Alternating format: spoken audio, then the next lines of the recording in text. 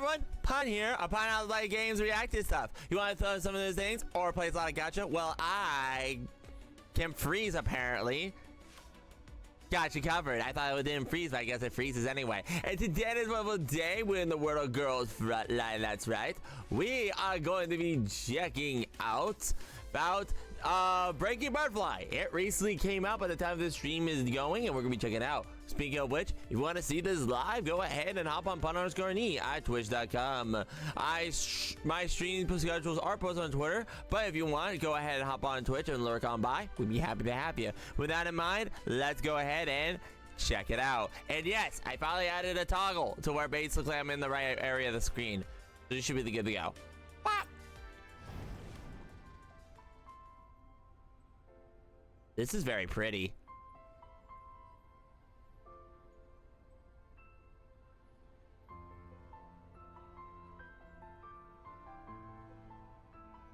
Okay, so this closes on the 22nd, so this closes in 20 days.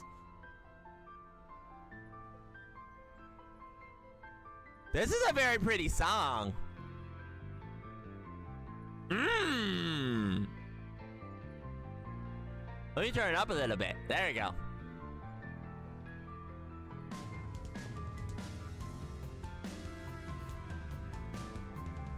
I am enjoying this. This is a very nice song.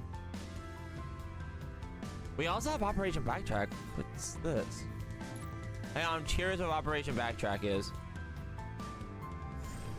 Oh, okay, it's just this. I can do this later. This is literally, I can do this later. This is just to get the extra, like, things. Okay, it's just that. So good.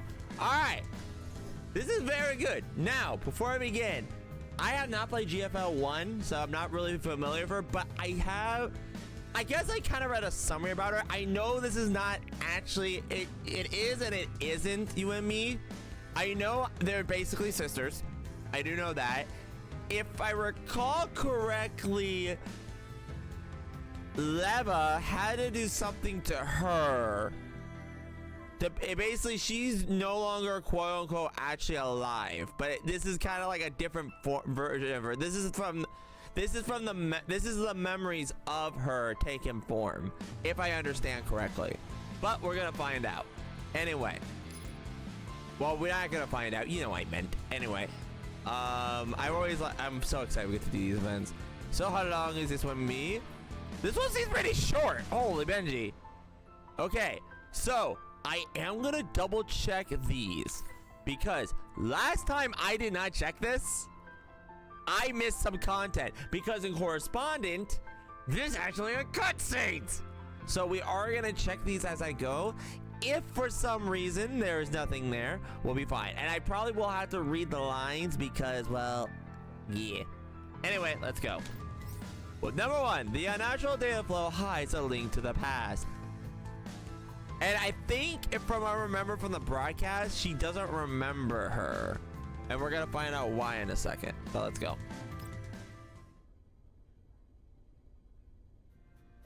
One week after Odysseus' intern chief took office inside the hotel suite. While the pal of Odysseus has not dispersed, Kalina has company still scheduled to set out for leave. Okay, so this is before correspondent, I think. This has to be before. Right? Yeah. The group begins preparing the journey to enter this early this morning. Kalina has tied up the documents to her desk, while Lena is hopping from foot to foot. She peeks through the suitcases. We can finally leave in the hotel at the morning. Late. Lads, I can't wait to head for the live and see the commander again. Yeah, this is right before correspondent. Oh, I'm sure Callan feels the same way, don't you, Callan? Kalina interrupts Leva's banter as her cheeks burn red. We're rushing to live to pick up Helena ASAP. Also, your neurocog needs immediate deep examination from Persia. Yeah, that's our Kalina for you. Everything she does is for the job. She definitely doesn't stay out at night. Gazing longingly at the map.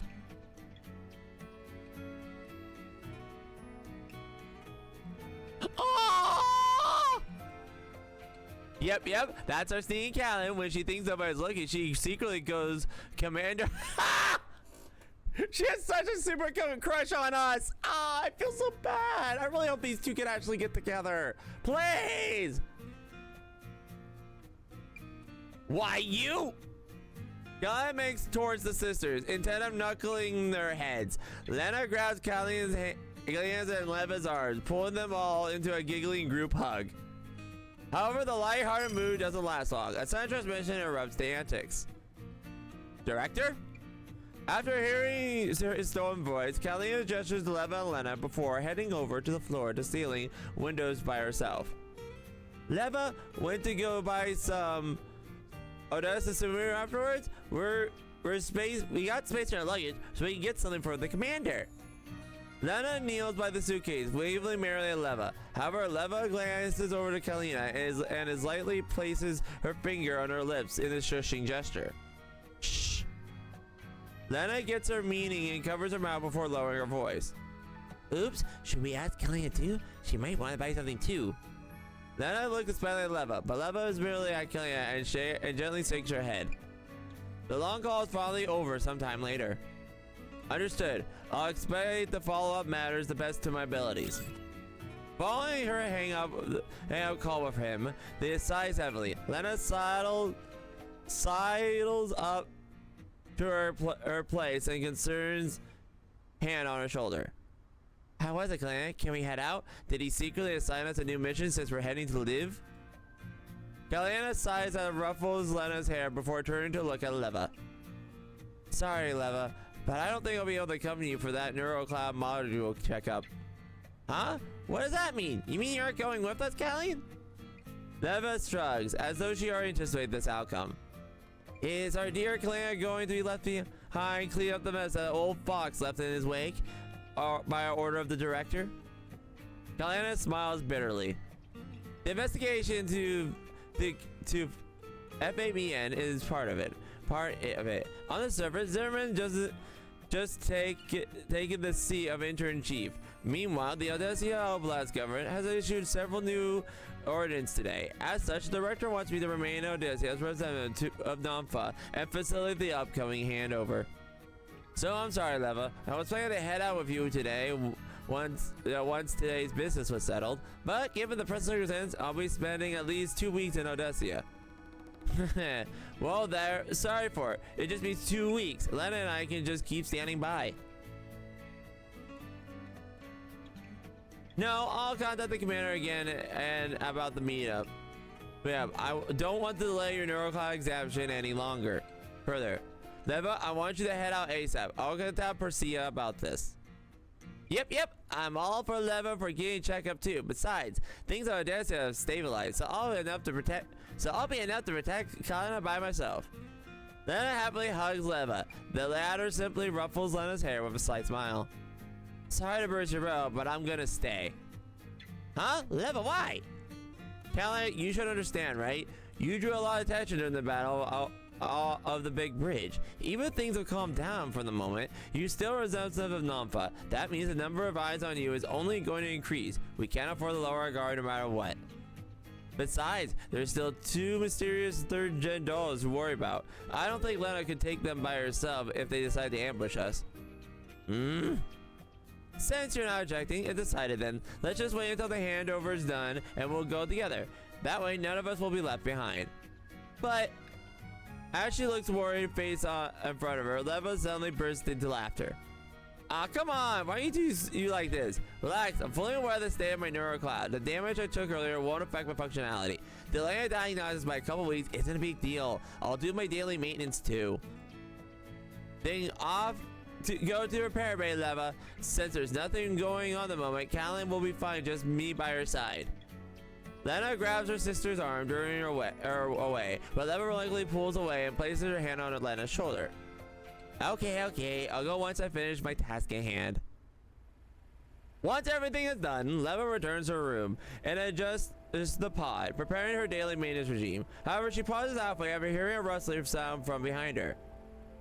Aren't you gonna come out? Upon hearing Leva, Lena pops her head out from behind the door and moves out her stand in front of Leva, with a sheepish smile on her face. You noticed me, huh? What are you being a little sneaky peeky for? Got something to say? I was just thinking. After muttering to herself a bit, Lena clenches her fists together her courage before looking up. I'm here to apologize to you, Leva. I should have kept your memory loss a secret from selfish reasons. I know how important UMP-40 is to you, but in any case, I'll never do it again. Yep. Yeah, that's what I'm saying. She doesn't remember her, and we're finding out why. After saying that, Lena lowers her head again, as though prepared to scold her Leva. However, all Leva does raise her hand gently and pats her head. Got it. Well, since you already know what you did wrong, I suppose I'll forgive you just this once. Really, Leva? For some reason, Lena isn't cheering up despite being forgiven by Leva. Her eyes are darting around the room. While Leva doesn't quite know why Lena is feeling that way, she still picks up her sister's uneasiness and pinches her cheeks. The Lena I know wouldn't get hung up over small things. Or are you saying you're still hiding something else from me? Huh? No, I never! Yep, I know you've been bold enough to do bad things like that. Still, if there's nothing else, I'll be going to the pod now. Leva lets go of a smile, then turns into her pod repair. However, Lena suddenly reaches out to grab her. Leva, wait, please. What is going on with you? Lena throws herself to Lena's embrace without any warning. Leva, could you stay for a while? Huh? I've been really happy these few days while I was with you. What's the matter, Lena? I never told Colin I was going off on my own. No, that's not what I mean is, once your neurocog is fixed, you'll remember. I know that she's really important to you. Oh, but I just can't help thinking that it would be nice if these days could just keep going. Lena's voice gets softer and softer. Leva can't see her face, but she senses slightly unease radiating from Lena. She gently pats Lena's back. But I'll still be here, Lena. Don't you let your mind wander, okay? Yeah, I know, but I'm just worried about you. Lena nuzzles her fluffy hair against Leva's chest. A moment later, she looks up and tries her best to smile. I'm sorry, Leva. I should have let my imagination run wild. Right now, stabilizing your neurocog is the most important thing. The main is getting you into the repair pod ASAP and make you sure you're all fixed up. Before Leva can reply, Lena is already pushing Leva into the pod. After hooking up Leva quickly leaves the room. After she watches Lena leave, Leva shakes her head. Oh, that Lena. Looks like I need to have a good chat with her after I finish my examination. And now, Leva closes her eyes and connects to level 2. In the versions of level 2, Leva floats lightly as she always does. System maintenance in progress. Now, scanning data. Scanning data. Scan. Oh. Data scan failed. Alert. System error. Alert. System error. Huh? Leva fires up a maintenance program again, but the ear-piercing warning from her neurocloud interrupts the code functionality. System error. Operation terminated. System error. Operation terminated. Tss. Once again, Leva tries to restart the program, but the intense disruption from her neurocloud makes her body feel heavier and heavier, to the point where she can barely keep her eyes open. The weight crushes her. Leva slowly closes her eyes. However, a strange voice seems to be approaching her from the darkness. Leva! Is someone calling me? Leva, wake up! You can't fall asleep here. Hey! Leva forces her eyes open. Someone violently shakes her body, and then a blurry form comes into view in front of her.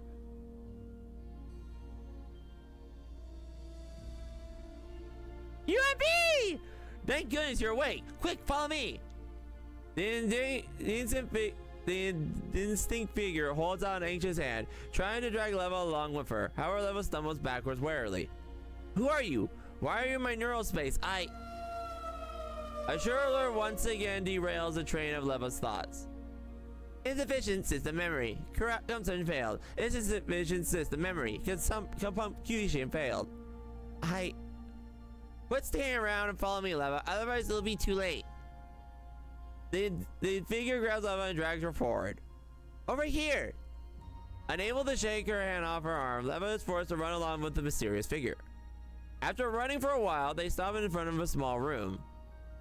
This place. Wait, what is this room? Why is there something in the neurocog I never existed? What have you done? What's going on? I can't think. Don't worry so much about it. Quick, get in. Not seeing the camera Leva's hesitation, the figure pulls her into the room. Hey, alright, you're safe now. Wait, it's a place where you can rest and get all better, Leva. The figure throws Leva halfway and the snap of her fingers. Click, the room door suddenly closes. Wait! Tee, too late. Just relax for now and have a good night, Leva. I guarantee by the time you wake up, everything will go back to normal.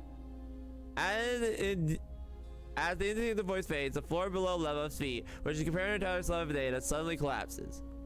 Darn it! I can't control my body.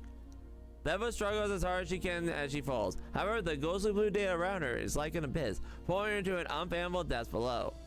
Soon, Leva's form vanishes from the view, and collapsed data's surface returns to normal. That should do it. The hidden figure seems to smile. She turns and begins looking around. More and more data fragments are coming into the midair, and more cracks appear from the ground. It's like this already? This place is a mess. Still, this is fine too. This is a perfect chance to make a big scene.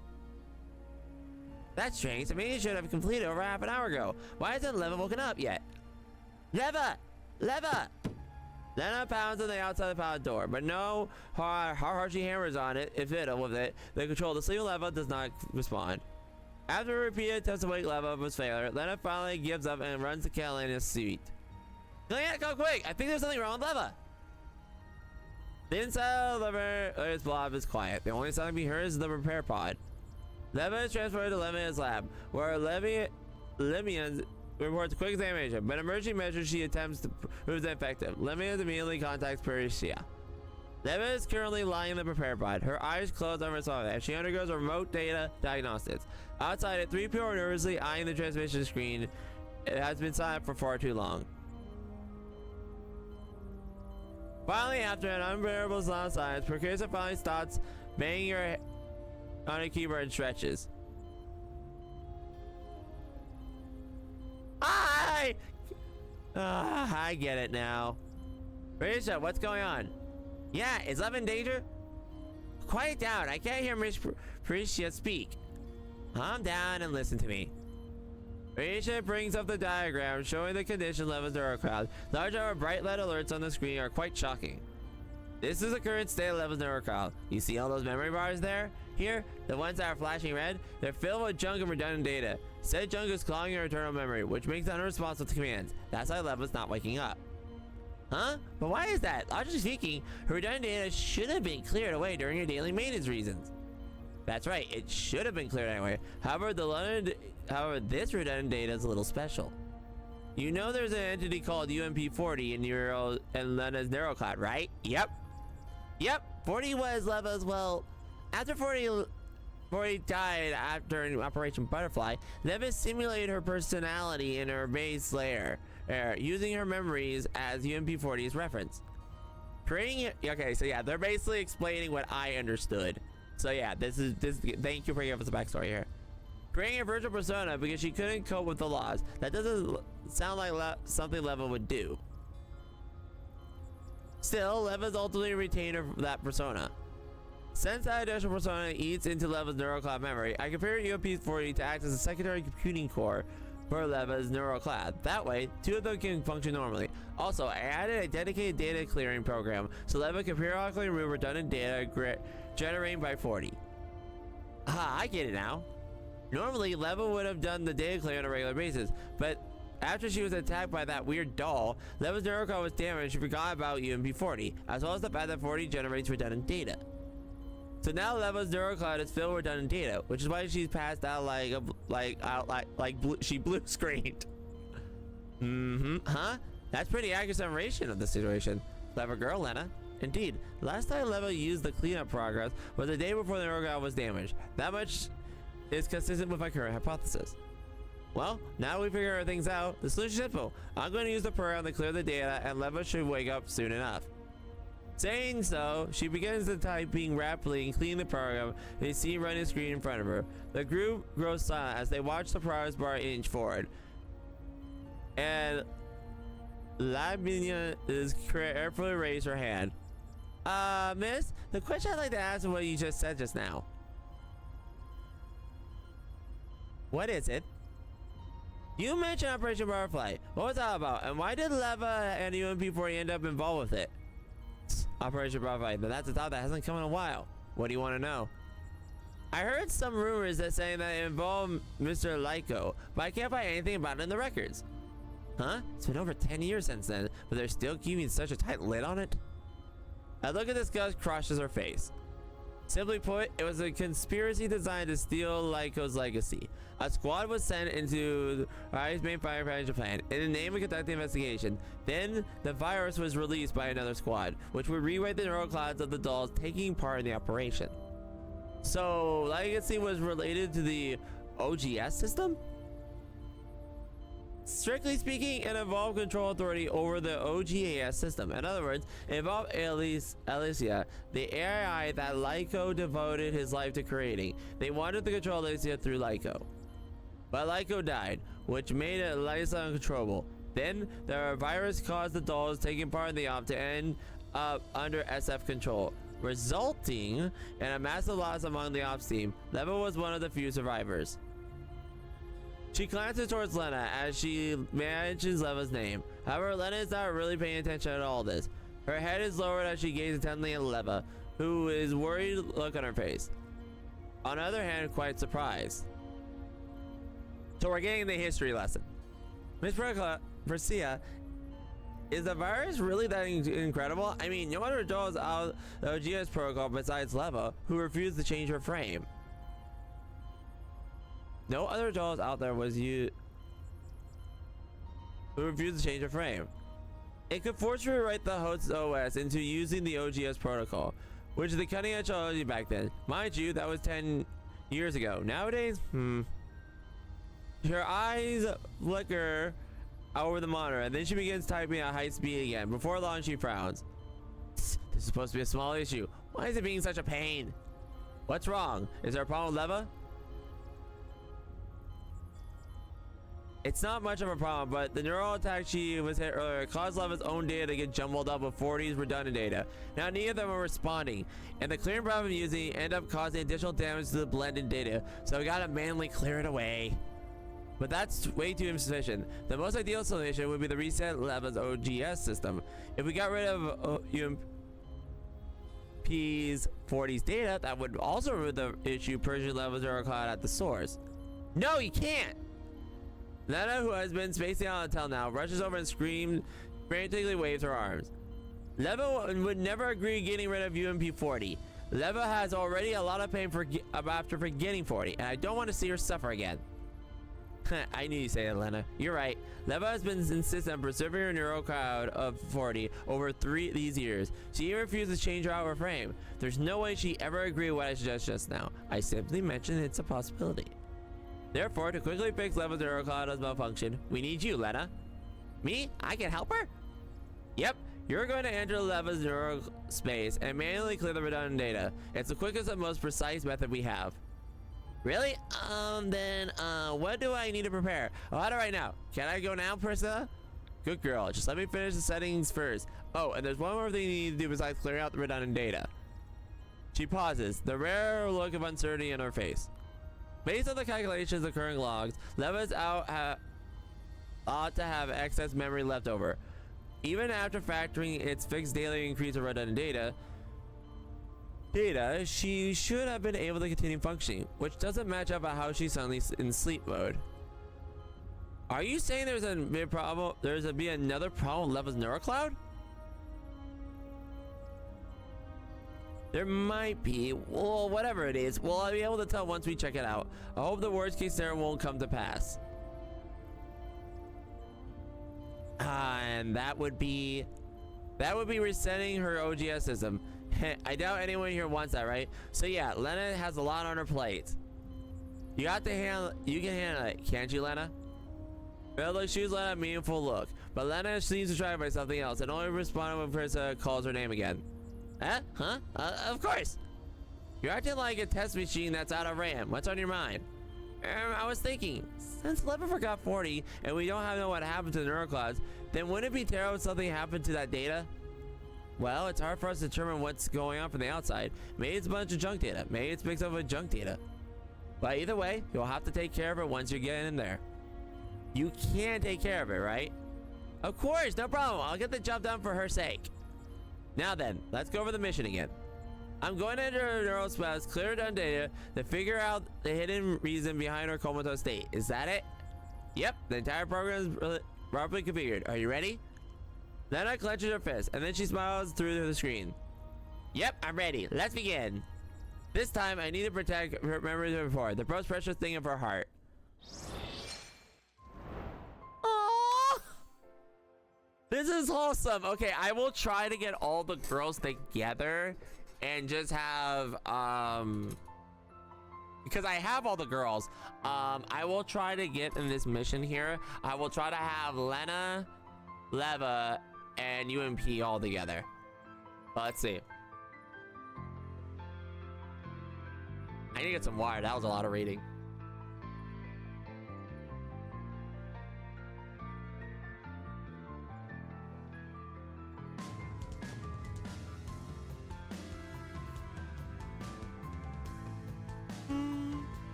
Blue is the color of calmness and rationality, a color serene lovely as Leva herself. That's what Leva's aerospace ought to be in Lena's memory.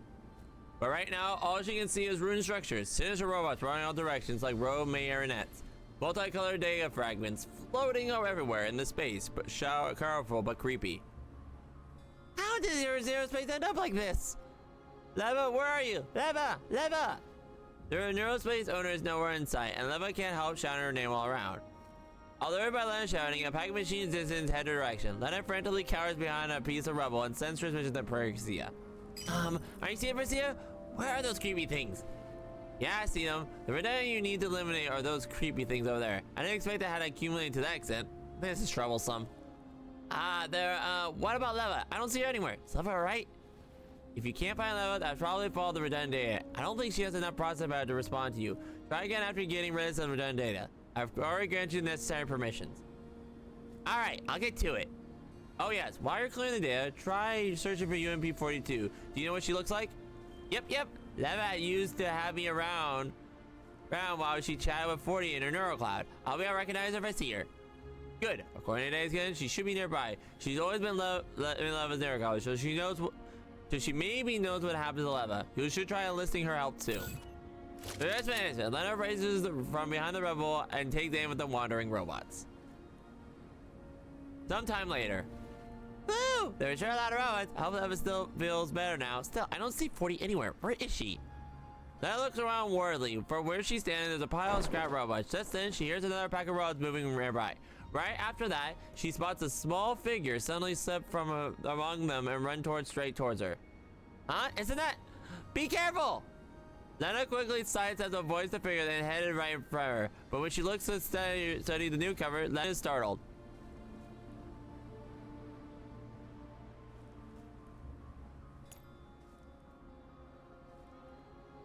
Who are you? Huh. A little girl looking back at her, held to the smile on her face. Hey, you there, who are you? Her face is like a doll's. Her eyes are gold, especially bright with contrast against her pale skin, to the point where their brilliance is a little scary. Lena's face feels a chill run down her spine, and as the eyes hone in on her, she unconsciously raises her gun and takes a step back. You, who are you? Why are you in Leva's neurocloud? But the girl doesn't answer, only tilts her head. And then the girl laughs. A pack of creepy robots suddenly charge forward right towards Leva. What a fun time in the merry-go-round! Ah, this is lovely. Okay. I did say this before. I will be getting the squad together. So. Girls, take a siesta. Thank you. Okay. Take a siesta, and we will get all the girls in here. That's not you. Where are you? Oh, did I not level you up?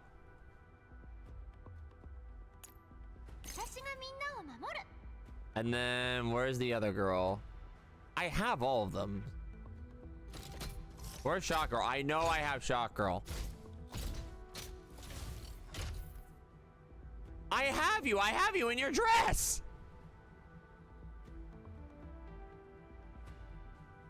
There you are. I'm like, I have you in your bloody dress.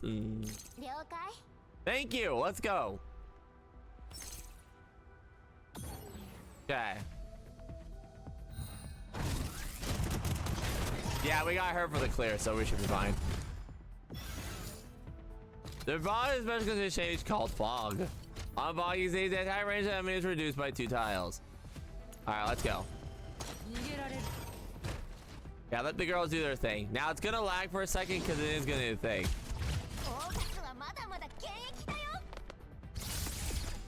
Hee.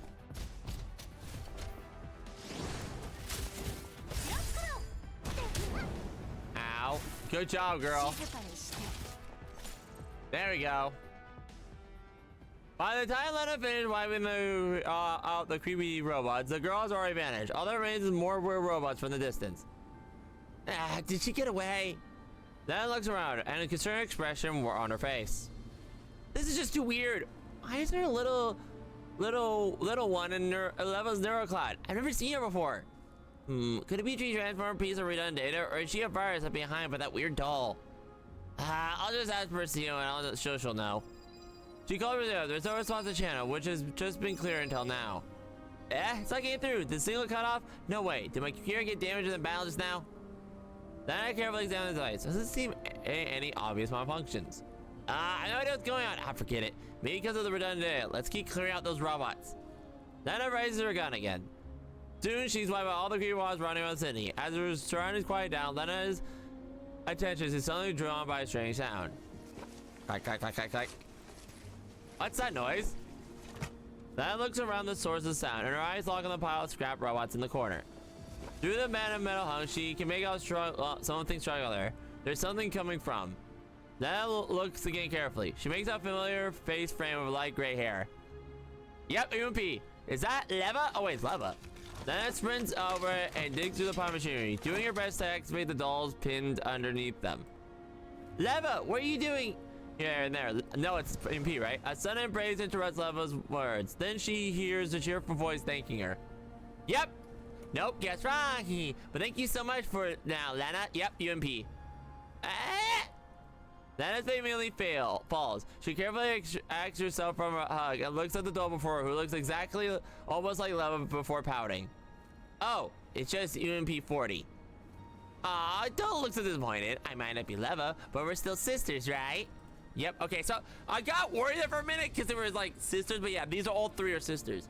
Plus, I know your number, and one concern is Leva's doing. One concern is how Leva's doing. You are here for Leva, right? Then as I immediately light up. Yep, she suddenly shut down. I came to help Leva clear the data for NeuroCloud. Left 40, you and Leva share the neural space, so I'm sure you know what you know where she is, right?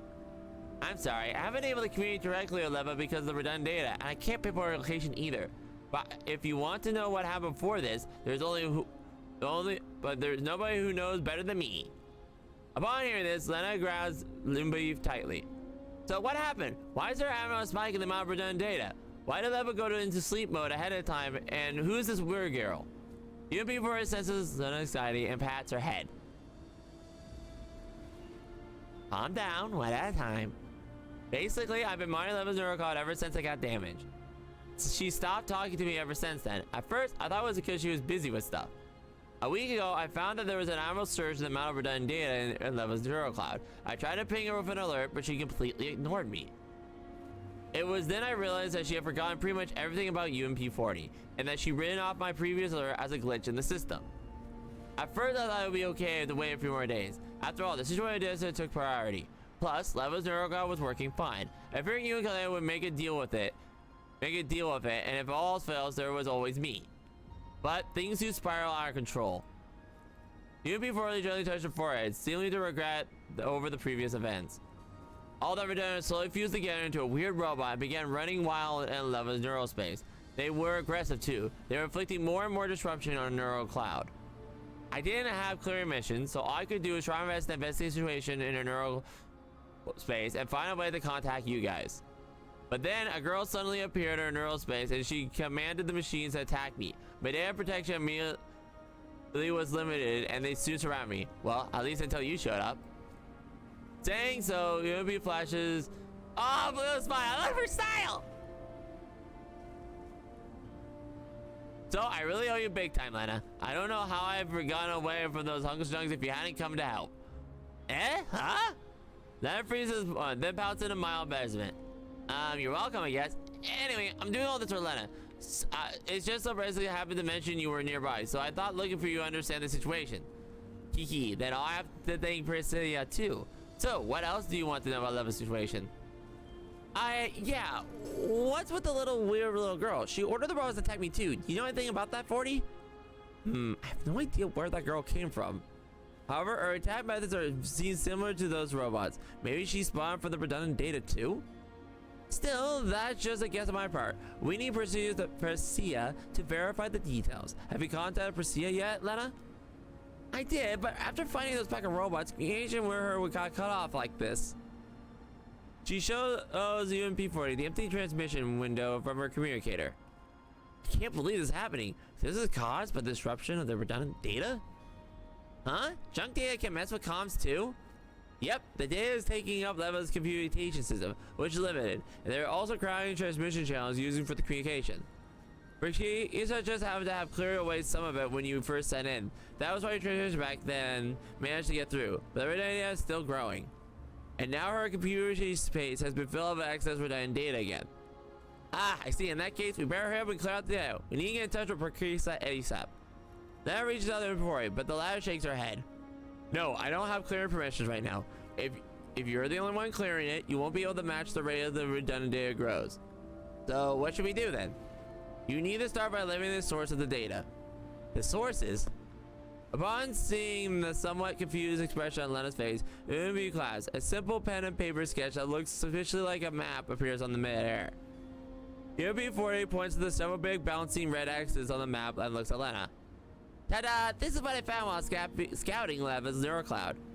There are several neural data models inside Leva's neurocloud. They're likely wellsprings that keep gathering unwanted data. You'll be able to stop the generation process if you get rid of them first. Also, I get the feeling that Leva might be near those sources.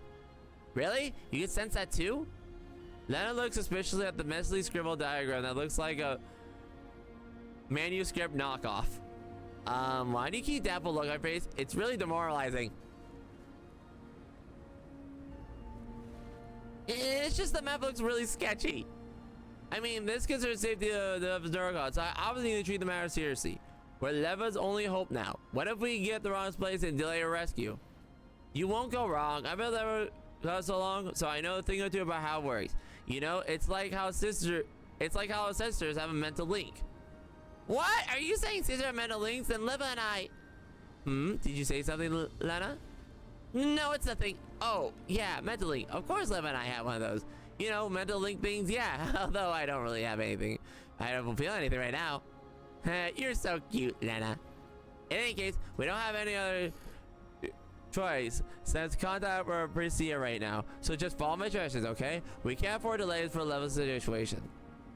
She hesitates for a moment and she thinks that Leva wherever's unknown. She looks into UP-40's sincere eyes that squeeze her computer for finally nodding. Alright then, now time for the data source for our area. R.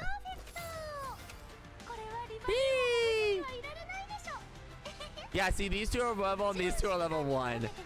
That was my bad. I probably should have leveled them up if I was going to use them, but I forgot to. My apologies. I could back out real quick and level them, but we have the tank here, so we should be fine. Hide reality when none will see it. I remain in the past and will dream. Let's check out the dream scheme blind spot. The darkness before her is fading away as she hears the muffled voice speaking beside her. 40, thanks to you and 45. Thanks to you and 45 for your hard work. I didn't expect something like this to happen during Operation 40. Yep, and thank you for your help, Callian. If not for you, 45 would probably be Ash by now.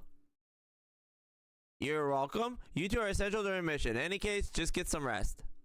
She hears the door close and the sound of footsteps fade away. This client has left her surroundings quiet again. But who's the 40 and what's Operation Blank? Her neural causes chaos. Leva decides to stop thinking and pours her strength into opening her eyes. This is... Before she can finish speaking, an unfamiliar doll already pounds on her. Arms wrapped her tightly around Leva. Stop! Thank goodness you're up! 45! I thought you'd never wake up! 45? Hearing that name confuses her even more. Leva gently pushes the door away and ladder releases her embrace before looking at Leva with a smile. Still, I'm relieved that you're now awake. Hee, we made it through the blank incident. This calls for a celebration. Leva looks doubtful at her face before her. She's so similar to her own. What are you talking about just now? What is the blank incident? Who are you? Eh? The familiar yet alien doll leans closer. Her eyes go wide. She reaches out and touches Leva's forehead and studies her intently. Were you out so long that you broke something in your head? It can't be, right? We fixed you all your damage. A moment later, the doll suddenly smacks her head. Ah, could it be the data was lost? Lost? I'm 40. UMP 40. UMP 40? The name seems to spark a bitter reaction in Neurocloud, but Leva can't recall anything. None of that makes sense. What exactly is going on? Leva decides to keep probing for more information. The operation mission, and then just now. What happened back then? It was all super dangerous. We infiltrated a plant together, but then we ended up being attacked by SF forces. So this must be the butterfly thing. I was badly damaged and almost destroyed. I told you run first, but you said something. I'll never let you go and drag me out there at all your strength. Fortunately, we ran into Griffin's support team. The commander saved us and brought us here for emergency repairs. My repairs finished first, but you were unconscious all the time because your neurocloud was damaged. Fortunately, you woke up. Otherwise, I don't know what to do. I'm guessing this is an alternate situation of Butterfly, maybe? Where, like, an alternate scenario what happened. So, like, because I don't, if this is Operation Butterfly, she didn't survive. So this might be like an alternate reality she put into her neurocloud. With a pained expression on her face, the doll slowly raises her hand and gently strokes Leva's left eye. And then Leva realizes that there's a scar there. Ah, this is from when you got hit by the stray bullet while we were withdrawing. Rikia says she couldn't fix it right now because she, well, was out of necessary parts. Did it hurt? I'm sorry.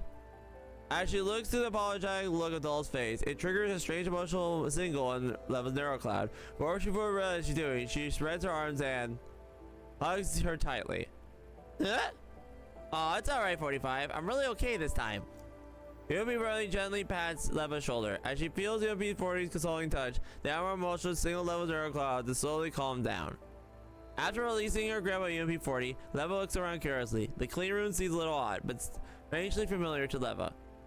She tries searching for similar records on her neurocloud, as well as details about the info we just said. However, all she finds is vague and indistinct images. UMP 40 sees a sense of signs and slides up to her again, and a concerned expression on her face. What are you looking at, 45? The view outside the window? The sun today is great, so I opened the curtains to let it in. Is it too glaring? I'll close the curtains if it is. Yeah. Leva nods slowly, but then she reaches out and stops the other dolls from drawing the curtains. It's alright. This is fine. I'd like to feel the sun myself. This is okay? Alright, you're the boss, 45. 45. Hearing that name again fills 45 with confusion. Why are you calling Why are you calling me that, 40? If I'm not wrong, my name is Leva now. This is from the past. I knew it.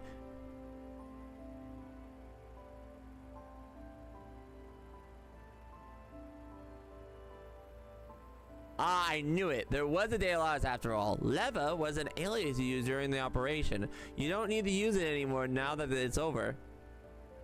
Is that so?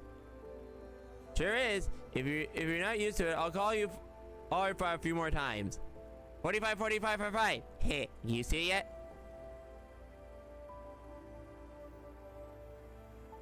Okay, that's really cute.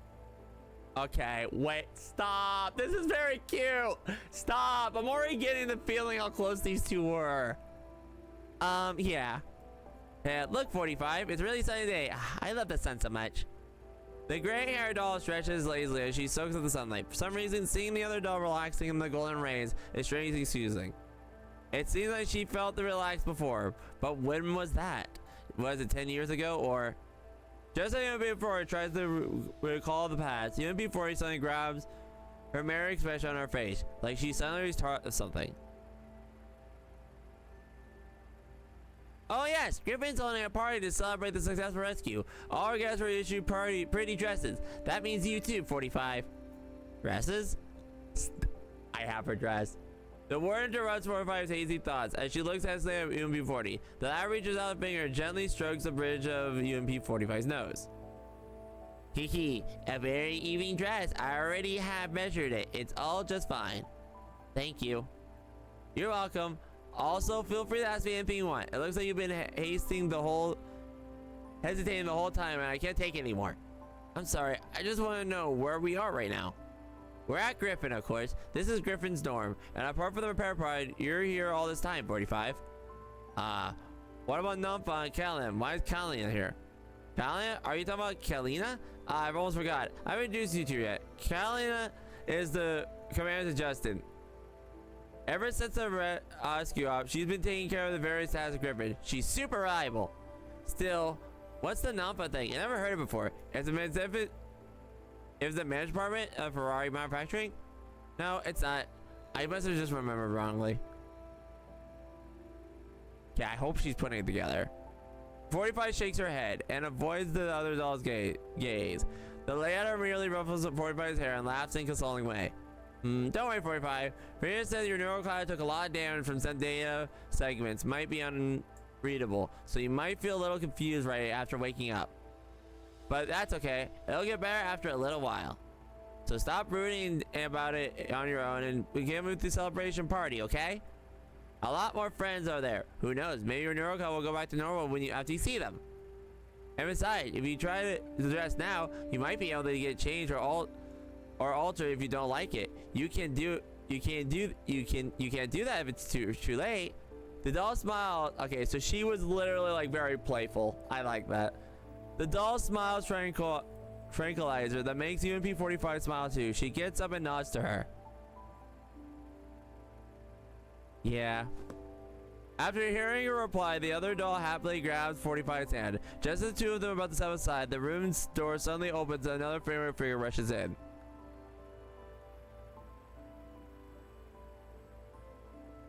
So yep, 9. 45! Regret says she managed to safely reboot you. Are you right? 9's here too. Before I reply, 40 has already reached out, put an arm on 9's shoulder. 45 and I were just going to get our try on dresses. Why not join us, 9? Let's pick out something nice for 45 to wear. A dress? That doesn't suit me.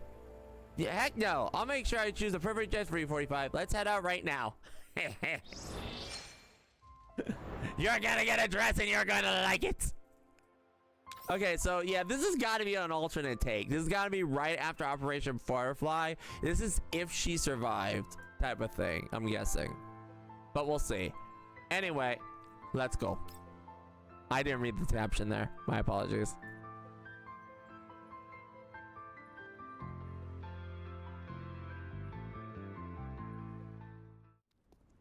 Lena looks around as she follows UMP40, but the more she sees, the more she feels something is wrong here.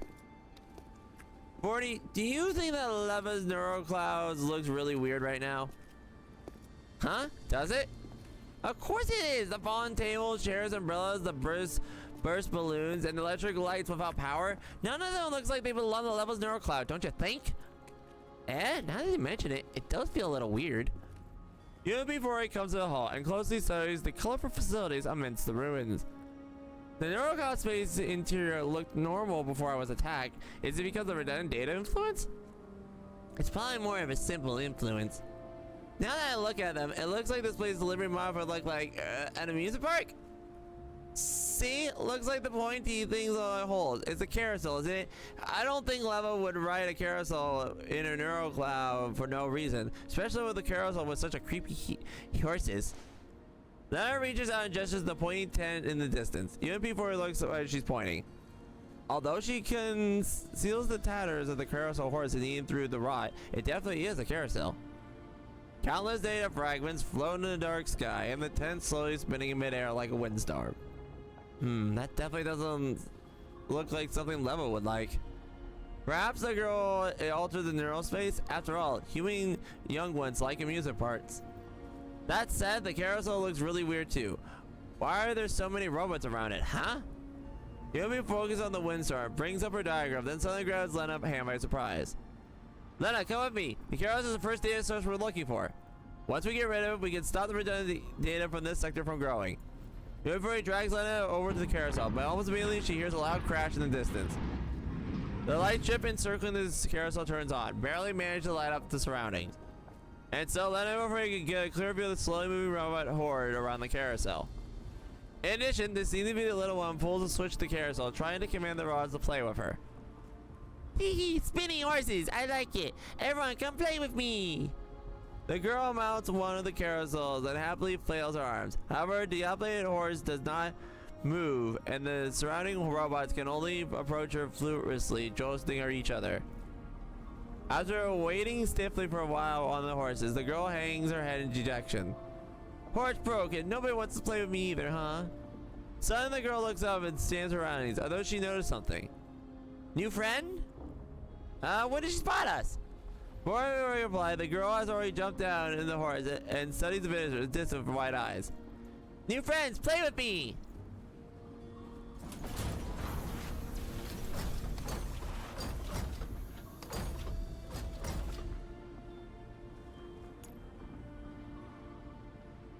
I wonder if this is Leva. Like her innocence or something. Or this is like this is kind of like UMP40 but a different version of her. Like come together. Huh. I guess young ones really do like amusement parks after all. Then I'll be clear. I'll let you clear out the surplus data. Leave it to me. Let's go! Time to clear more data. We got the oh. Gosh, I'd zoom in. It feels like it's been forever since the last night I fought beside you, Lena. Yep. Let's get rid of the sources of data together. If you have a hard time, just leave it to me. Don't push yourself too hard, okay? You can't even clear them though. How can you do? Alright, let's go. Clear. And let them clear the other two. Okay. Bang! One more and then we're done.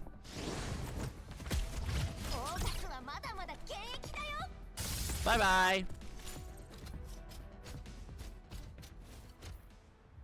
It doesn't take long for Lena to clear out the robots surrounding the carousel. After seeing the guardian robot are gone, the little one nervously hides behind the carousel and shakes her fist at UMP45 and Lena. You chased everyone away. You're bad. I hate you. I'm not playing with you. Lena, quick. We need to catch her. UMP40 frantically beckons Lena over, but before Lena can approach, the girl's already darted away, racing off to the little frightened rabbit. She's gone. How did she run that fast? Never mind, we'll get a chance to catch her eventually. The most important thing now is to get rid of the after effects of the data source. Look over there, Lena. UMP40 happily pats Lena's shoulder. Lena looks around at her eyes, goes with surprise. As the robots advance, the darkening sky clears blue, and the data fragments floating in the air vanish like melting snowflakes. Moving carrots are restored to a pristine condition. Strings of colored lights adorning the canopy of pillars, sparkling brightly around the multicolored carousel of horses. Wow, I guess it would be okay for Leva to play around with the carousel like this on her break. Looks like a really nice carousel. Want to give it a try, Lena? Everybody approaches the carousel and studies the control panel with curiosity. Then she pulls the hard on the activation lever. Huh? Wait, 40, be careful! Before I get finished, the carousel starts moving slowly. Ah, a warm and cheerful melody. Sorry. A warm and cheerful melody as I hit this ball to the ground. Really? Ah! Why do you fall? I got it. Before Lena can finish, the carousel starts moving slowly. A warm and careful melody fills the air too with the whirling of the carousel horses and sparkling of the lights. Amidst the music lights, the segment neural record slowly comes into view before Lena's eyes. A gray-haired doll standing by the fire range, her head hung low in dejection. Another gray-haired doll walks over and waves merrily at her. Oh, hi there, newbie. Commander? Greetings. Aha, cut off the formality. Come sit down. Oh, and do I look like Commander? Never got to that before.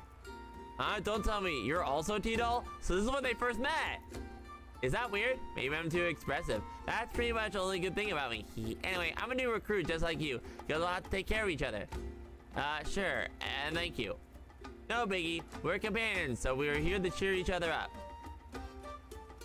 The cheerful doll smiles. She sits on the bench and range, gracefully consulting the doll who's feeling down because of her poor shooting score. Your posture advantages all show that you don't have any advanced fire control system installed. That's why you must not force something and you physically can't do. Don't take it seriously. There must be a job where you can make use of your strength here. Sorry, but have you figured it out yet? I'm just as useless as you. Here, check out the imprinted weapons. Our clouds have been wiped. Alright, but our products are the same hapless factory. Really? Then you also... That's right, I too have a bunch of weird electronic warfare modules installed for whatever reason, so I can't hold a gun properly either. But what a coincidence that I ran into you while I was just strolling around. I'm U40, your elder sister by name and by fate. So I'm sure you'll have... I'm sure to have your back. As the music lights and fades, so does the scene Lena is watching. The fire range filled with merry laughter is now empty. The lights die and the carousel horses grind at halt. The dolls fade away like waking dreams, leaving only a single bullet lying quietly on the ground. Before Lena realizes what she's doing, she's already bent down and picked it up. What I just saw, was that Leva? I mean, was that 45 and the real UMP 45? Yep, that's what happened the first time they met. Leva looked totally different from how she is now. I've never seen her like that before. I need to re-look at her again because apparently it's a different Leva. I didn't pay attention to her clothes. I'll pay attention next time. You looked like a totally clueless rookie, just like how I was when she first met me. No, she even was more timid than me. What happened to Leva to make her like she is now? She was already different by the time she met me. Was that because of 42? Confused, Lena turns to look at 40 beside her. A simulated persona, patterned with the real 40 her face, an expression almost the same as 40's neural clouds. Did Leva change because 40's encouragement? Kind of. In that case, did Leva become what she is now because 40 disappeared? The simulated 40 persona does not reply, but her silent answer is enough. Oh, wait, what?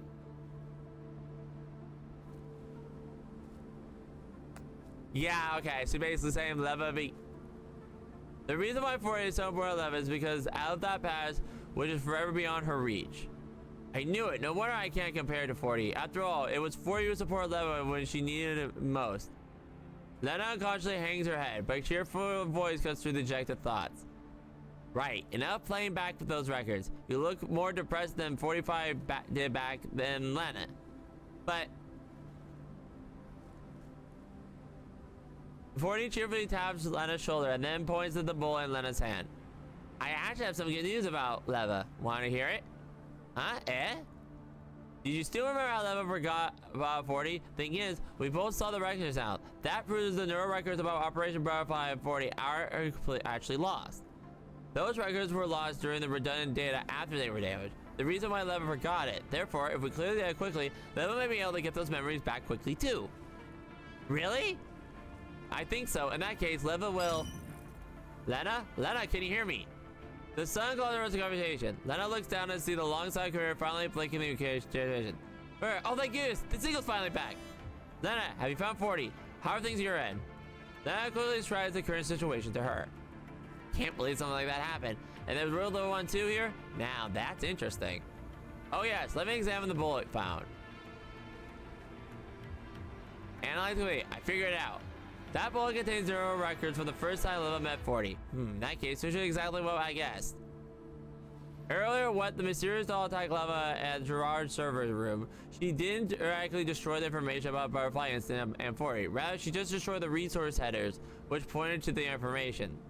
Therefore, Leva technically hasn't forgotten 40 because all the forgotten files are still in the mess that Leva's neurocloud. If you keep clearing the junk files and fixing the loopholes of Leva's neurocloud, you'll be able to find these fragmented neural records and put them back together again. See, Lena? Turns out that was all along. Huh, Lena, what are you? Beside her, Lena is grabbing her head in frustration. I just saw part of Lena's flesh she didn't want to discuss with me. Does that count as violating privacy? Oh. Yeah, because I just thought of that. She's gonna... Oh. Yeah, because she's gonna...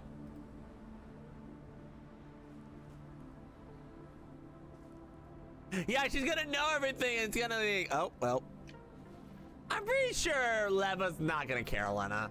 She's gonna be like, look, it was unnecessary evil or something. What if Leva finds out? What if she gets mad? Oh, come on. Your beloved little sister. There's no way she'd be that petty. Really? But Leva never told me about 44. Is it really okay for me to keep watching these records? Lena looks a little uneasy and scratches her head. Right now, result among Finch Neurocloud takes priority. Yep. You might not want to, but you got no choice. Don't worry, Lena. If Lev does get mad, I'll speak up for you, so don't worry. 40 pats Lena's shoulder in a consoling manner. Yeah, thank you, 40. I know you're getting at. While I'm always wanting to hear Leva tell me more about her own words, her safety is most important right now. I'll do what I clearly did no matter what stands in my way. Then nods, then she clenches her fist tightly and reaffirms her resolve. So what should we do next? Keep searching for data with source 40. It's the most efficient solution we have. I've already compiled status of the data sources. I can take new map while I'm sending you now. You can consult on your future movements. That's great. The map is way more accurate than my hunches. Well then, let's head out right now. Calm down. You should take this too. The sound of keys lay on the audio feed. When the clicking sound, small object from the sky hits Lena squarely on the forehead. Ow! Hey, what's this? Curious, Lena studies the object in her hand. It's a small device, looks like an emitter of some kind. Not only a lurid color, but 2 incredibly distinctive buttons on it. Then I pressed the first one, but nothing seemed to happen. What the heck, is it broken? The tracking button isn't active yet, so the button isn't functional. Try the other one. Then I presses the other button. Ping! There's a bitter scent. Then a beam extends from the emitter port. It smells like... Is that coffee? Even smells like coffee. So... Doesn't having a coffee go perfectly with... You coffee addict! Doesn't having a coffee go perfectly with visiting a music park? The single mirror is tracking for I custom wrote just now. Her eyes like, are you serious right now? A tracking program? Yep. Didn't you mention encountering a weird girl or her? The next time you see her, tag her with this emitter. The tracking program will automatically attach herself to her data and analyze it. When it's complete, we'll know what created her. Hit the other button and you'll be able to track her location. It sounds pretty useful, but it's still pretty twisted. Anyway, is there something else? 40 and I will be heading out. Leva's still waiting for us. Actually, there's one more thing. 40, do you feel like you're being affected by the redundant data? Huh? Me? All that useless data takes up less communication, which affected contact between Lena and I. Since you're always visiting in our cloud, you're kind of... I'm fine, don't worry about me. I'm running just fine. I'm not feeling interference at all. Oh, well in that case, just focus on clearing data. Once the amount of data redundant reaches a certain level, the new data will overwrite the old. Lena, you need to keep that from happening. Otherwise, you'll never be able to recover Leva's neural records. Got it. Lena nods essentially to Rucia. Then she turns to look at the distance in aerospace. I'll be sure that I keep Leva safe. I won't let her be this. Okay. I really should stop the speed on that one, but we'll see. I really should fix the setting on that speed one because it's causing me not be able to see this stuff. Okay, let me check here because I said I was going to. Just be safe because last time there was a thing. Okay, it looks like it's just extra battles, so we'll just let the battle do this real quick. But okay, guess we're going through memory lane with her. Which is fine. I do like that other shame. That's very sweet. Oh wow, I thought we were gonna be able to get her down out of the way. But yeah, so we're just going memory lane. I guess we're gonna get some like context that we haven't seen before, maybe. But I guess we'll see when that happens. Let me see if I can edit the text speed real quick. Or not edit, you know what I meant. Hang on. I think I can go back here real quick. And settings.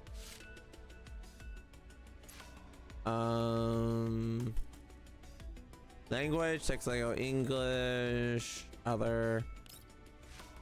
Viewed stories, repeat, mode setting, performance mode.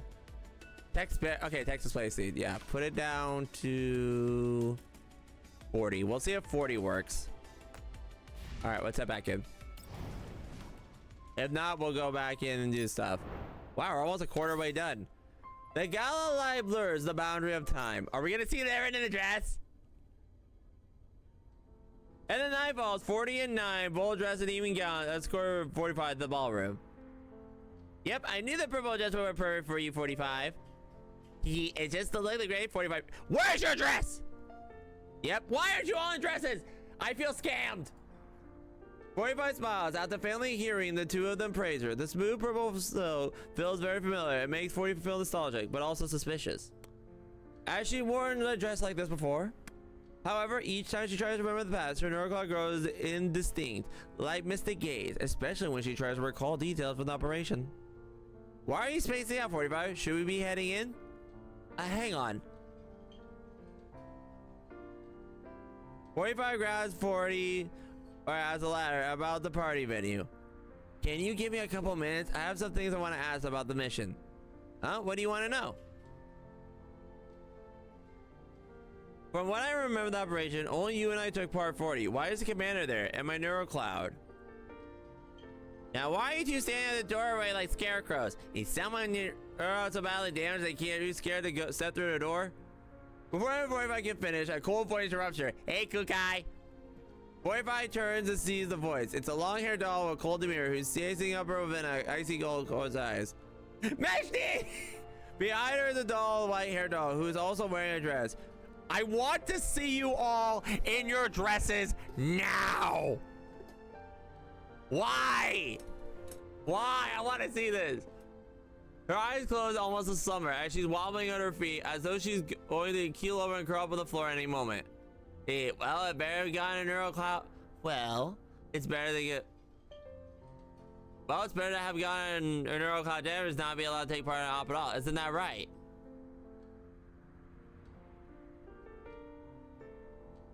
So she can't say it. This is strange. This doll's face is very familiar, but 45 can't recall her name. Just as 45 frowns while thinking, the closed door of the venue slowly opens as Diana steps in. Oh, 44 is here too. Diana greets the haired doll in a familiar way and smiles at the three UMPs. Hey, I haven't introduced you yet, 40. These two dolls are Squad 44, 416 and G11. Squad 44 provided cover for operation, and they took part in the operation. It was thanks to their help that you and 45 were saved. Also, after the operation ended, Squad 44 officially accepted employment from Griffin, and they joined us. It's very likely there'll be a new team with you and 45 in the future ops. I invited them here today to take the opportunity to inform everyone about the news. After she finished her introduction, 416 looks at UMP 45 raises arrogantly. Do you understand now? It looks like 444 are it's not like 444 was trash. It doesn't deserve to set foot on the battlefield. Still, you don't need to thank us for helping. After all, protecting the weak teammates is part of the elite doll's duties. Was that what really happened?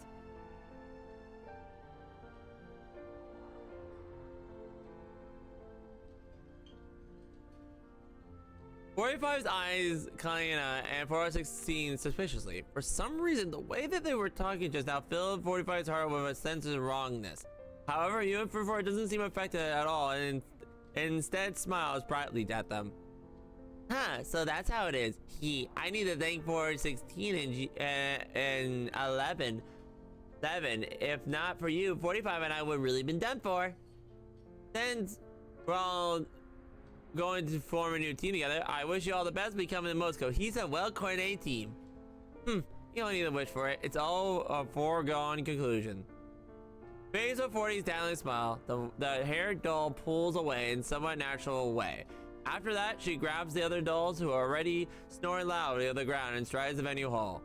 Before she leaves, the hair doll turns back one last time and fixes 45 with a cold stare. Just a reminder, since your door got damaged, you should take some time to get your frame in order instead of rushing back to Battlefield. 44 isn't going to come and save you again if you end up dragging your teammates down. With that, the hair doll drags 11 away. Even before Lady slaps 45's shoulder and she gets the latter thoughts. Yeah, poor Susie might have an acid tongue, but that's just her way of showing concern. Is that so? You know her from before, 40. No. This is also my, well, I heard her from 9. Isn't that right? 9 smiles and hugs 45 before nuzzling her. Yep, 416 always been awkward. Don't take what she to heart, 45. Alright, 45-9, it's time we went in. That's enough standing around like dorks for now. Yep, I'm sure there's a lot of justice grub I can tell already. Hee 40 and 9 grab each other 45 times and push her into the venue hall. Inside the loving menu, 45 sits down on the spacious sofa, enjoying delicious food with the dolls around her. There are already a huge pile of food at the table before her, but 9 is still running excitedly back and forth across the hall, setting down new dishes for 45. Wow, this is good! Good, try some, 45. Yep, and this drink is really yummy. Here, have a glass, 45. Everyone was really worried when you hurt during the mission. How do you feel, 45? Hey, 12. Are you alright? It's so weird seeing there. So yeah, this is basically GFL 1 naming, no more closure.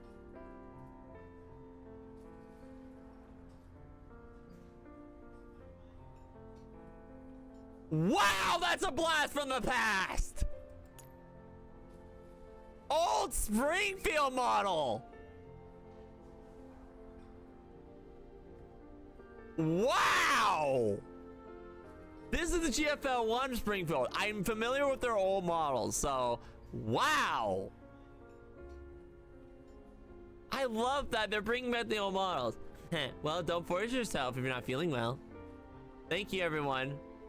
Dolls are miling back and forth in the venue hall. From time to time, people approach 45 to greet or speak to her. Someone has started a board game in the center hall. It draws attention of many people, including 40 and B9, who runs it over excitedly.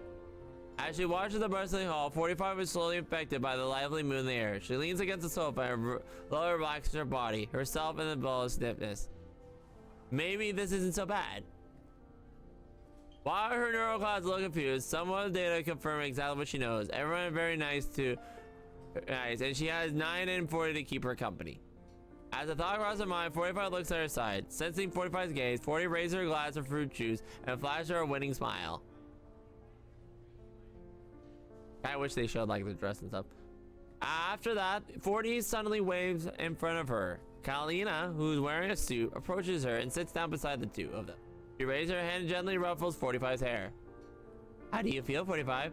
Not too noisy, is it? Your neurocog was only fixed just recently, after all.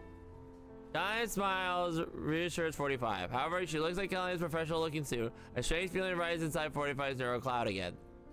Is Kalina supposed to look like that right now? But if not, then how should she look? Right.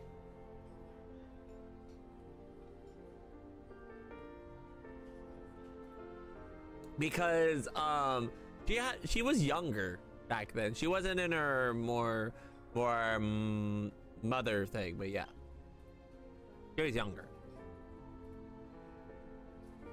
In the end, 45 says explainable doubts aside for now. Thank you for asking. This place is quite lively and relaxing, perfect for a patient like me. Also, I need to thank Griffin for supporting us during the operation. You don't need to thank Griffin or me. 40 is the real hero here. He swore at 40 across 45 with smiles. If 40 hadn't managed to shake off the control of the... Yep!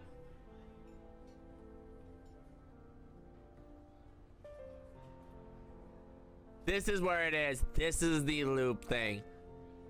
Of the blank virus. She wasn't able to shake off the virus. Basically, yeah, that's what happened. The Griffin dolls would have had been in greater danger. You probably wouldn't have made it out safely. The blank virus? What's that? What did you say? My voice seems to be paid in distinct static. M45 can't make out what she's saying. She only grabs Colleen's arm. But before she has anything, Colleen's already changed the topic. Speaking of which, 45 and 40 and 45, I got good news for you.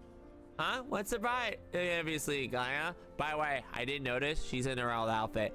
And I will look at, will they come back safely? Operation incredibly feat. Therefore, in order to stop our safe to return to reward for Griffin, the commander has decided to give you both special reward, a month-long super vacation. A super vacation? That's month-long? Wow! 40 and 45 begin to jump up in excitement. Hey, does that mean 45 can go on a holiday?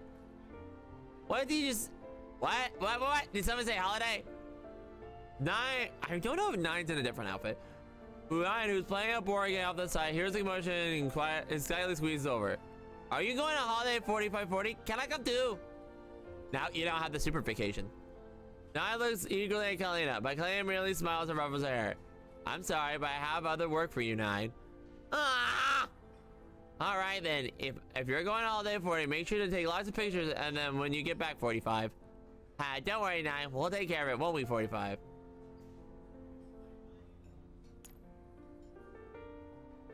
Yeah, I think this is her old outfit.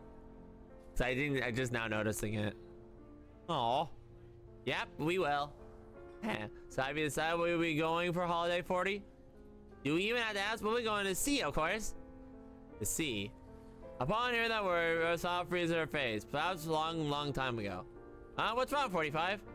I remember that long time ago, someone once told me this about the sea. That person said, ah, that was me. I know I'm 45 thwabs 45 on the shoulder. I told you that after we finished training session a while back, I said I wanted to go on holiday seaside and soak up the sun. Did you forget 45? Did you? I can't find the records in my neural cloud. Well, I guess it can't be helped since your neural cloud was damaged. Maybe the memory was among the damaged bits. That's right. Tell me about your vacation plans, too. I can't possibly be the only one that had the idea of going to the seaside, right? Holidays don't come off after all. What about you, 45? What are you going to do during your time off? Yeah, a month is a long time. When do you have in mind, 45? Me? Confronted by 40 and Kai smile, 45 can help but think. If it were me. The party is still going strong with Benny Hall. 45 discusses her vacation plans with the other two in front of her. However, the lights overhead grow brighter and brighter, and the music playing off the ceiling grows louder and louder. Very familiar that's familiar to 45. The lights are bright now, and they are almost washed out by 40's Kalia's faces. It's blinding field which you see the things in figure once again. It's time for target practice. Yep. The Indian figure radiates a soothing light. 45 nods and reaches out to it. Huh? What's wrong? The light and music suddenly fades away, and the distinct figure vanishes. 45 finally gets a hold of tightly for his hand. Am I right? Do you want to go back to her for the checkout? No, there's no need for that. I'm fine. I just thought of something I wanted to tell you all of a sudden. 45 lets go and slightly shakes her head. Hey, you and 40 are so close. Of course we are. 45's a sister, huh? We each have each other's important person, right? 40 laughs cheekily as she pats 45's head, then leans on her shoulder. Record load error. Please reload. Record load area. Please reload. Please reload. Her neurocon seems to be generating continuous uninterruptible strings of errors. However, 40 and Kalina smile in front of her are warm everywhere, to the point where she feels like the good times will last forever if she returns them with a smile of her own. 45 ignores the errors of her neurocon and smiles, leaning back on 40's shoulder. Yeah. 40 and I were the best of sisters ever. Okay, so that was not slow enough. Hang on. Let's go back again. Ah! Hang on. I'll put it at 25.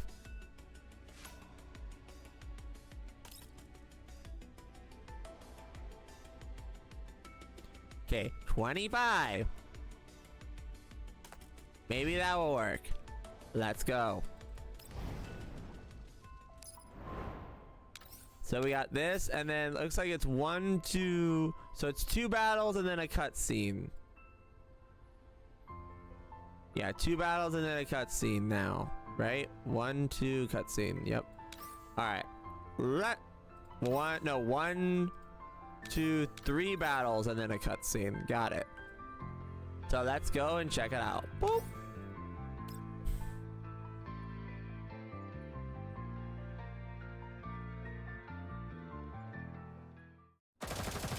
Bang, bang, bang, bang. Lena attacks cause several of those creepy robots form the redundant data vanish into the little fills of the amusement park. Saving a temporary segment of these neural clouds flicker into existence in front of Lena's eyes and then vanish. Kaboom. After barely dodging the ordnance exploding around her, UMP-485 immediately spins out and launches Elbow Strike, dropping the approaching enemy to the ground. Okay, this actually might be better. Meanwhile, the assault on her neural cloud is still going on. UMP-485 is forced to weave the ruins, looking for a safe corner where she can bring her power to bear. The enemies are pretty tough. Need a hand? There we go. One body isn't enough for 2 neural clouds, is it? You can skip the thoughts and prayers. Hey, I'm just trying to cheer you up in any case. Let me know if there's enough processing power. You don't have enough processing power, okay? Yeah, thanks. Under the somewhat dim light, Leva looks down at the brand new name card in her hand. Leva, affiliation non-familiar. Okay, so this is when they're talking to each other. Affiliation non-military force administration. You got a new name and a new identity. How does it feel to say goodbye to 404? There, this is when she was back in her short hair. Like a weight's been lifted from my shoulders. If I manage to dump that huge burden onto her. You don't need to keep it from me. You know I know exactly what you're thinking. Relax, it's just a change of leadership. I know how much 404 means to you. I'm sure she and Lena will understand. Yeah, leave a 404 to her. That was the right choice. Ah, she's gone. Lena reflexively reaches out to touch Lena in the fragment, but in a complete vanishes when she make contact. Disappointed, she lowers her hand and turns to look at UMP at 40. Are these really things that happened to you and Leva in the past inside a neurocloud? Every single one. The first scene must have taken place in a battle. I can't believe Leva could chat so casually with you in such a tense situation. And Leva was actually really nervous back then, but after talking, it helped her calm down. It was the same when she was leaving 404. She was really concerned about everyone in 404, but she had to take a step back for the sake of ultimate goal. It was the right choice to make, but not an easy one, so I try to show my support at least. As she listened to 40 stay all the matter of the way, Lena's head dropped dejection. I'm a horrible person. While I'm Leva's sister in name, the truth is that she's the one who's... Oh, Leva! Lena! While I'm Leva's sister in name, the truth is that she's the one who's always taking care of me. But when Leva truly needed my support, I didn't notice at all. I couldn't help her. Don't say that. Leva was always happy to relax when she was around you. Was she? But I want to become someone Leva can rely on.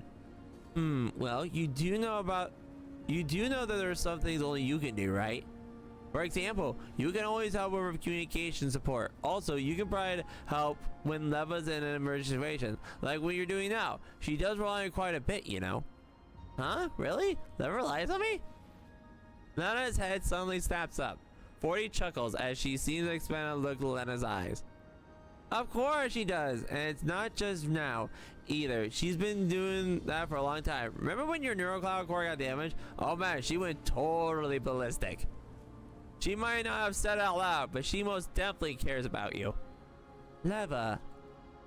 As she thinks back on the past events, Lena gently balls her fist and nods. Yeah, you're right, 40. Since Leva has so much faith in me, I can't let her down. I need to do my best. Let's keep going. Our next destination is, let me check the map. The map, which ought to be displaying the location of the data, sources definitely surrounded in the fog, reduce the generating static. The map, it's not showing anything. Is the data error? Can I take a look?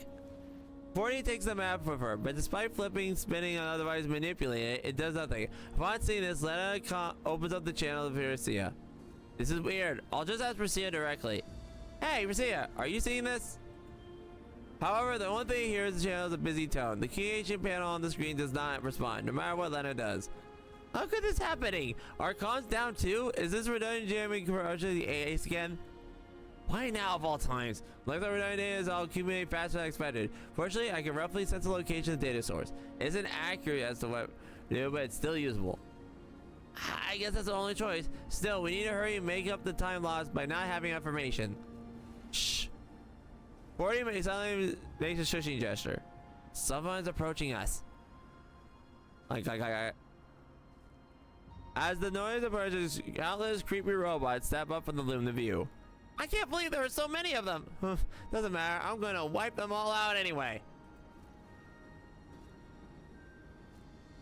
Yep, I'll help too.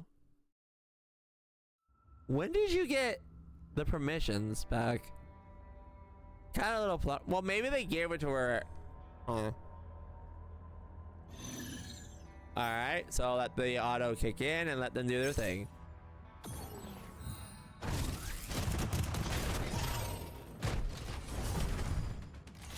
Well, that was easy. Oh wait, now we're just evacuating since we just cleared it. Okay. That was easy. Alright, girls, go ahead and get out of there. Well, we're just got to wait this for 500 turns. Oh wait, is somebody gonna try to block our way? Nope, bye. Thank you. Oh yeah, she doesn't count as an evacuated unit.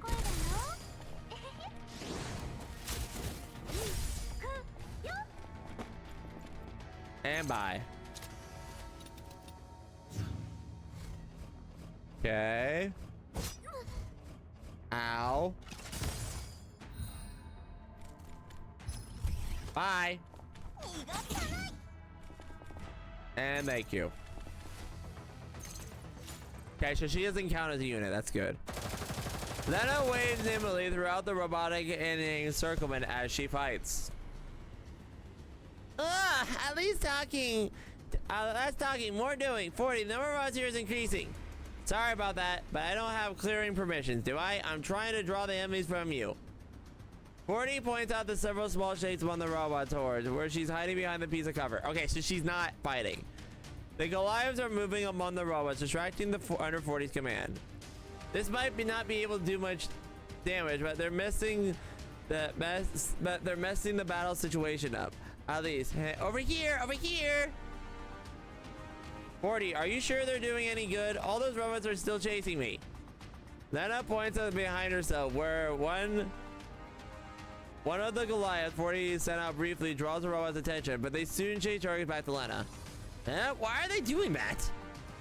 Lena looks over at 40, who has only just realized what's going on, and shrugs helplessly. It looks like it's up to me after all. I got an idea, 40. Work with me here. Having just shaken off her pursuers, Lena suddenly turns around and plunges into the robot swarm. The robots pivot to follow Lena's movements. Meanwhile, she nimbly leaps on top of the Goliath that 40 is steering. The robot gathers around the Goliath. But just as she's about to float around, Lena jumps in the air again and yells, 40, blow it! Boom! Following the loud explosion, the robots attempting to surround her blow the bits. Lena raises her gun and engages the remaining ones, cutting them all down in the hall gunfire. Despite quickly eliminating the robots, Lena doesn't stop. Instead, she sprints towards another Goliath. 40, over here! Got it! Thanks to Lena and 40's coordinated efforts, the creepy robots surrounding them were wiped out. As she watches the countless disappear, U40 skips over excitedly. Well done, Lena. That was truly brilliant plan. It was all flash duration. That was the amazing one. But you were amazing too. Saying so, 40 smiles and raises her fist, waggling at Fana. What's this for? Well, we're out to celebrate our first job point victory with a fist bump. Huh? A very similar scene overlies itself at what she's saying. A long time ago, besides my rage, a senior pair of adults encourage each other by a similar manner. Lena takes a 40 sunny smile and sends her own hand bumping against the 40s. Here's the jolly corporation. Yep, nice working with you. She can feel the warm sensation through her touched knuckles. As Lena withdraws her hand, she can't help but smile. Didn't Leva do this with me in the past? I feel like I've gotten a little closer to Leva now. Sure did. It's how we cheered each other on. Oh yeah, now you mention it, it feels like Leva is here right now. For some reason, I feel totally full of energy. 40 happily squeezes her fist and looks around. Suddenly, she claps her hands in surprise. Hey, it seems like the fog is clearing up quite a bit. Lena, let's go. Yep. Lena nods, but as she is about to fall forward, something comes to mind. All right, don't you think something was weird just now, 40? What do you mean? You were doing your best to distract the enemy during the battle just now, but the robots were all focused on me, as though they knew I was the real fighter. Are those data monsters really that discerning? Now that you mention it, that does seem pretty strange. Let me think. Ah, I've got it. Maybe it's because I'm part of Leva's neurocloud data too. Maybe the machines regard me as an ally. After all, I am basically a huge source of redundant data. Still, that's just a guess on my part, since we can't confirm her with her. However, we can try observing the movements of the robots' upcoming battles, and if they really the case, we can put that plan for yours to good use. Yep, that's right. I'll pay more attention going forward.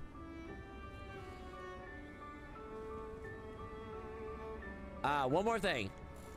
Rory grabs Lena when someone apologized look on her face. I couldn't help much in the battle just now because I didn't have a clearing permissions. After all, Leva used to clear the data by herself and I never asked for it, but I was afraid of deleting what she wanted to keep. But things are different now. At this rate, it'll just end up affecting the recovery of Leva's neurocloud. So please request temporary permissions for me once you have contact with Priscilla again. That way I'll be able to help you in battle. Sounds like a plan. Still, that's only if she gives it all clear. It would really be bad if we deleted Leva's data by accident. Of course, and besides, I'll be relying on you until I'm allocated with those permissions. I'll recover you though. Yep, leave it to me. Okay, it's a little better with the speed text.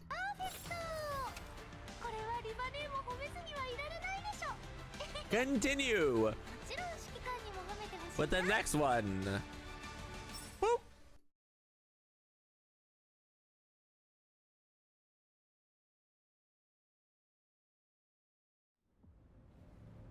Is this the second data source? 40 stops by the set of ruins, then it stops a while and surveys surroundings. The creepy fog is still in the air, along with the data fragments, a twisted towering steel frame faintly visible through the distant fog. Is that a Ferris wheel? Ah, why is it so chilly? Maybe we should call a Scaris, really? 40. Stop with the puns. That's my weakness. Scaris wheel instead. I mean, the queue is filled with those weird robots.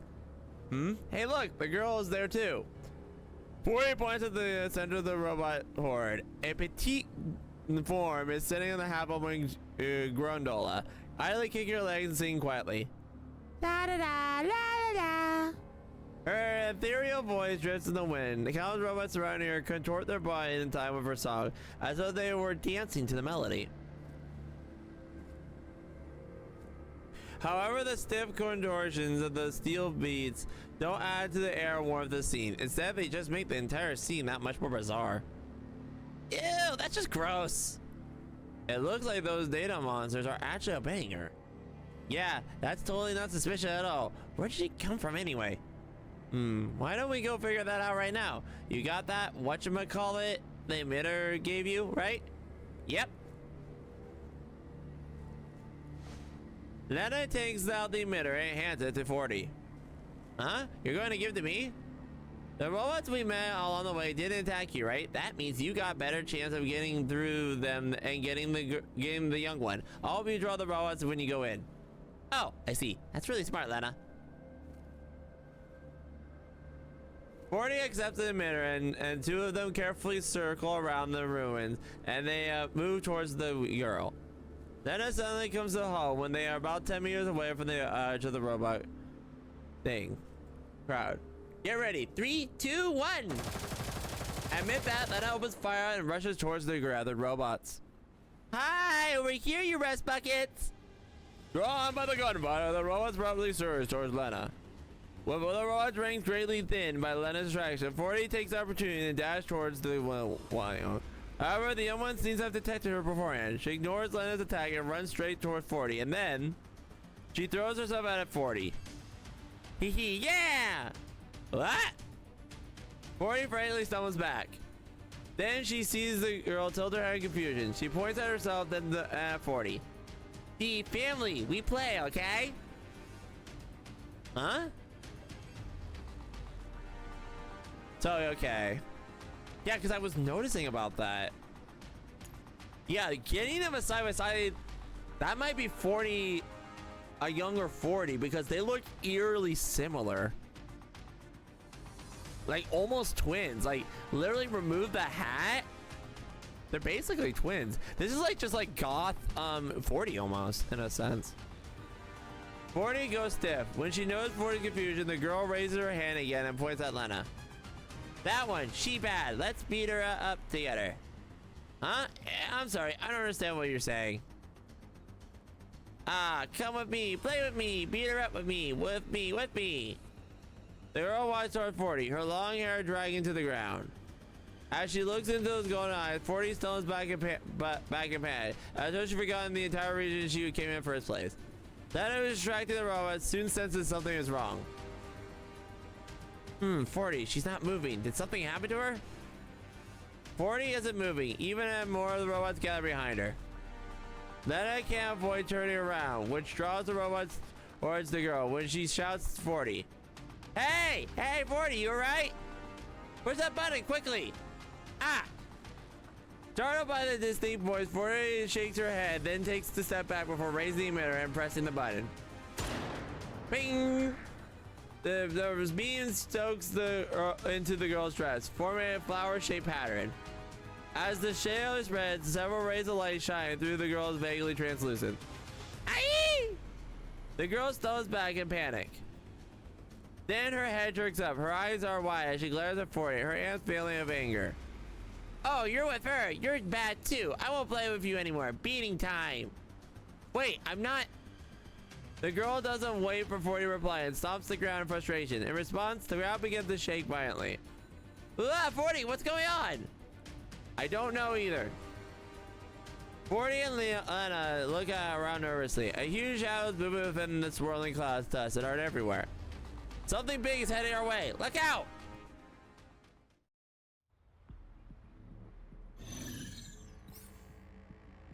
What Jesus? Eliminate at least 3 enemies with units within 2 turns. Okay.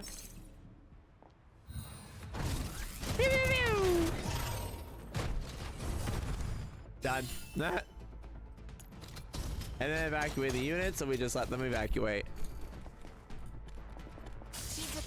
Bye-bye! Okay. Wait, is that gonna be fine?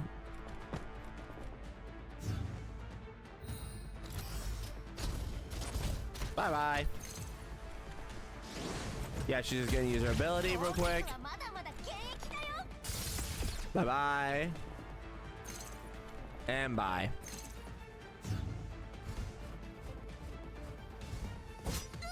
Ow. Ow. Yep, you can't make. Yeah, I was gonna say you can't make her fear herself. Yeah, I was gonna say. After a long battle, Lena is ultimately unable to stop the huge robots for colonies. As Lena runs away from it, she swings back to open fire. However, even the hull hail of lead she lays down. Doesn't slow at least. Darn it! Just how am I supposed to scrap this big hunk of junk? Where's the core? Is it chest or...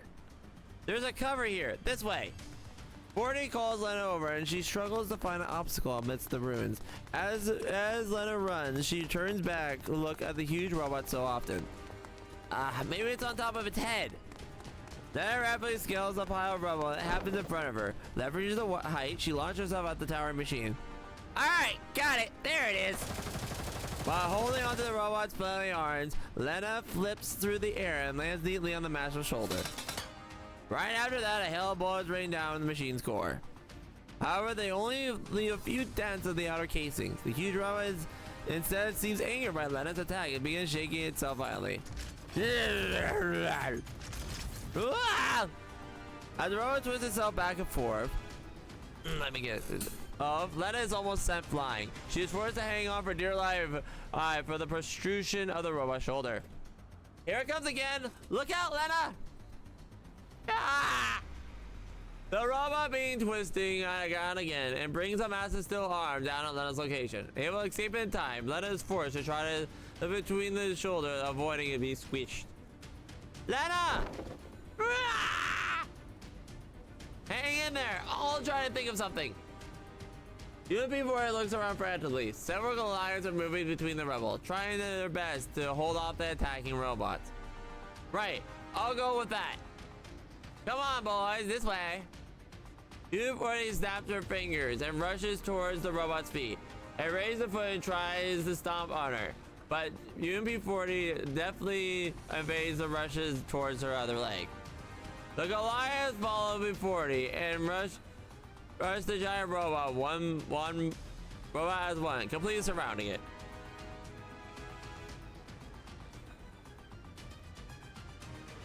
Yeah, now 3, 2, 1, bang! Several explosions erupts on the ones.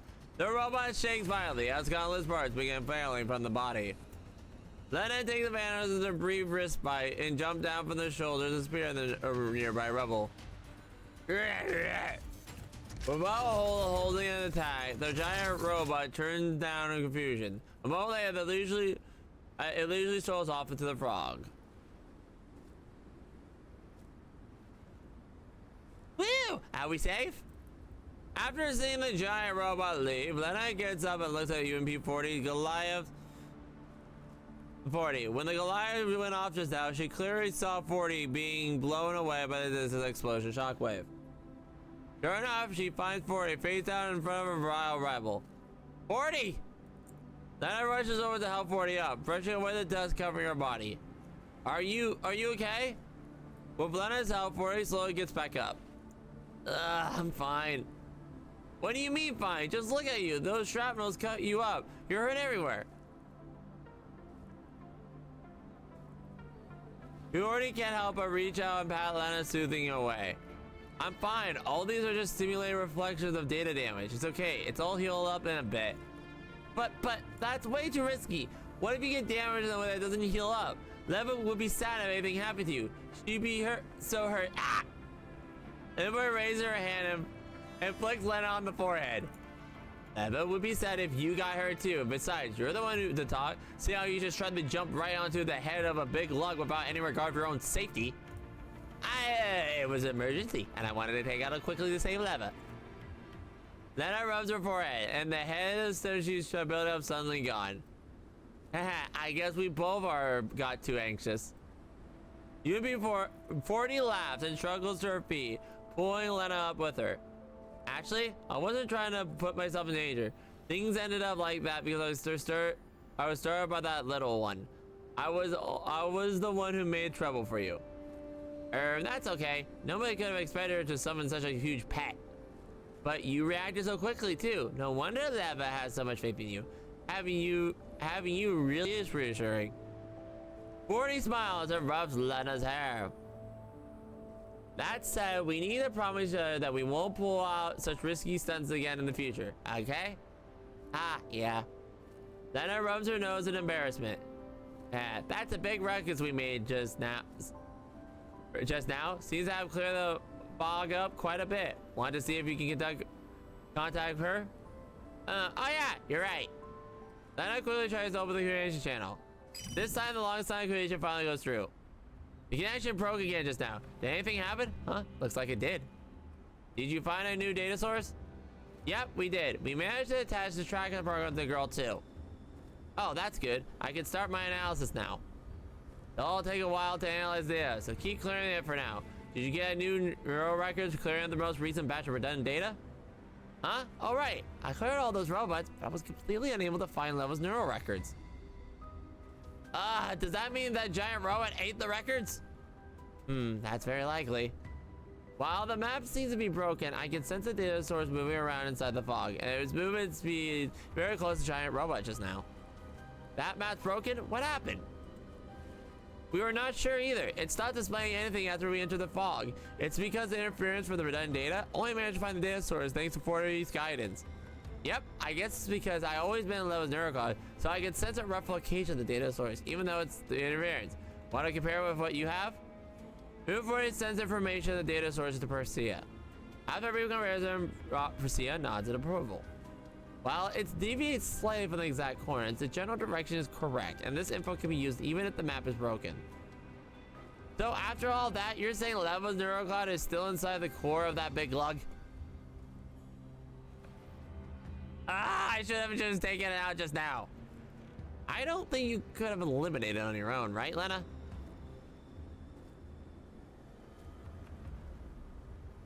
U40 turns to Persia. Persia, could I have temporary permission to clear the redundant data on Level's neurocloud? It's too dangerous for Lena to do those monsters on her own. That would definitely go up 40's help. Sure, saving Leva is the priority right now. After a few quick key presses, Persia nods. Right, go give it a try. Make sure you give your ID your targets when you're using it. Alright. Thank you, Persia. I'll use it carefully. This will make things much more convenient. Come on, Lena, let's go find the big guy.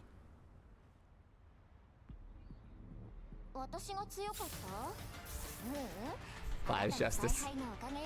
Alright, let's go. With the next one. I'm liking this. I'm liking this a lot. Oh wait, I need to go back because there's probably scenes I'm missing, but we'll go back in a bit. Lena UB40 plunged deep into the fog again. After taking a few steps, Lena checks the map before shaking her head helplessly. Here's what we'll do. I will notice a lag spike for no reason. Anyway, here's what we'll do. I will make sure that that we will what I will do is when we go to each stage, I will make sure to, what's the word?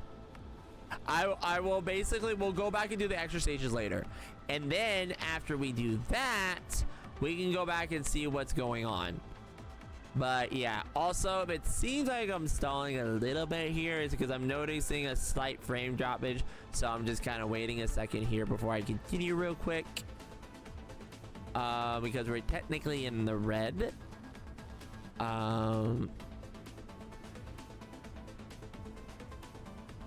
We're good. All right. Anyway, I won't have to cut that out. Good. Anyway. Lena 40 go again. After taking a few steps, Lena checks the map before shaking her head helplessly. Yeah, looks like the map breaks when we go into the fog. I'll be counting on you for it. Woohoo! Oh my gosh, she's having too much fun. There's a grenade into the fog. It blows up and several looking robots who transform the scattered air fragments that vanish like the wind. Haha, first blood. Okay, I'm actually liking you. That was so messed up. Aha! First blood. What? What? There are more on this side too. Before Lena can say anything, 40 raises her gun and shoots another direction. A burst of bullets spray forward, making a string her robot, straggler robots crash to the ground. As she watches the air fragments disappear, 40 skips merrily to Lena. Hey, I got another one. Say, Lena, want to make it a competition? You know, so you can eliminate more of these robots? Are we really gonna do that? Isn't that more than by the big mouths ASAP? Teehee, well, you look so serious. I wanted to tease you a little. The big guy over here is not that far off. Boy looks at the fog. Before long, a huge shape looms out in the fog. Hey, what do you know? Hehe, it's here at last. Let's get it together, 40.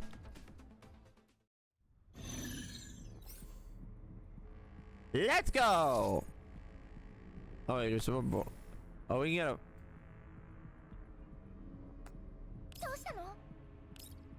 Wait. Oh, wait, you're not counting her? Oh, you're not counting her. That's weird. Okay, fine. Just for this one, bring out her. Go. Okay, get the insto clear, please. Thank you, and go. Mm-hmm.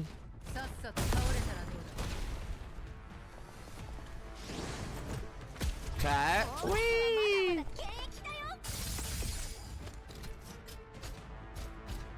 I'm wondering how good she is, because I did level up, because I did like her ability of the duel thing.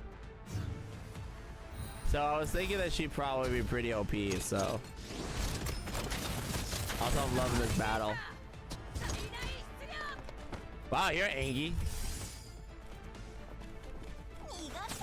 Bye-bye. Then moving forward, surround and finally destroy the giant robot's core. Yay, go team! We finally took down him once and for all. Kaboom! There is a massive explosion. The robot giant metal frame shunders and then slowly crumbles to the ground. Let M40 hastily back away. However, a small figure darts from the corner of the battlefield and runs straight for the robot, as though it's not afraid of being squashed bulk. Huh? Is that the girl? But why? As she looks where the girl's looking, Lena notices something wrong. A shiny gleaming seems to have been falling the giant robot's core. Wait, is that? Yep, probably the core. 40, stop her! After firing a couple shots, Lena rushes in towards the collapsed robot. Stop! No swiping! After realizing Lena's aim, the girl changes forward and tries to catch over, only to be driven back by the burst of gunfire. 40. In the blink of an eye, Lena has rolled up to the robot. 40 follows her, warily keeping the gun trained on the girl. The girl angrily waves her arms at the two dolls blocking her path. Ah, that's mine! Give me back! How is this yours? This is Leva's neural space. Yeah, this is clearly Leva's. The girl glares angrily at Lena, and then she turns to 40. You, why are you helping her when we're... 40 fires another shot at the girl's feet, interrupting her. While I don't know who you are, I don't even think of trying to harm and don't even think of trying hard. You better stay away from us if you want to live. Ah, you're bad. I hate you. I hate you both. The girl stomps to the ground harder and harder, but no robots come for the response. Before 40 and Lena can approach her, she punches air in frustration and then runs off into the distant fog. Looks like she's gone. She's quite a temper on her. After seeing the girl leave, 40 finally lowers her gun. Lena bends down and prepares to pick up the shiny object. Shiny. This should be the data source. Lena, look! 40 suddenly tugs on Lena's sleeve. She pulls Lena up and indicates the surroundings.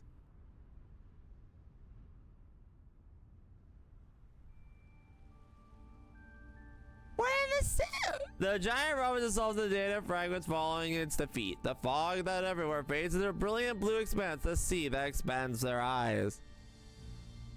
Snow-capped waves gently lap the beach. In the distance, a Ferris wheel towards over the sands. Its cover around gondolas slowly, turning in time with the music.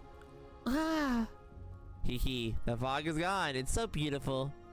Yep, I didn't know there was such a beautiful place in Leva's neural ground. After seeing Lena's dumbfounded face, 40 laughs and bends down and picks up a shiny fragment on the beach. Isn't this 40's dog tag? Huh? Then looks up at 40's palm. There's a small rectangular piece on the metal frame, covered in scuff marks made by bullets. The name 40 is engraved into the center. The letters have been worn down by the passage of time, but the dog tag seems to have been regularly polished because it's still gleaming like it's a brand new. Do you mean that's 40? The real 40? Yep, this is the one that few things that 40 left behind. I didn't know Leva was taking care of it all this while. Then, how do we about seeing the record, what record it contains? I haven't looked through them yet. I think you should be the first to read something that important. 40 hands the dog tag to Lena. Without uttermost care, Lena begins reading the record contained within. Inside the lab, 45 is currently lying on the side of the prayer pod. She is standing beside her, carefully studying the data on the screen.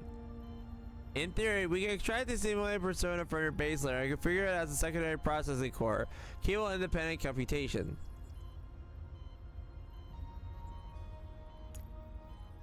So this is you without the hologram. Girl, you need some sleep and less coffee.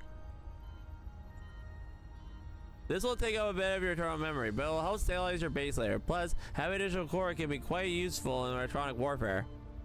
Yeah. However, I must remind you that the simulated 40 you insist on extracting was essentially created by blank.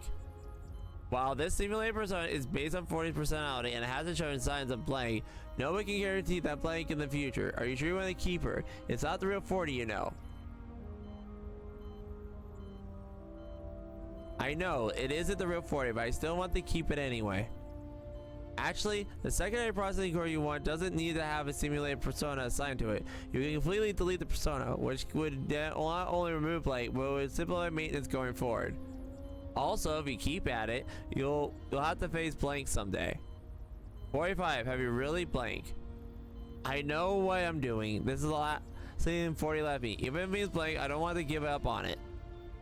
I'll determined. Alright then, I'll do what you said. 45 nods. Priscilla looks at the monitor and begins typing at high speed. 45 falls silent the moment before she suddenly speaks. Priscilla, can you blank? Yep, it's not often that you can ask me for a favor, so don't worry. Strings of data fly across the screen. 45 stares calmly at the ceiling. Her hands slightly crunch at the battle-scarred dog tag in her pocket. Lena stops reading the memory. Looks like this memory was from when Priscilla helped modify Levy's core. But it's strange. Why can't I read the whole thing? Want to give it a try, 40? Lena hands the tag to 40. 40 tries to read it too, but then she frowns.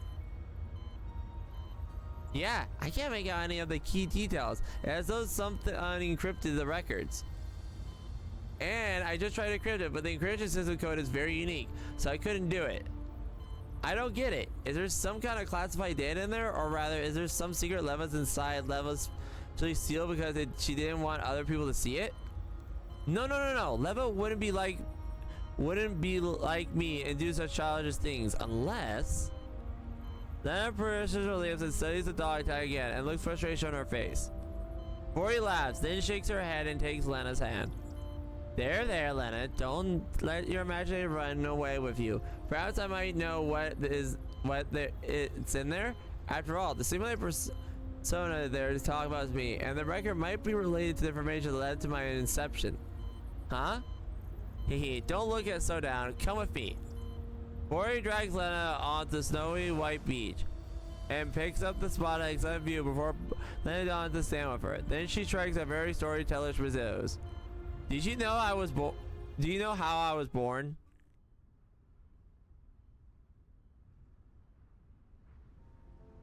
This is Maldives. Should I be able to see our promised land?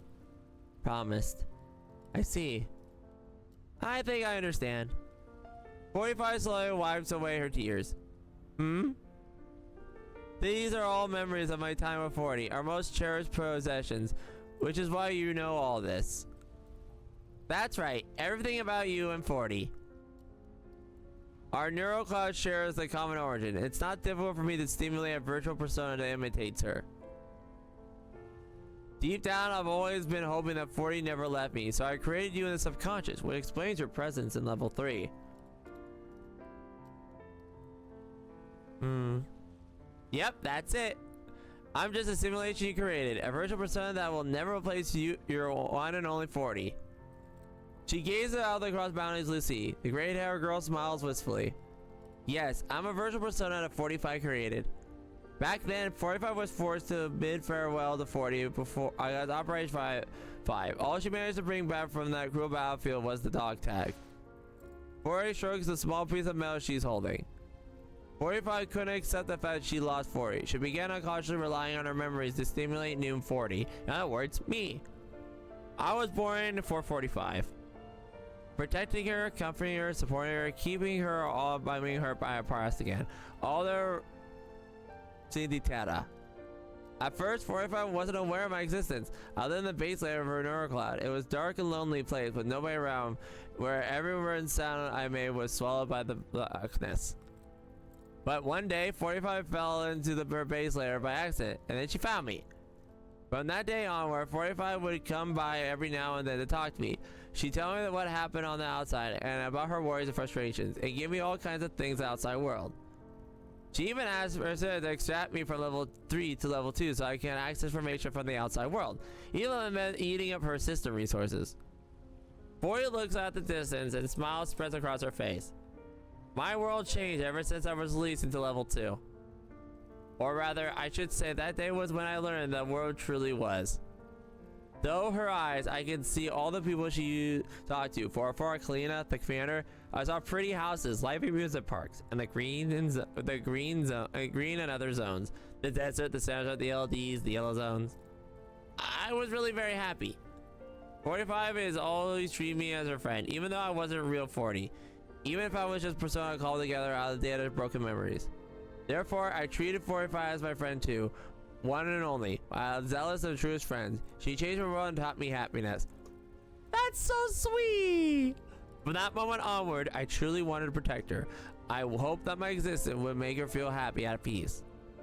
I watched 45 turn into Leva as the years passed. I saw her gather more and more friends on her side, and now she went further with her bravery and determination. Eventually, it seemed as though she fulfilled her wish for all those years ago. 40. Suddenly, 40 stops halfway through her monologue and turns to look at Lena. Then she carefully pats Lena on the shoulder. That's why I'm really glad you're around, Lena. Huh? That's because you're always keeping Leva company. You're always staying on Leva's side no matter what. What happened over the years, you're always in earnest and sincere while doing it. I can tell. You know you're special to Leva. Lena pauses and scratches her head in stiff, unnatural way. Well, I don't feel special. I like to say we're family, but truth be told, I've always been the one plastering myself into Leva, haven't I? After all, the beginning, I just grabbed a gun that looked like hers and said that we're sisters because of that. But you and Leva, you're actually sisters. It was decided from the moment you were rolled out. It's like a mark forever etched in your firearms. I can't complete with that no matter what I do. Hee hee, is that so? Well, that might be true if I were the real 40. 40 chuckles. But you know I'm not, and I will never be 40. I'm just simulated virtual persona. Right now, my present is less consolation for the Leva than the burden. I wonder,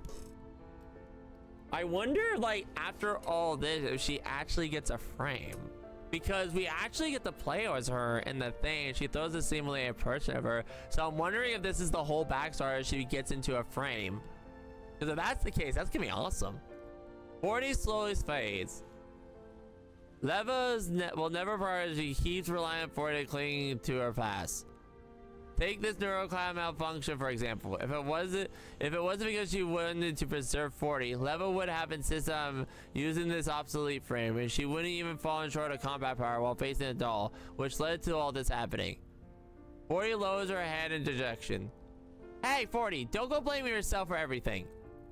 Leva's done tons of upgrades to her frame over the years, and she's always been a perfectly capable fighter. Her neurocloud was damaged this time around because of that creepy doll. She was using an attack that specifically targeted Leva's weaknesses. Also, if you say it's your fault, then Callan and I have to share that blame too. We shouldn't have kept it from Leva. We should have gone and find Persia sooner. You're right. I shouldn't think of that way.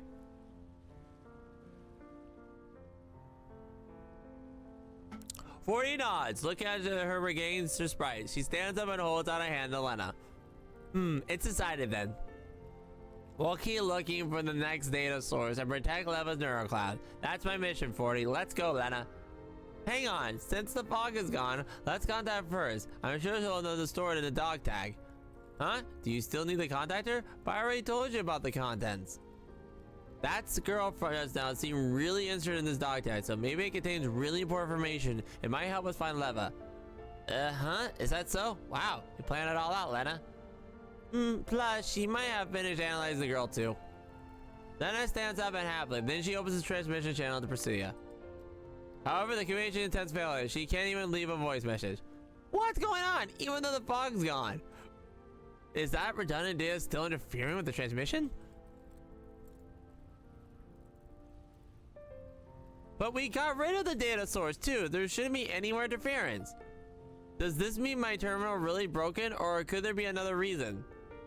Then it checks on her communicator over and over again. However, she doesn't find anything wrong with it. After seeing the worried look on Lena's face, 40 lightly pats her shoulder.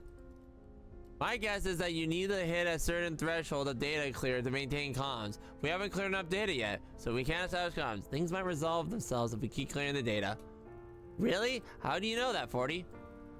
I mean, with Leva's neurocloud being so chaotic and all, did these thresholds, whatnot really exist? It's just a theory based on observing my current situation. Here, take a look. 40 points forward. Wisps of mist can be seen rising in the air not far from here. If the fog disperses reaching the threshold of which can be possible, then I guess the mist represents an unstable condition? It's only a natural imagine that you can establish comms of volatile situation. Then nods slightly in response to 40's confident delivery. That's not entirely a baseless conclusion. But if we can't contact Priscilla, we won't know until we figure out the contents of this dog tag. Oh, I don't think we need to be in such a hurry. 40 smiles. She looks like a little bit more relaxed now. Why do you say that? You're in a hurry to decrypt the dog tag because you're looking for clues about Leva, but you don't know if it contains anything we can use. Currently, there aren't many people in Leva's neural space that can decrypt the tag. So far, the only person we've seen besides you, me, Leva, is the little one. If Leva encrypts the dog tag, then the info might not necessarily help us find her. Also, the girl can't even speak in complete sentences, so I don't think she's capable of doing it. With that in mind, the dog tag might not actually contain useful information, so rather than waste time decrypting the dog tag, clearing done data would be more meaningful use of our time. In fact, not being able to decrypt the dog tag is because of the interference from all their done data. I'm willing to bet like that. Who knows? Maybe once we clear the comms problem might clear up by itself, and maybe the dog tag Christian will fade away. You think things will go that well? Lena's eyes 40 doubtfully, but 40 merely pats Lena on the shoulder with a smile. Well, I'm not totally confident in that. After all, things in our cloud are always changing, but besides the moment, it's clear the data is just sitting and waiting. And besides, I'm worried Leva's situation is gonna get worse if we don't keep moving forward. Here, have a look. 40 points distance, at several large fissures. Whoops. Several large fissures appear in the path.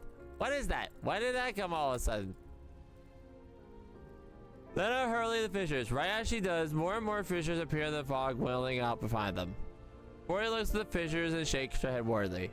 Leva, the neurocloud is becoming more and more unstable. We can't delay any longer. Lena? After seeing what worry look at 40's face, Lena nods seriously. Got it! Since we can't contact Priscilla, we don't have any other choice. Let's look for the next data source, 40. Okay, wow, that was weird. And then we guess we back out now? Yeah. Alright! How far are we now? Yeah, that's what I figured. Yeah, so boom, boom. Oh yeah, we're almost there. So now we got one. So we got that, and then we got 1, 2, 3. Yeah, so we got 3 more battles, and then a cutscene after this. Pop, pop.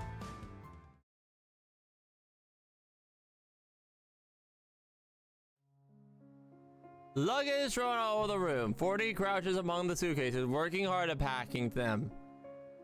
I didn't expect our vacation request to be approved so quickly. We'll finally be able to see the seaside. Being allowed to go on a beach holiday wasn't very likely, given our current circumstances.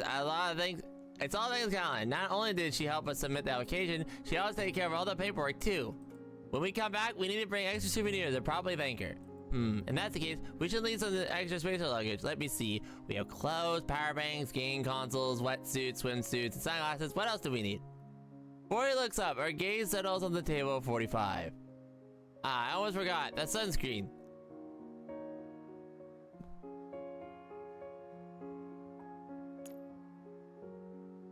Okay. I'm a noob to this. They're dolls. They're technically robots. Can they get sunburned? Or is it just like a... I don't know. Because they're not... Because I would kind of get it on type 3s, because type 3s, I think, are like Boojum cells, so maybe that makes sense, but these are not type 3s. I don't know. That just kind of caught me off guard. Anyway. Make sure to help me up Hyatt. Yeah. 45 replies to the quiet word. She picks up the bottle of sunscreen and hands over the 40. 40 reaches out and takes it, but she senses that 45 is distracted. What's wrong, 45? Are you feeling sad? No, I'm not. I'm just suddenly remembered that I forgot to pack a few pieces of clothing. 45 chuckles, then turns back to the cabinet and opens the door, pretending to look for something. 40's hunch was right. She's definitely not feeling happy, but she can't articulate why. Her memories of the sea are indistinct. 45 can sense that those records contain bright and happy lights, but for some reason they seem out of place with the scene before her. Where exactly is the problem? 45 reaches out to makes a show of her to the cabin, but her fingertips suddenly make contact with a cold object. 45 brings her fingers together and tightens her grip around the object. What's she find? When she opens her hand, she finds the cold metal lying in her palm. It's a dog tag. Its surface worn and covered in scraps of bullets. Despite the name on it, it's still legible. It reads 40. They're overlapping. Why is 40's dog tag here? There we go. Georging the heat surrounds the thick spell sky. 45 rakes it and raises around the sky. Anything fear races through the hailing shells, opening fire as it rapidly approaches 45. 45, look out! Through the heavy smoke, 45 can make out the rays of fur running towards her. It's 40. Clap. The crisp sound of one's palm striking out brings 45 back to her senses. She looks up at 40 standing in front of her, hands raised to the spot of her face. Hee hee, did I scare you? What's on your mind, 45? You seem really focused on it. I called your name several times, but you didn't react at all. 40, I was looking in the cabinet and found your... 45 stops speaking before she can finish her sentence. She looks at the chest of the doll before her. There is a dog tag there, shiny and chrome. The letter 40 written on it, glittering in the clear light. I'm sorry, 40. My nerve cloud. It doesn't seem to be fully recovered. It keeps showing me weird records. Oh, does it mean you remembered something just now? I just haven't recalled a dangerous situation from our mission, but things are different from how they are now. I don't think you made it out of that operation. 45 superficially hides the dog tag she's gripping behind her back, and she recalls the scene in her neural cloud. And here I was wondering what was wrong with you. Turns out it was just another bad dream. 40 laughs and rubs 45's head, then reaches out and hugs 45 while stroking the back, consoling her. There, I'm here. The dangerous battle is over and everything is in the past. This is a griffin and we're both safe. Right now, the only thing you need is to think about a seaside holiday with me. I've been looking forward to this vacation for so long. I always thought it was impossible to dream, but since it's come to true, we need the most of it. I just realized she's trying to... This is probably what might have happened if she survived. So they're basically coming up with the final... This might be her, in a way, her subconsciously putting the past behind her, maybe. Don't you think it'd be waste of precious vacation to keep thinking about the past? Yeah, you know what? I just thought of it, that's it. Because she keeps saying, stop thinking about the past.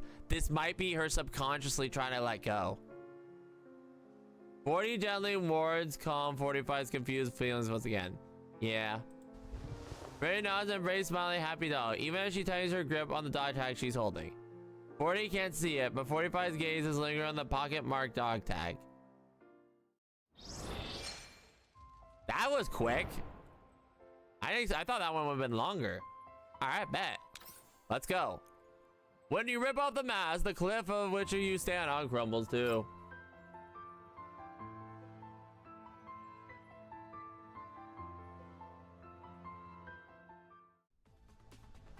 Lena, over here! Coming! After dispatching a particular person creepy report behind her with a single shot, Lena catches up to UMP-40 and ducks into an alley. Having lost her target, the robot behind her, Lena, looked around her aimlessly before the fog.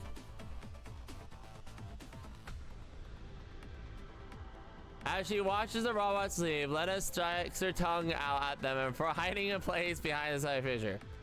Whoa, these guys really clingy. Then there's that little one. She's following us so closely that she actually slowed us down. Yeah, she's kind of a pain. No, Levy Zero Cloud is in danger. We can't let them do whatever they want to it. 40, let's get a new battle plan. We will start by capturing that young one. If she's the one holding Leva prisoner, then capture her might lead us to Leva. That sounds tempting, but that girl is running from us ever since we took down the big guy. How are we gonna make her show herself? The dog tag. Let's start by finding something that would attract her. Now, what do they like? Say, what about that dog tag? Yep, bingo. You don't realize Lena when she points at Lena's pocket. The girl wanted the dog tag just now, right? It's perfect bait. But Lena pats her in the pocket instantly. Well, the dog tag is really important level. What if we get stolen? I doubt that. I mean, that girl doesn't look too bright, and we're already counted her many times already. All in all, I'm sure we can handle her with 2 of 1. No can do. I won't gamble level safety. You got a point. Let me think. Hey, why don't we make a fake one? Dang, so I hold out a hand out to Lena. Would you mind lending it to me for a bit? Lena hesitates for a moment, and then she hands the 40. 40 places in her hand and covers it with her other hand. The moment later, a new dog tag appears in her other hand. Close exam reveals that even the scut marks her signs are withering are exactly the same as the real thing. They look totally identical. I can't tell them apart. Hee, it doesn't look identical. I even stimulated single similar to Leva's neurocloud. That young one will have a hard time telling that to fake, even if it's single trace. That's amazing. How can you stimulate the signal that via Leva's? Hee, when you pick up a few things. Well, you pick up a few things when you've been Leva's neurocloud smiles like that. Here, you should hang on to the real one. After returning the dog to Lena, 40 turns and pants her hands on her waist before surveying her surroundings. Now, let's find a place for an ambush. Before they saw the two of them located a dilapidated hut. This is it. I remember there was a little shack here. The robots outside have been cleared away, so inside should be empty. There he opens the door. A ghost suddenly drops from Lena, backs up in fright. Why is that place so spooky?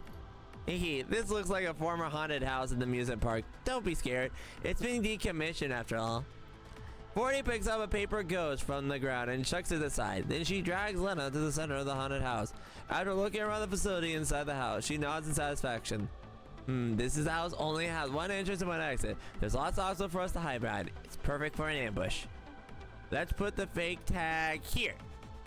40 puts a fake tag on the round table and moves the screen on the table, begins gesturing. I can hide here and emit a signal that just like Leva's neurocloud data. When the girl's drawn to the tag, we'll jump up and scare her. I'll go camp outside the house. Then I'll signal when I spot the girl. We can coordinate our efforts more effectively.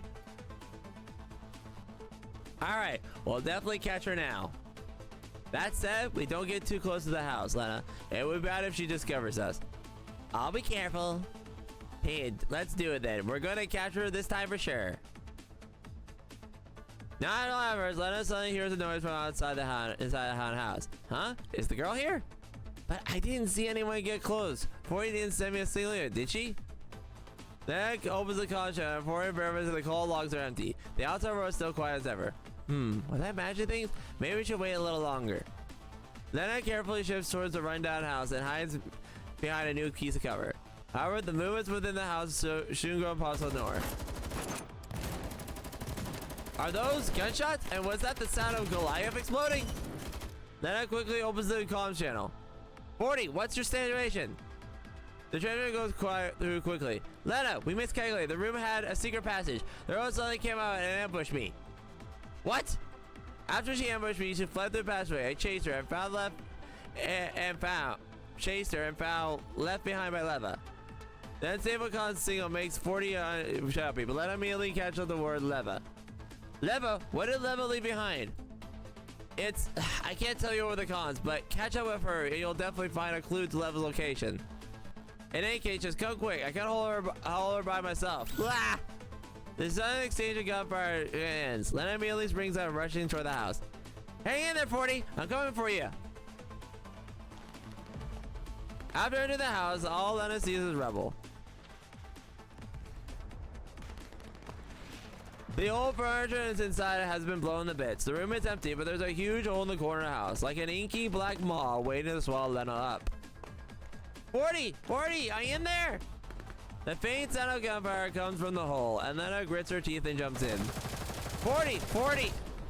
Gunfire illuminates the pitch black interior of the tunnel. In the depths of the tunnel... Make sure I have my recruited. Sorry, I just like... Did I mute my mic? I go, no I didn't. Yeah, I learned that the good way. Anyway. Already fighting a fierce battle against the robots commanded by the girl. The girl has the dog tag in her mouth. Her petite black silhouette is darting nimbly between the robots. 40 is hot on the girl's trail. Hey, get back here and tell me where Leva is. The girl ignores 40 and dog pursuit. She huggily waves a hand and summons a pack of robots, which surround 40 and separate her from a little girl.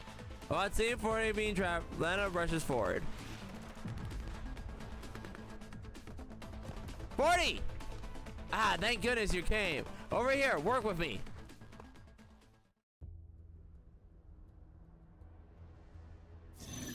Lena, we need to find a way to force her into that corner.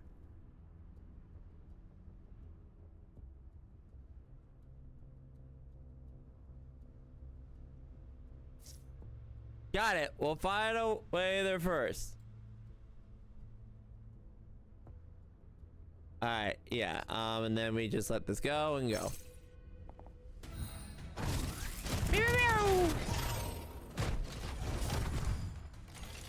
And go, girls.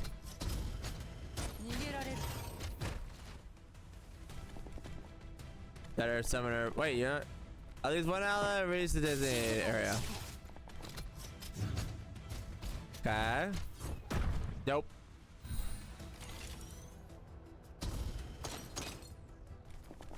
Okay. Let's keep going. Yeah, I'm wondering if we actually am gonna get her in her frame, because it seems like we're gonna get her in her frame. She might become like Drat. Sure, maybe. Because I don't know if Drat has a frame. There we go. Bye bye.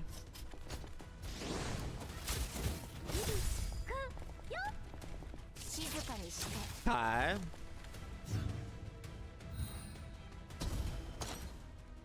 And we keep going and done. The girl is forced into the corner and Lena and UB40 combine assault. With the girl right in front of her, Lena darts forward and grabs her hand. However, the girl suddenly twists away. Like a snake, she slips away between Lena and 40 and runs off the robot to cover her. Ah! Ah! Darn it! After her! Yep. Lena and UB40 run through the inky black patches. They shoot as they run, taking down all the robots in front of them. They finally close on the girl again. However, just as Lena's about to grab the girl, she suddenly jumps and escapes them again. As she flees, the mysterious girl picks up something from the ground and throws at Lena. Hee hee. Lena reflexively catches the object, but then she freezes and realizes what it is. This is Leva's name tag. What's it here? Ah, that's what I was talking about. The clue Leva's been left behind. There's also this. 40 takes out a ribbon and hands it to Lena. Look at this. I picked it up at the tunnel entrance. Is this Leva's hair tie? Lena takes the ribbon from her and carefully examines it. Yeah, this looks like Leva's hair, but we're in neural space, so all that simulated data. So why is it there? Did Leva leave it behind on purpose? I think so too. Maybe Leva deliberately left it behind and pointed the way for us. So you're saying that Leva was kidnapped from this place? Lena looks ahead and worried expression on her face. Thanks to a brief delay from now, the girl has already left the pair far behind her. Ah, she ran off again. We need to catch her. As they sprint after the girl, the two of them finally emerge from the darkness. Woo! We're here at last. Lena, you're so fast. Ah! The Cyril suddenly grinds the hall and grabs Lena before she runs past. Huh? Why are you? Ah!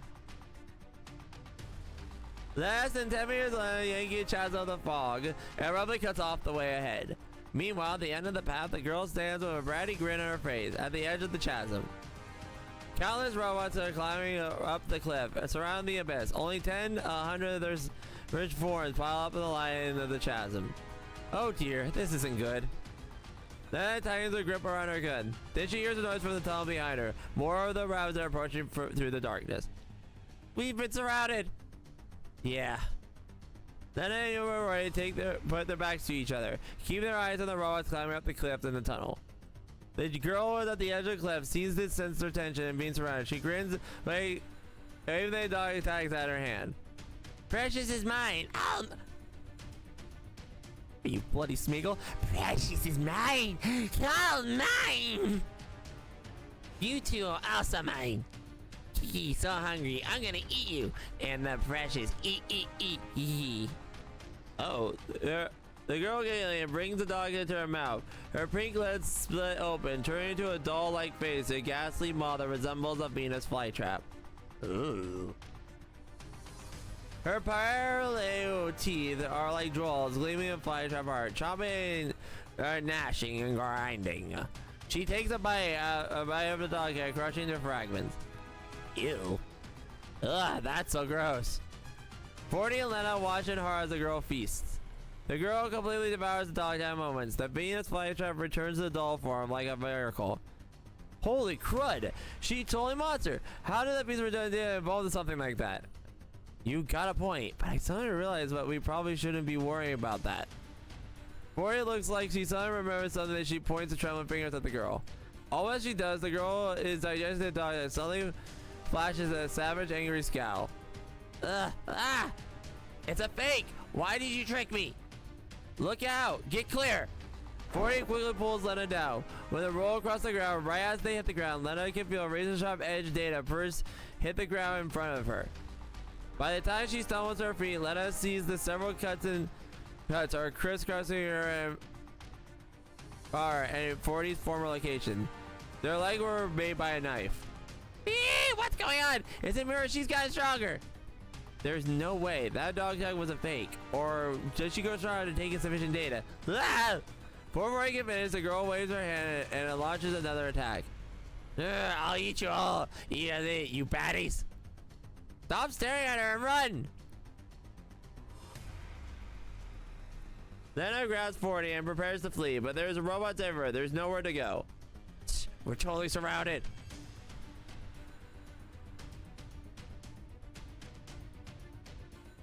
What should we do? Should we try to force our way through? Teehee, there's no escape. I can smell it, the scent of food. I'm gonna eat you up in one gulp. Nom nom nom nom. The girl sees to have realized how helpless they are and begins to acting more and more aggressively. Lena hands tighten around her gun as she stares the jubilant girl down. Then she surveys surroundings. Suddenly, 40 speaks up behind her. Lena, I think I have an idea. Huh? Looks over here. 40 runs into the tunnel. There's a bumper car among the robots. It looks like it's been abandoned there. Oh, here we go. I can get the car to move. Can you help me get rid of the enemies in the way? Then it seems immediately I understand 40's plan and nods. All right then, do it now. As she says that, 40 breaks the sprint and bumper car. Then opens front at the same time, dispersing the robots in her way. The bullets clear the small path the robot hand. 40 jumps on and lands inside the car. Immediately after that, the headlights of the life in the darkness. The car traces the serpentine down as Schwartz past Lena's side. Several robots are set flying as others pin against the front of the bumper car. One by one, they densely packed crowd towards the edge of the cliff. The bumper car pushes the robots along the cliff. The robots instinctively surrounded it and pile up. 40, look out! Opens fire the bumper car, trying to stop the evolving robots. However, 40 doesn't seem to be bothered by the presence. She hits the gas and drives the horde further towards the cliff edge. Pushing by the bumper car, the throwing robots topples like dominoes, falling off the cliff one after another. Even the girl is commanding them, visibly panics and tries to avoid 40 by going off the cliff's edge. See! Amidst the shriek of brakes, the bumper car finally halts on the cliff's edge. And 40 jumps off. 40! Right. Try to do something here. There it is. Then it rushes forward, spraying fire. 40 executes a tactical roll. Rolls out the horde, tossing out the grenades to break into a sprint. Dang, she's skilled. I wonder if this is Leva's battle data or her own battle data. Kaboom! The light red vehicle explodes, a fireball. The shockwave vehicle sends countless flying robots. Some of them are hanging in bumper cars, others are standing on the edge of the cliff. Bucko tumbling into the abyss. Abyss of the from the blast. The enemy formation has been destroyed in a blink of an eye. The girl stands on the cliff edge. A feral scowl blanks her on her face, and she glares at Lena and 40. She gives 40 a very meaningful look. Ah! Ah! I hate you, I hate you, I hate you, I hate you, I hate family. Hey outsiders, hey all of you. I'll be back to eat you too. Saying so the girl turns and leaves. Wait! Then it runs after her, but before she can reach the edge, the girl has already vanished without a trace, leaving only the pathless void behind. She got away again. Well, at least we managed to escape. Plus, we got rid of a big pile of robots, too. Did we really get rid of them? Where does the abyss lead to? Then it looks down into the infinite darkness. 40 stands on the sideline and gazes abyss with her. My guess is that it's the cliff like the fissure we encountered along the way. The whole form and instability of the neural cloud. Perhaps it's her level 3 down there. Maybe it's the data recycling center, or maybe it's an unknown ties to the level of neural space. The only one we can know for sure is if we dive in. In other words, we have no other way of knowing what the girl fled to, right? Yep, and just jumping down there would be too rash. What if there's an ambush waiting for us? But trust me, Lena, this is a temporary retreat. We'll have another chance at this. 40 pats Lena's shoulder. Lena doesn't say anything, just lowers her head and gently caresses the entire ribbon. Hey. Feeling down? Even 40 reaches out her finger and points at Lena's cheek. However, Lena continues to frown. Oh, come on, don't be sad. 40 senses Lena's direction. She moves again and consoles Lena. Say, I think I know how to undo the decryption on the dog tag. And it's all thanks to you, Lena. I suddenly have an idea just now. Really? Then her hand suddenly freezes up. She tightens her grip on the ribbon and slowly lifts her head like a 40. You just thought of it? You know how to break the encryption? Yuri nods and brightly smiles across her face. Yep, give it to me and I'll decrypt it. Who knows what secret saving Lena might be in there? That the secret to saving Lena is in the dog tag? Lena suddenly stiffens up. Scenes playing out her neuroclad, telling her that how strange all this is.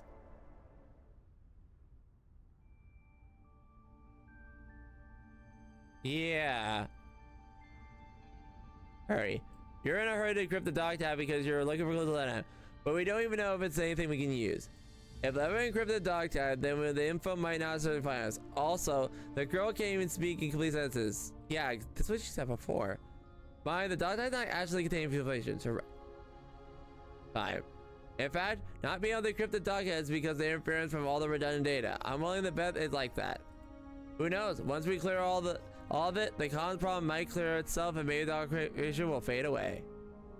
After thinking about all that, Lena suddenly tightens her grip on her hair ribbon she's holding. Like 40 said, the hair ribbon is made out of data. It's a clue that Leva left behind her guiding her. Lena had been repeatedly checking both name tag and the ribbon in order to find out which could help her out. If they really are clues to find Leva, then do they hold a secret of decrypting the dog tag? Lena reflexively feels the piece of metal pocket, upon which another cold object makes contact with her fingers.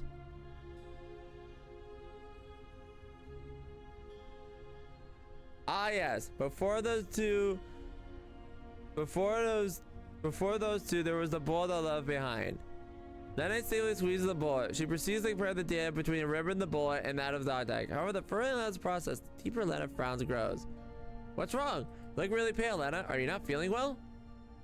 40 tries to touch Lena's forehead, but she suddenly backs off. I can't. 40, I can't give you the dog tag. Lena shakes her head. If Leva truly encrypted the records inside the dog tag, then it must be very precious, and Leva would have cherished it dearly. That's why I'm going to help Leva protect it. That's my duty as her little sister. Huh? What's gotten into you, Lena? Is this some kind of new joke? I don't really get it. I'm asking for it because that's information on it is really important. That's why we can decipher the data ASAP. Are you mad because I kept chasing that girl just now? I so apologize. No, that's not it. Lena shakes her head again and stares at 40. Her expression turns grim. 40, tell me something. If Lena were really being held prisoner by that girl? Huh? Why are you asking that all of a sudden? Of course she is. I saw it myself. But that girl didn't even know how to tell a fake dog tag apart from the real one. So how could she possibly hold Leva prisoner if she isn't at least that smart? But I definitely saw her.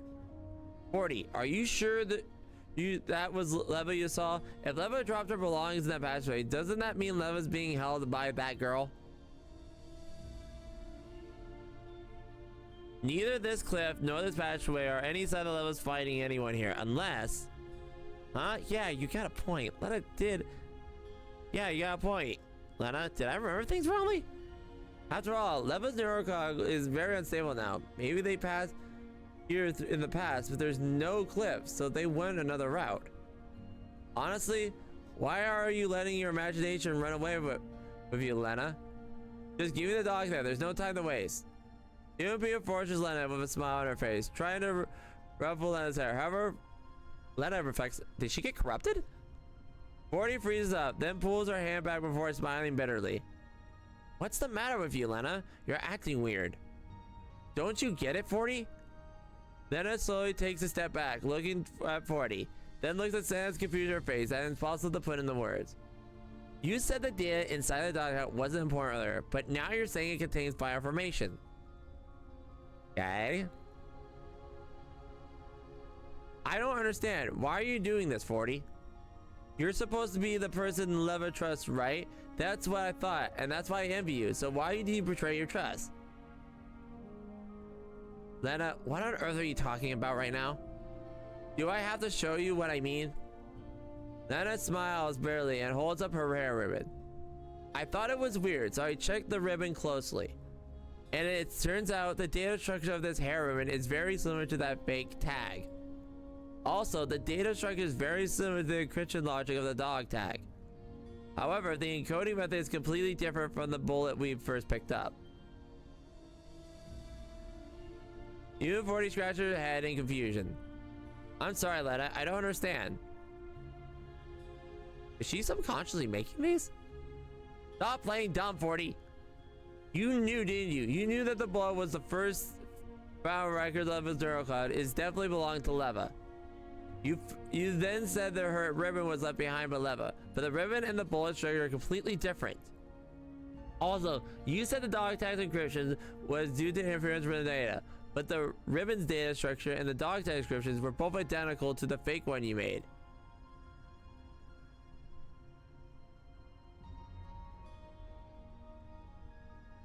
He made all those. Is that really just a coincidence, 40? Lena rubs her frown as she looks at 40, but 40 merely rubs her forehead. Ah, Lena, why are you suspicious of me? Do you expect that I was the one who kidnapped Leva and did everything we encountered on the way here? You're making me out to be one heck of a villain, you know? I might have lived in a neural space all this time, but I'm not that incredible, you know? Isn't it possible that this is just structural anomalies caused by the damage levels neural cloud? Really? I doubt it. Lena slowly clenches her fist. Why were the robots always avoiding you on the way here? The girl seemed familiar with how we fought. She managed to escape us when we flanked her in the tunnel. True. Then, on the cliff, you used the bumper car to knock the robots away, but the girl was knocked farther away from me than before, which led her escaping the end. Also, the area before the tunnel was just pile a row before roar, but then you suddenly discovered a bumper car there. Isn't that very strange? That's because I know Leva's neural cloud well. Is it? Since you know Leva's neural cloud so well, how did you not know there was a secret tunnel underneath the haunted house? Gotcha! Huh? You were the one who pointed out the haunted house for the ambush, weren't you, 40? Yet you didn't know there was a tunnel in there? Was that really accident, or were you keeping it hidden? And it is a coincidence that every single action we took was suggested by you. Ah, this is making less and less sense the more I hear it. 40 rubs her forehead in frustration again. It was my fault for not noticing the tunnel. I'm really sorry about that. But if you don't trust me, sure you can trust Felicia's diamond, right? Felicia approved our plan clearing the redundant data and data sources. Lisa. Yep. Although our comms haven't been too stable, No, you're not trustworthy precisely because of the comm outage. Lena raises her communicator she's holding. My communication with Priscilla only started malfunctioning after I met you, 40. And even after we made contact, at least, you were the one steering the conversation. Every time any information which might be bad for you revealed, the transmission would be cut off. Actually, there's one more thing. 40, do you feel anything affected by the redundant data? Huh? Me? He's getting corrupted.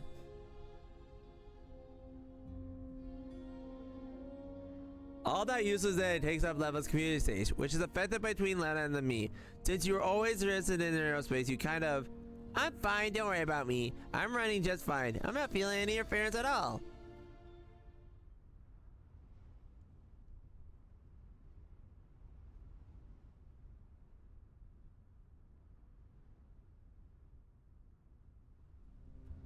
Back then, she was asking if you were being affected by the redundant data, wasn't she? But you changed the subject. What were you trying to hide? I wasn't trying to hide anything. I just wanted to give my reassurance to her quickly. Really? Just what is this important information hidden in this dog tag anyway? After I got the dog tag, comms were still cut off and the fog dispersed. I didn't have a chance to ask Priscilla about the truth, and Priscilla didn't want a chance to reveal any information. That would have been disadvantageous to you. There we go. Gotcha. After I got the dog tag, comms were still cut off, even after the fog dispersed. Didn't have a chance to ask her about the truth, and she didn't have a chance to reveal information. That would be disadvantage to you. I'm right, aren't I? I noticed a while ago, but you were really paying too much attention to the dog tag. The first time we found it, I just wanted to pick it up, but you then dragged me off to look for Ferris wheel and the sea. By the time I realized that you already picked it up and handed it to me. That's when you encrypted it, wasn't it? After that, you interrupted me every time I wanted to study the dog tag because you were afraid I discovered that there was something wrong with it. Bingo.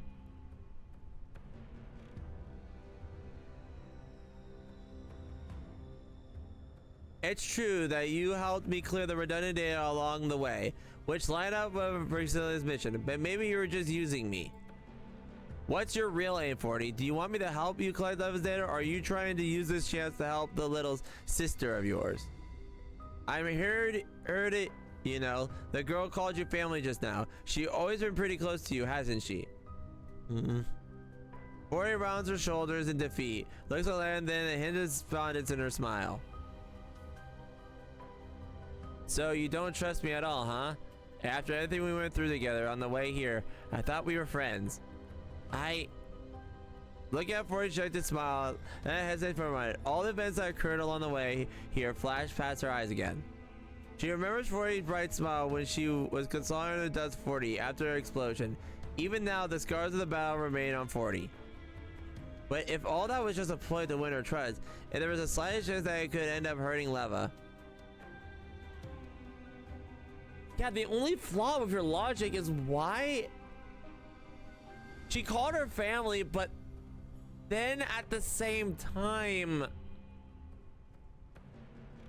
she said, I'm gonna eat you all up. So why would, And at the time, there's also that big red flag of the girl there. Because the girl literally scared her half to Benji. Why would she be scared of her? This doesn't make any sense. I'm sorry, 40. Lena looks at 40 with an eye and her gaze are firm. I feel very, very bad about having doubt you like this, but for Leva's sake, I cannot trust you. 40 suddenly smiles as though she can sense Lena's determination. She looks back at Lena, gently shaking her head. I just knew this would happen. Hee, well done, Lena. I can't believe you saw through me so soon. I guess that's as far as me and the charade goes. However, I've already finished my preparations. As sudden gentle wind blows to the cliffside. 40 grins wickedly and then she claps her hands. The moment her hands come together, the Goliath hidden in the edge cliff explodes. A chain explosion thunders through, or then ultimately sends her flying. Ugh! Then it hits the ground and rolls several times across the ground and takes all her strength to keep herself from falling off the side of the cliff.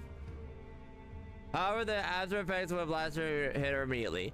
The world spins, making Lena unable to think. Although she tries hard to open her eyes, she can't hear everything clearly. Ugh. I'm sorry, did that hurt? After all, that tag was specifically designed to target your neurocloud data, unlike those machines. I managed to gain a complete understanding of your data thanks to our time together, Lena. Why are you doing this? Lena senses someone approaching her with light footsteps through the dust and smoke of everything. A shadow appears down a mobile body, then it bends down a glittering object from her pocket. I'll be taking Leva's beloved dog tag then. No, give it back. Lena tries her best to grab her, but 40 effortlessly runs glass. Nope, this is mine now. Why? Lena orders for words, make 40 moments. Looking down at Lena, she smiles thinly. Do you really want to know, Lena? Alright then, I'll satisfy your curiosity. The figure tosses the dog tag in the air, then a flashlight and mutter of records fly out clearly before Lena's eyes.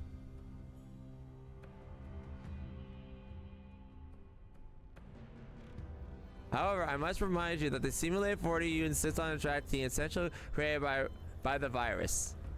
While the simulated persona has shown no signs of trying to take over your host, it's based on 40's personality. No one can guarantee it won't in the future. Are you sure you won't be a keeper? It took over. It's not the real 40, you know. I know, but the real 40, but I want to keep it anyway. Actually, the secondary processing core you want doesn't need to have sim. You can simply delete the persona. That's the virus, but it won't be, but also supply mates going forward. Also, if you keep it, you'll have to face the risk of the virus outbreak someday. What if I really thought this through? I know what I'm doing. This is the last thing 40 left me. If it means having to live with a virus, I don't want to give up on it. How did it right? Alright then, I'll do what you said. Nods and looks at high speed. 45 falls silent the moment she suddenly speaks. Can you keep this a secret from the others? It's not often you ask me for this favor. Don't worry, I'll keep it a secret. Ugh. Then I feel dizzy after seeing all that. How could this happen? Wasn't virus? Even if 40 was the simulated persona created by the virus, why? It's been a long time since Operation Butterfly. since Ferrari joined Griffin, and since everyone joined the virus as a threat. So why now? Oh, what will I do with you? Don't you get it? Forty looks at the doll at her feet. She shakes her hand in resignation and snaps her fingers. In the next moment, the long silent screen vibrates. Priscilla's worried voice echoes to the slide in. Lena! Lena, are you there? Come in, Lena! I'm picking up the abnormal data fluctuation in Leva's neurocloud. Well, I don't know why it seems like the rewrite subroutines of Prior's was activated by accident. Also, I finished my data analysis. I recognize the young one's data. She's a brand new virtual persona granted by the virus, just like the stimulated 40. Lena, the virus is distinctly consuming and overriding its host programming. You need to get away from the stimulated 40 ASAP. Got it, Lena? Another finger snap suddenly cuts off her words. 40 smiles, then bends down and flicks her head. Do you get it now, Lena? There's no reason why I did. Oh, I know all this. It's because this mismatches an instinct as a creation of the virus. That girl and I used to be the same. We're both young ones of the virus, just as effective in the neuroclouds, related to 40 over time. I forgot my instincts. But thanks to that attack from the mysterious doll, Leva's neurocloud was damaged and I finally remembered everything. I need to thank you, Lena. Thanks to you, I can rejoin my real sister and gather redundant data in Leva's neurocloud. Oh yes, you even delivered us the precious little keepsake. This is the one here rewriting your own cloud. With it, we'll be able to truly seize control of Leva. You, how could you do this? Are you mad? It's Leva's fault for being a sentimental dork. When she insisted on freeing me from level 3 instead of returning 40 persona, she would expect me. She should have expected this to happen, no? Still, it doesn't matter anymore. The sleeping virus was awakened both my new sister and I have sealed Leva and the Rose Cloud away. Soon our old clouds will light and will complete and Leva will no longer exist. That's impossible. I won't. Lena struggles to grab 40. However, her body feels so heavy she can't rise. You worked really hard, Leva. Thank Lena. Still, this is the end of your pointless efforts. 40 walks over the edge of the Look at the edge and pointing abyss below. She smiles. You know, I've always been curious about just where the bottom of this chasm leads. And so I've decided to make it your new home, Lena. Don't worry. I'll tell Leva that you threw...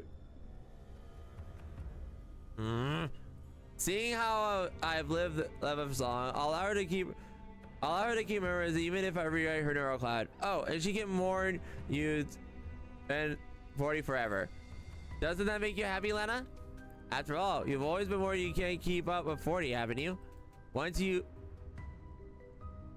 Therefore, goodbye, Lena. Remember to thank me. Ugh. 40 doesn't give Lena a chance to be. She claps her hands once again. The crack sound of a coming deafening explosion from behind the cliff. Then it feels her body tremble and growing waves beneath her. The cliff is collapsing, the rocks are tilting dust in the air. Amidst the thunder's blast, 40 takes the dog tag, pivots lightly on her head while it leaves. Then on the other side falls alone in the infinite darkness.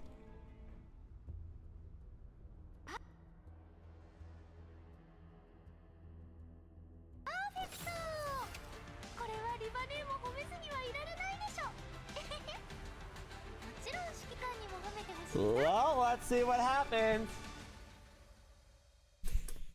Let's go. Continue. Oh my gosh.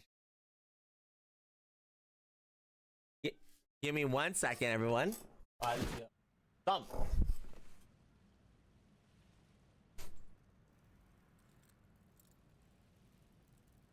There we go. After failing through the darkness of the one who's long, Lena finally hits the ground. Oof. The hard impact she expected never comes. On the contrary, she definitely evolves the warm current. Lena pokes her head through the warm wave. A certain expanse spreads before her. Golden sunlight rays down from above. The speaking wave is so brilliant, Lena has trouble opening her eyes. Is this level 3? This can't be right. Lena stares in the distance from she's floating on the water's surface.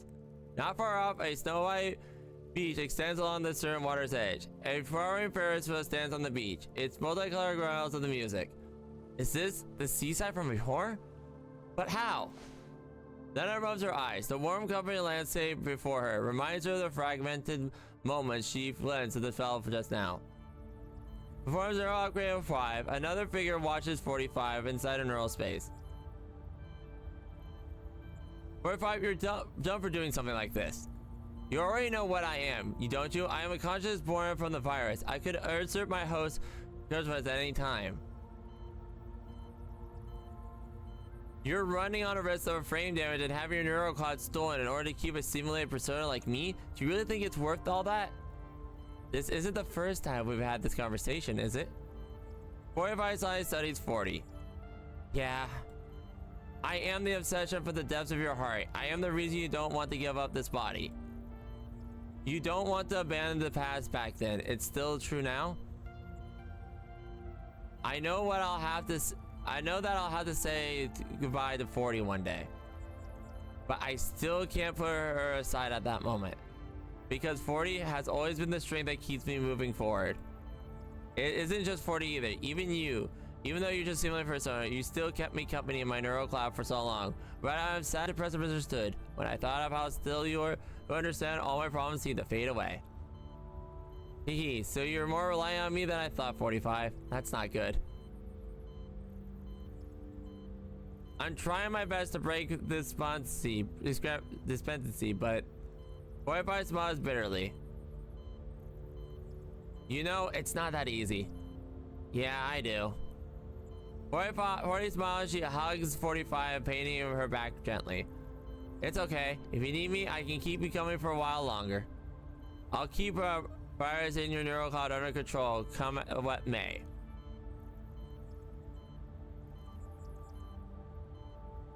I wonder if, since she's being affected by the virus, if the little girl gets purged, will she go back to this? We'll see. So just relax and leave it to me, 45. As long as I'm around, you'll never be alone and you'll never be hurt. Do you get it now, Lena? Okay. Yeah, wait, that's right. Are you mad? Happened, no?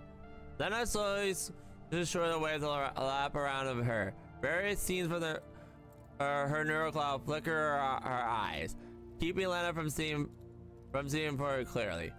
Which one of these is the real 40? Right. Didn't you say you were gonna keep virus in check? Why did you go do that to Leva?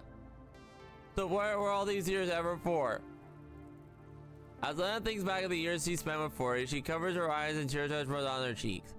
Even though they've been fighting side by side just now, even though they've each had Leva's neural cloud many times, but now all these moments are shattered like waves of the crashing shore. Ooh, oh! The silent sound of coming interrupts her tears. Lena, do you read me? The Paracia. Finally. Paracia. 40 trick Leva. She and the girl are ganged up to seal off Leva's double team me. What should I do? She took Leva's dog tag too. Lena sobbed as she explains to Paracia. After hearing him say it, she sighs quietly. I'm sorry, Lena. The development of the virus in Leva's neural cloud and the change for it were beyond my expectations. It's all my fault. Does that mean Leva's gonna have to be rewritten now? What should I do? On the other side of the transmission, Paracia goes silent for a while. Then she quietly speaks.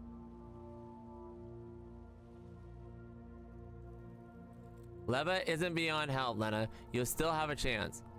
I still have a chance? Of course. I've told you before, the most effective way to deal with Leva's neural cloud issue is to reset her OGS system and eliminate 40's data. Earlier, I ruled out that idea because I thought Leva wouldn't agree to delete 40, and 40 didn't pose a direct threat to her anyway. However, now that 40 has been infected by the virus, it would be better if Leva just delete her data. But... Lena reflexively interrupts Paracia. What, are you still worried that Leva won't agree? Yeah, Leva doesn't know what happened to 40, so if we just delete the data and have 40 forget 40, won't we be doing the same thing as that weird doll? It's been so many years, but Leva refused to give up on 40. Even if we delete 40 from Leva's good, we have to at least tell Leva the reason for it. And besides, for some reason, Lena remembers the sparkling sunlight sea before her. The nameless warmth of 40's brilliant smile made Lena approach her answer. I want to ask 40 why she betrayed Leva. I don't believe she betrayed a friend in so many years just because of a virus. I need to find her and figure all out. Even if the answer is a cruel one, I need to tell it to Leva. There's got to be another way, right, Professor? Or do I still have a chance of finding 40 now? I know it might be hard, but since I promised to protect Leva's cherished, I can't keep it up now. Professor feels Lena's determination and nods. Indeed, there is another way. According to what you said, 40 threw you a cliff. Through you. However, you didn't end up on space, but landed in the sea instead. Is that right? Yes. I don't know why though. The aerospace instability was messed up. Could the aerospace instability messed up 40's plans? Perhaps Ford really did want to defeat you, but you escaped by some sort of luck. In that case, you should have a chance to find them. She fingers fly over the keyboard and she says this. After this, your carrier begins to glow. Huh? What's this? There's another button on it. Curious, Lena pushes the glowing button. A laser beam shoots forward, hanging in the air, pointing towards a certain direction. I upgraded it for you. This progress now can attract 40's Neural Cloud. When you push the button, the beam will point to a direction. That way you'll be able to find her. Oh yes, one more thing. A rare light suddenly sweeps over Lena's body. I fixed up the data that got damaged during your previous battles.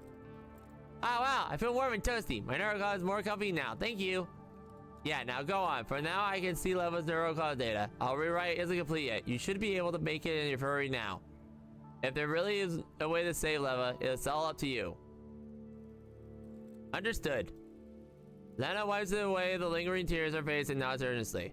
Relax and leave it to me. I will never ever allow Leva to be ridden.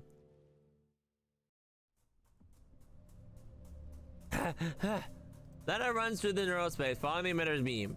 However, the landscape's more beams further she flies, as though Lena's neurospace has been degraded by the fluctuating radon and data. Finally, Lena finds herself in a patch of open wilderness, only the lonely little cabin. Is this it? The beam's pointing the way, and there's nowhere else around here. Lena runs towards the cabin. However, as she reaches it, Lena sees herself reflected on the cabin outside wall. Ugh! It's like a mirror, kind of scary.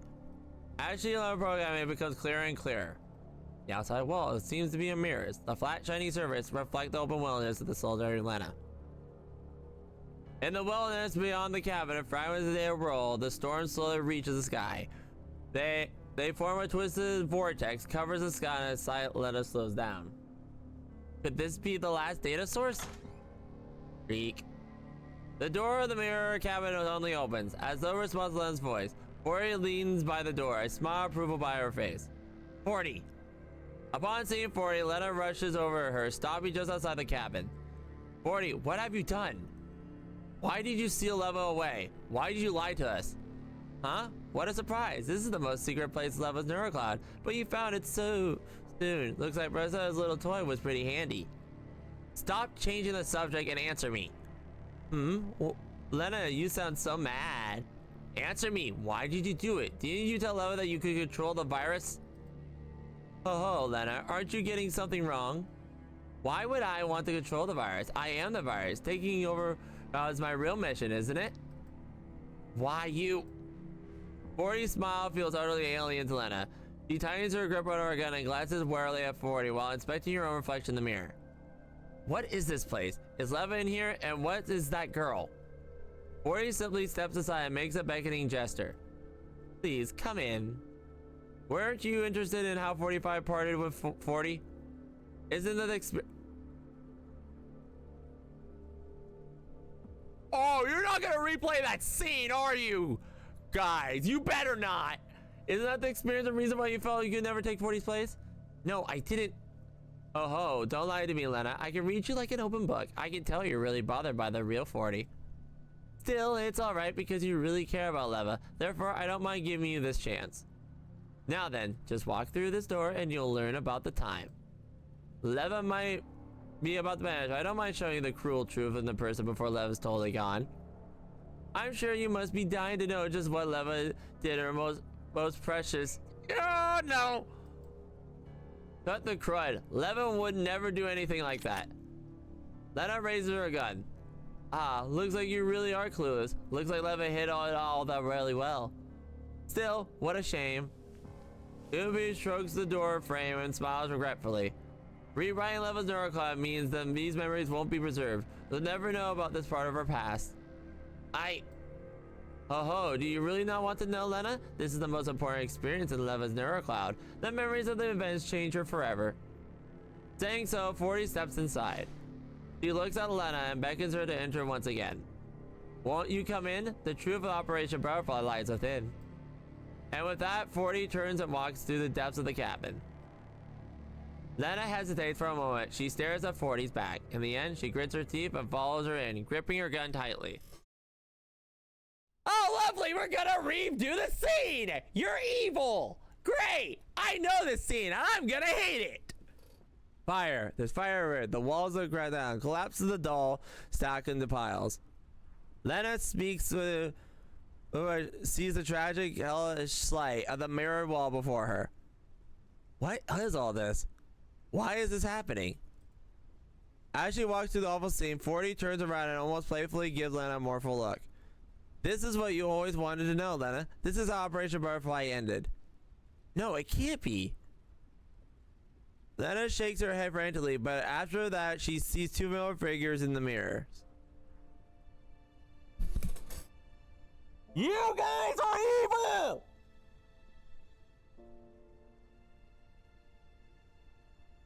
Oh, this is evil! Nah! No, you can't just do that!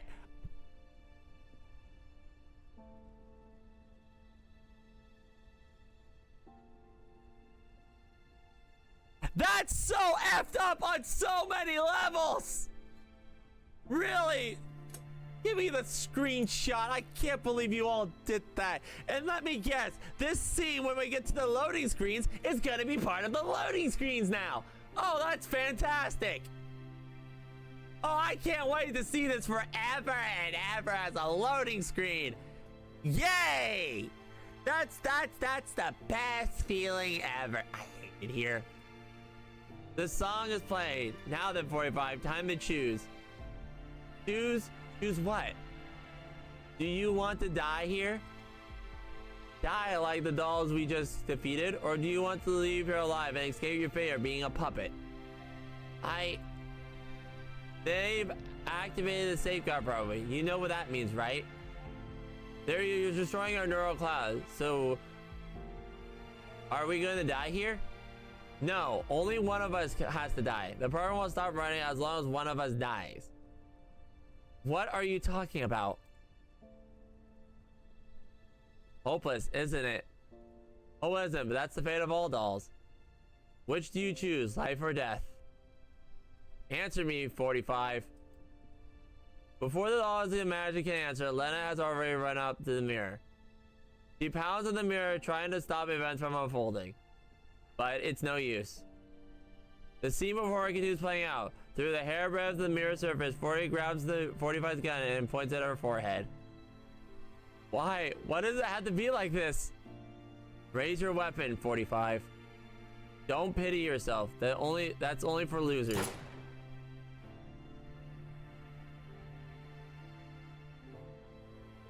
Yo! Fudge! That is evil on so many levels. Okay, just redo the whole scene. Lena throws herself in the mirror with a wail. However, 40 has already collapsed with a bullet in her head.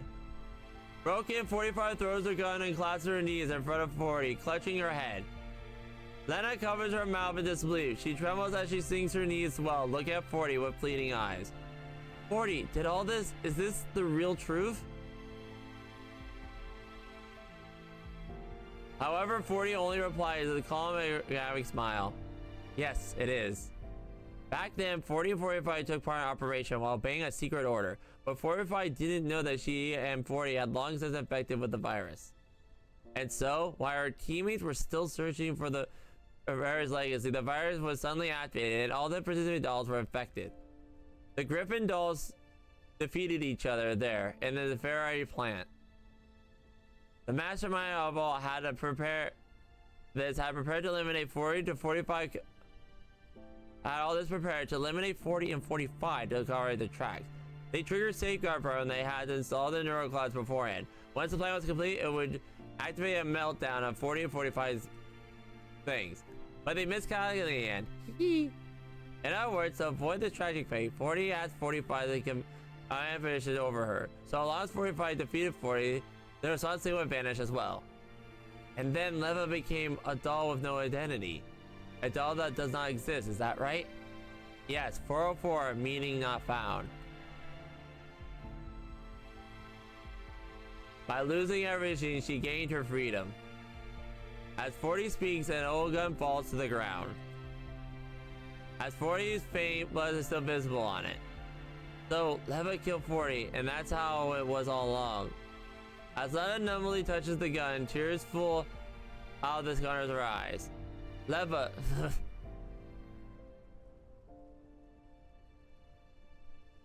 So that was really what happened. That was what really happened. In order to survive the fated tragedy, 45 was forced to defeat 40. Lena squeezes her eyes tightly shut, but the tears won't stop. She understands everything now. She knows why Leva cherished 40 so dearly, why Leva refused to change her frame. No matter what a timid and weak doll was reborn as a crafty vixen. 40 gave her life for Leva. It's only natural that nobody could take 40's place in her heart.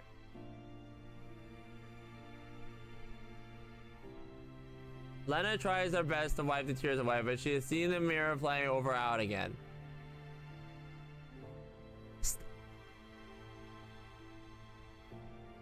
Stop showing me this! Lena grabs 40's hand and she weeps. I get it all now, so stop replaying it, please. I beg you, 40. I'm sorry, Lena, but I can't. 40 reaches down and pats Lena on the head and apologizes away. That's because I'm not the one showing you anything.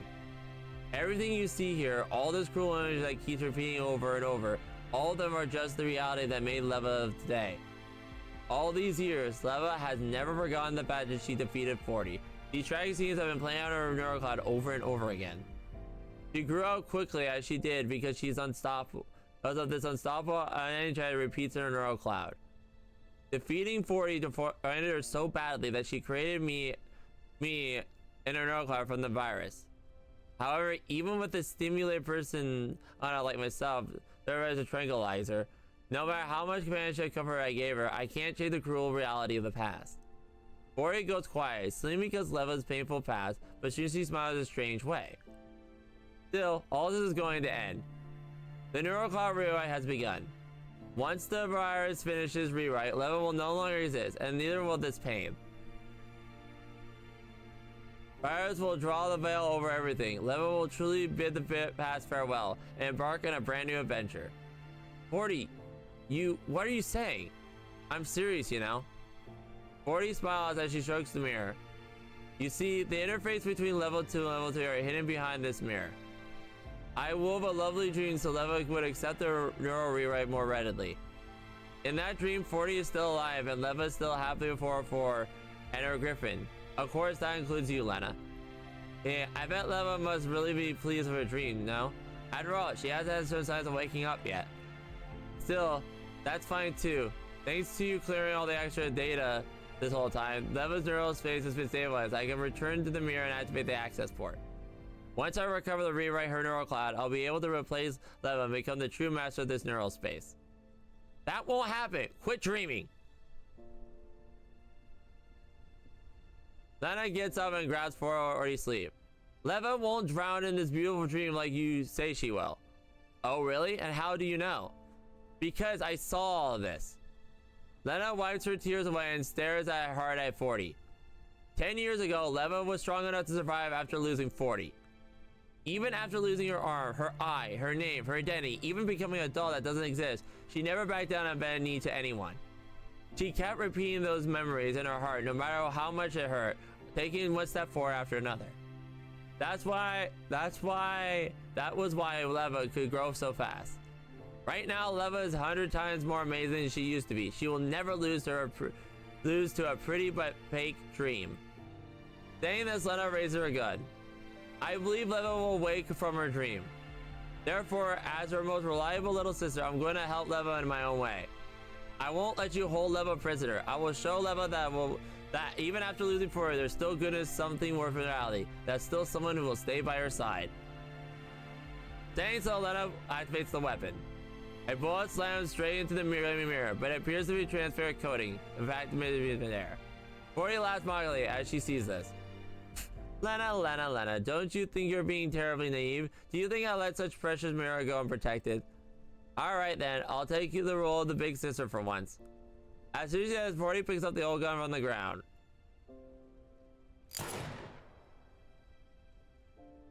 Lena's feet. Lena swings off as she watches Lena scurry away. You think you can save Lena too? Like that? You're too naive. I'll teach you what it really means to fight on Leva's behalf.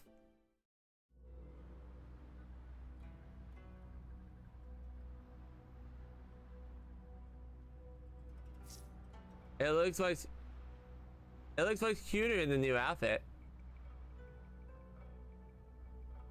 Oh, wait, what?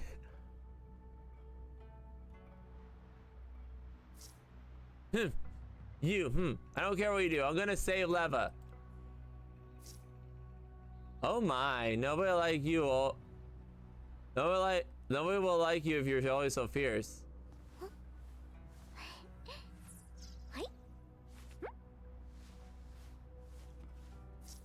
Time to give your real lesson, Lena.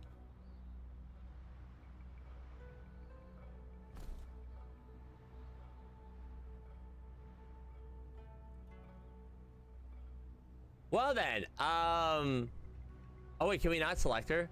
Are you actually not gonna let me select her? Oh, that's rude, because I was gonna use her. I don't think I can select her, can I?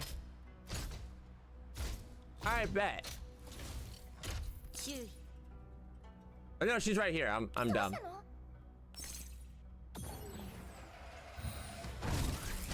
Yeah, that's not gonna happen, girl. Go ahead. Hey, 40. See your clone. Bye-bye.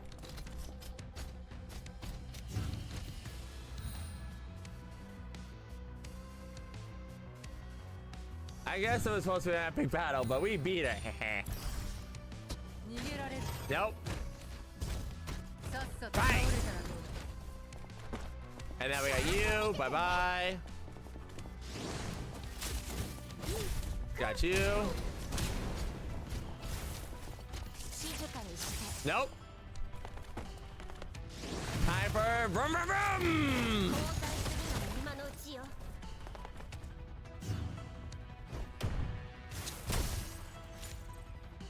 That works.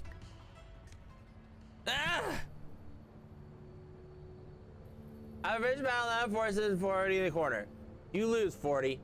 Huh, I guess I took you too lightly. I can't believe she raised such an amazing little sister. Looks like Leva was one heck of a big sister. As she takes 40's unwillingness to accept her laws, Lena shakes her head slightly. I still don't get it, 40. Why do you do all this? Leva never treated you badly. She brought you up on her base layer there and asked for Sith to grant you all kinds of permission and authorizations. But now you're hurting Leva and even trying to steal her neurocloud? It's all this really just because of virus commands? You were born to protect Leva in the first place. Oh-ho.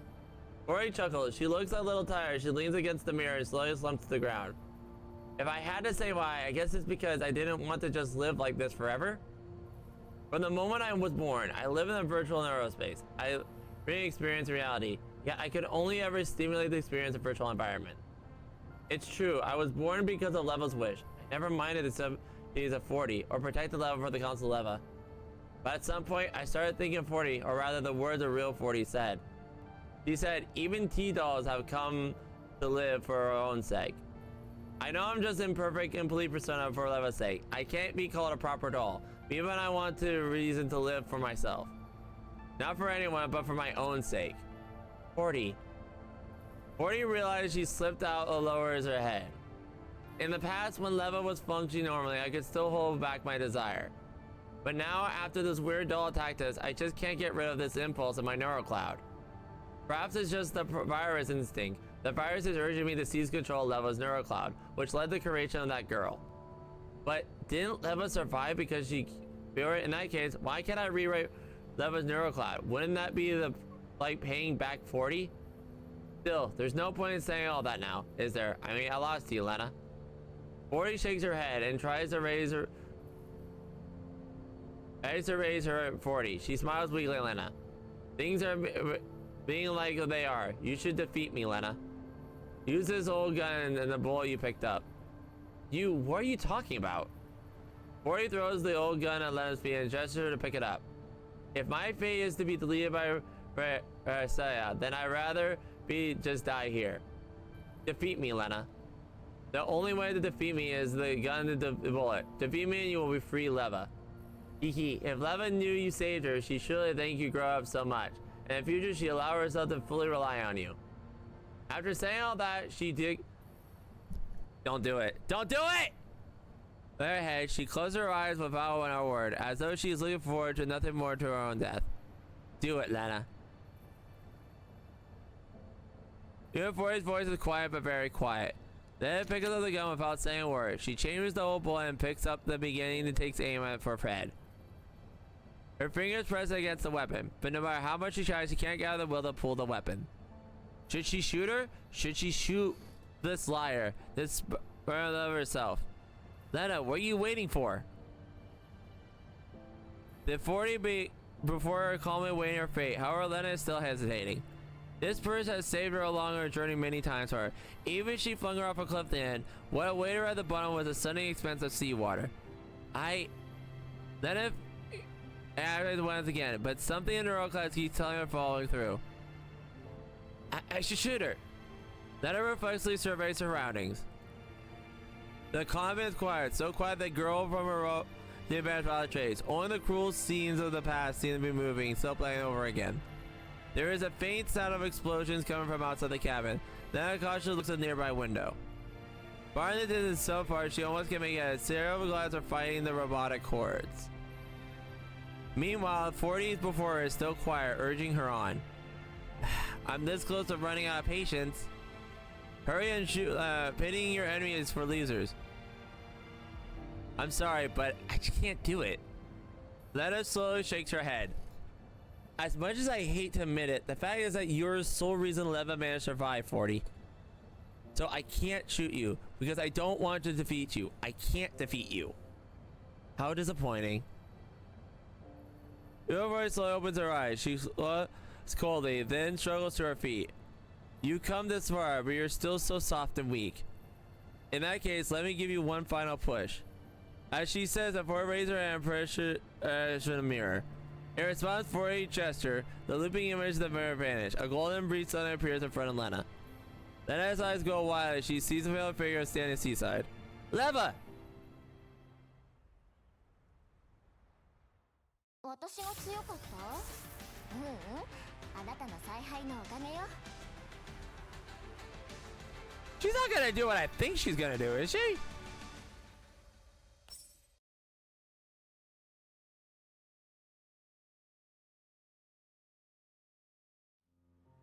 The golden sound of her sea slow die. 40 looks at the distant sea or lingering south sea. Ah, I'm so happy today.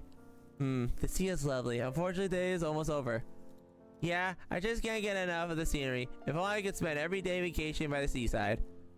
Oh, that right. I have a gift for you, 45. I'll get you my luggage and just wait for me here. Alright. 40 cheerfully lives on the even beach. As 40 watches 40 fade in the distance, her smile slowly fades. The waves lap at the sunlit sunset. The waves carry the dog tag to her feet. 45 picks up the letters 40 engraved on it. The tag looks heavily worn and there's several scraps and bullets on it. So that's how it was, huh? 40 takes out another identical dog tag from her pocket. The moment she does, 2, 3, 4 of the waves raise dog tags from the beach. Soon there are piles of dog tags at 45 feet. I already sensed something was off. Hey, Mirage, welcome in. The clandestine memory? Okay, I'll check that out. Thank you for the suggestion. Welcome in. But I left trying to fool myself to treat a sweet dream. But now I can't even lie to myself anymore. I guess something like this happening because of my neural cloud knows all this is fake. Thank you. I was wondering when you were gonna realize it. I can't keep running from this truth anymore.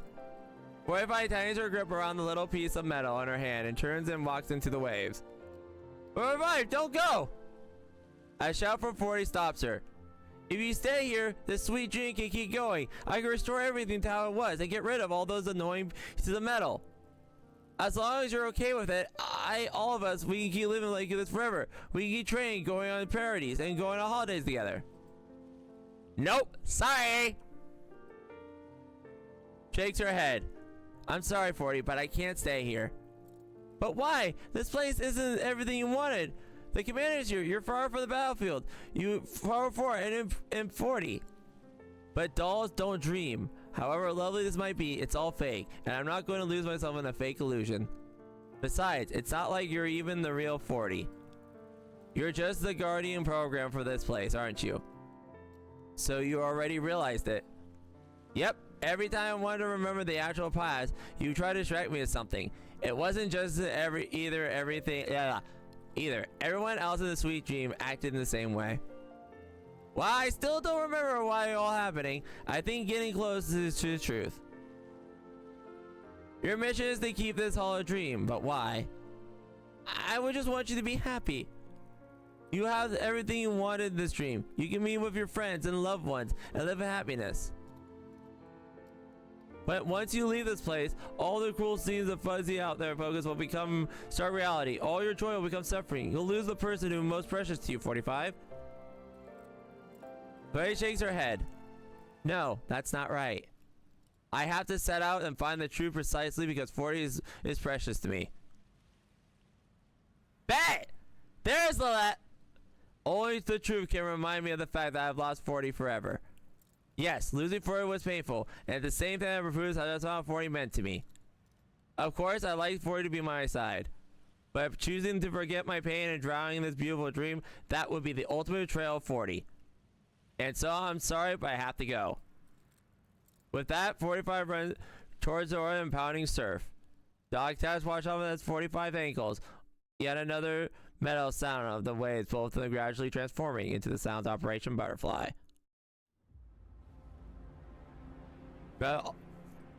Oh, which do you choose, life or death? Answer me, 45. Why does it have to be like this? Okay, raise your weapon. Oh, this is without the data now. Oh, oops. Ah! Well, I missed the screenshot. I can grab it later. The precisely incident flood of memories once before. No, right now her name is Leva. A flames of war ran into sleep for her. The ocean died in a color of blood. As sad as yet revealed spreads Leva's face. 40! I'm sorry, but I just can't forget those memories. So you remember it all then? Yep, I'm back to all these memories. About 40 up in my level 3 a long time ago. While my neurocloud was damaged a while back, this data was destroyed, just rendered unreadable due to system error. I can sense that someone is helping me take care of these errors. The amount of continuous space in my neurocloud is growing my records, the past clearing up. Judging by this style of data warfare, it must be Lena, isn't it? No, that's not it. It's not just Lena. The localization record is extremely well hidden, and only Florida would know about them. Well, I managed to piece all this scattered data together, thanks to them cleaning out these things up. So, sorry 40, but it's time for the dream to end. Leva's my apology and gently hugs 40. Alright then, if that's what your decision, Leva.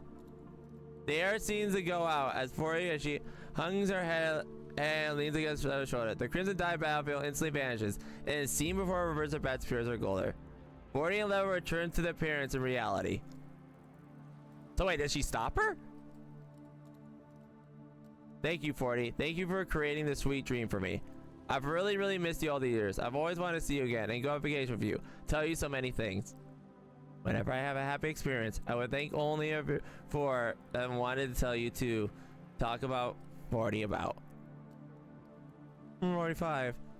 And so, at the start of the dream, I really was happy because I was able to see you again. Even when I sensed something like this, I didn't question too much because I was terrified of what if I questioned my happiness too deeply, it would disappear.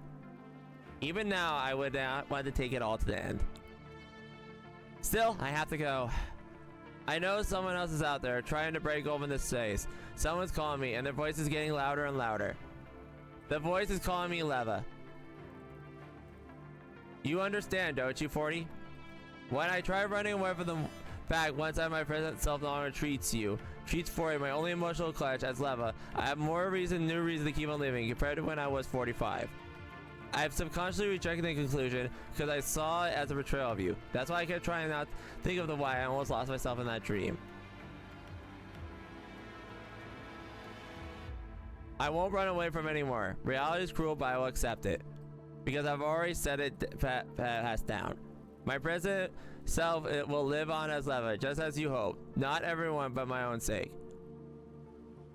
I understand. The piles of attack tags on beach vanish at some point. 40 smiles and looks of relief. I might just be a guardian program, but my data was derived from 40 after all. I understand why 40 made this sweet dream. 40's tried to steal you away in the beautiful past. It must protect your own account from erosion outside world. And it also keeps you from interfering with it. She also wanted to use this dream to see if you were brave enough to bid this past farewell. And now, I have your answer. Oh, this is quite unexpected. It turns out the present 45 is stronger than the 40 is now. Looks like the girl who always cowering behind 40 is finally grown up. Ah! She rather rubs her cheeks. Unable to hold herself back and Leva sinks into the neck and sobs quietly into it. 40. As Leva sniffles, ripples begin through the neural space. The sky sea above as waves through the growing tents. Soon as the old gun comes in view in between the waves. Looks like the seal is about to be broken. Come on, strike me down. Huh? 40 picks up the old gun and places on Leva's head. I am still the guardian program in this space after all. My duty is to keep from leaving. I can't run from that either. So, if you want to leave this place and what's going on and see what's going on with 40 outside, you have to take strike me down. Oh, that's lovely. So you get to reenact your trauma. Oh, that's what a lovely thing to do. Aren't you just lovely? All right, let me just throw in Motorbike Girl again. That's just lovely. But yeah. Bang, bang. Yeah, you're done. All right, and just let the auto kick in since we don't need to do tactical stuff for this. So wait, is she gonna be able to? That's interesting. I wonder.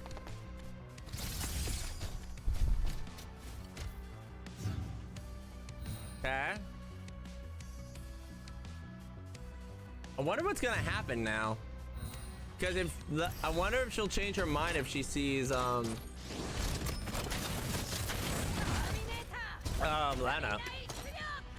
Or Lana. Too many names of L's. I mean, I guess it would make sense because I think this is just a dull origin for her, but we'll see. And bye. And one more.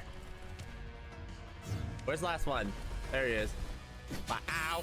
Really? Okay, that was not needed.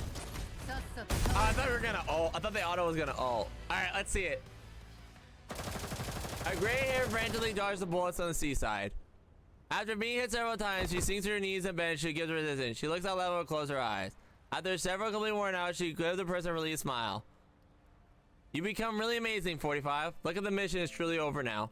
Meanwhile, Leva is focused on her face as she slowly looks towards UMP 40. 40. After saying goodbye to you, I swore I'd become strong and keep moving forward. I won't let anyone in our way until I keep my promise. I'll never forget 40, but I'm different now, and I was back then.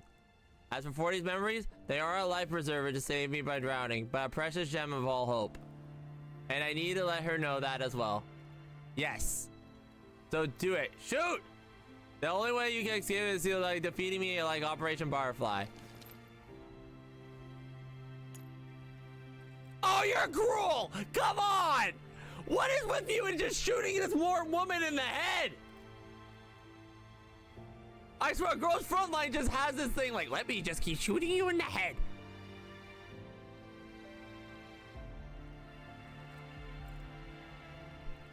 As she says, 40 suddenly grabs the muzzle gun and points at her head. Leva. Leva reflexively tightens her grip on the gun. 40 laughs merrily, as though she's sensing Leva's hesitation. Guardian go on, there's nothing to be said. Yeah, I saw that. Yeah, I saw that from the one. Yeah, because I'm very familiar with what's going on here. Yeah, it's literally the same framing too, except for the weird smile. Except for the weird smile, though. It's like, that's the only difference here, because the other one wasn't a smile. It was more like red eyes and stuff. But yeah, same framing. I'm just a guardian program. It's not like the real 4 is still persona created. So shoot me. Shoot me. It won't harm anyone. Leva. Leva falls silent. Her fingers in contact with the weapon, but at a neuroclass process and lightning speed. Does she really need to defeat 40 in front of her? Does she have to recreate that? The ground below Leva suddenly shifts. Even the sky sea begins to shudder. Something seems to break amidst the violent shaking. A whole space suddenly appears in the coastline. Someone jumps through it, running towards Leva. Leva, don't do it!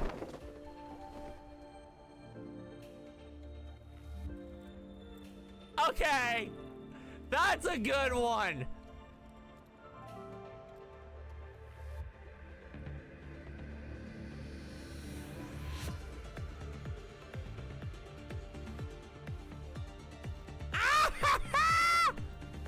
Lena almost trips over her own feet as she reaches Leva and pushes the gun down. Don't defeat 40. I saw everything on the way here. I saw your past, everything you 40 went through. I saw it. Both of you were good, both of the good and bad. There's got to be another way to break the seal. Don't choose to take everything on yourself again. I don't want you to have to go through this back then. After a brief silence, Leva shakes her head helplessly before wiping the tears of Lena's face. Then she stuffs the gun into Lena's hand. Say, why don't you take the mag out and look at it? Huh? She stares down for a moment later she moves the magazine. Ha! It's empty! She didn't even load the gun! But why? It should be full. Yeah, well it was. Wait. Right, because they fought before. Leva chuckles as she looks at the stun layout photos at 40. But you see, I ran out of bullets after we fought. This reminds me, this is gonna make me sound really old, but this reminds me of that meme. Did I shoot 5 shots or did I shoot 6 shots? Well, do you feel lucky at 40? Do you feel lucky? I'm sorry, I just thought of that. Even though it's not related to this, it just made me think of that. And just so know, I thought things through carefully. Smiles and taps the barrel of the gun. The dazed and confused 45 are now, and now the grown-up Leva. I'm not going to meekly accept my fate and defeat 40 again, like I did back then. Now I'm going to make my own choices. I never wanted to defeat you, 40. That had nothing to do with the fact that you're 40 or because of my past. It's simply because I chose not to. I believe that defeating 40 wasn't the only way of getting out the neural space seal. So I just decided to make the remaining bullets disappear.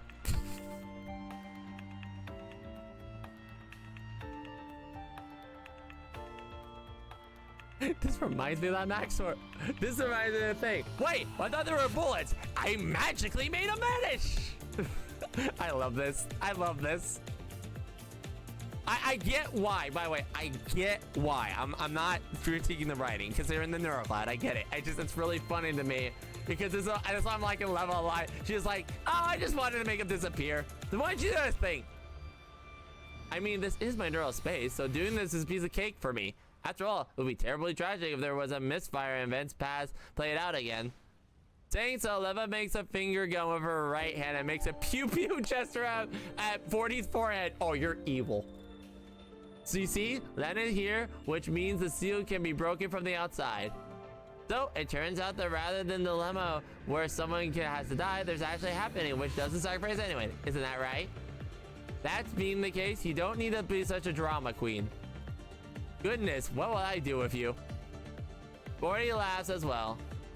It seems that 9, who was always tagging along behind her big stairs, growing up into 45's capable assistant. I guess I can let you leave this place with mine after all. Something invisible seems to have broken the sky. The sunlight seaside beach. Everything before her eyes are shattering and fading away. 40 looks at the two of them and smiles. Wait, what about the other 40? In that case, goodbye, 45. Goodbye, 40. Keep watching me. Watch me and watch how we change. Yep. And if I get into meet again, call me Leva.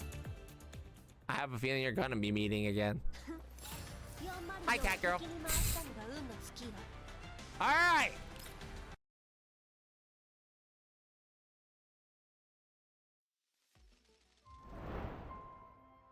Time to fight Venus Flytrap Woman probably after this. I'm guessing. I haven't gotten there yet. Well, let's see. The Biborg Hygiene. Okay. As Leva leaves the mirror and Lena handed her, the mirror cabinet shatters to fragments. What a lovely pair of sisters you are. I can't believe you broke the seal together. I just wanted to poke Lena and have her feel the pain of you defeating 40 again. But unfortunately, there's no point in that now. Haha, I guess I am a failure as a virus after all. For a moment, 40 hangs her head dejection, but then she peeks up again almost immediately. Still, that's fine. That girl from the same source as me is still around, and as long as she keeps evolving, she'll be able to relay levels neural cloud all the same. So you're better to defeat me and reset the data sooner rather than later. Otherwise, there's no telling what that will eat away of your neural cloud. She's not gonna do it. 40, do you really want us to defeat you so badly? Oh please, I'm super dangerous virus that sealed you up completely, bamboozled Lena, and tried to overwrite your neural cloud. Don't either of you have a single iota of self-preservation? You should be resetting me or just defeating me on the spot, no? Should we? I didn't think your seal was particularly dangerous. That sweet dream made for me preventing my neural cloud from being affected by the virus or the red data. In addition, the shutdown caused by the seal you put on me brought the matter to the attention of the outside world. That hard purpose of the virus. I didn't think you had that much trust in me. Looks like Operation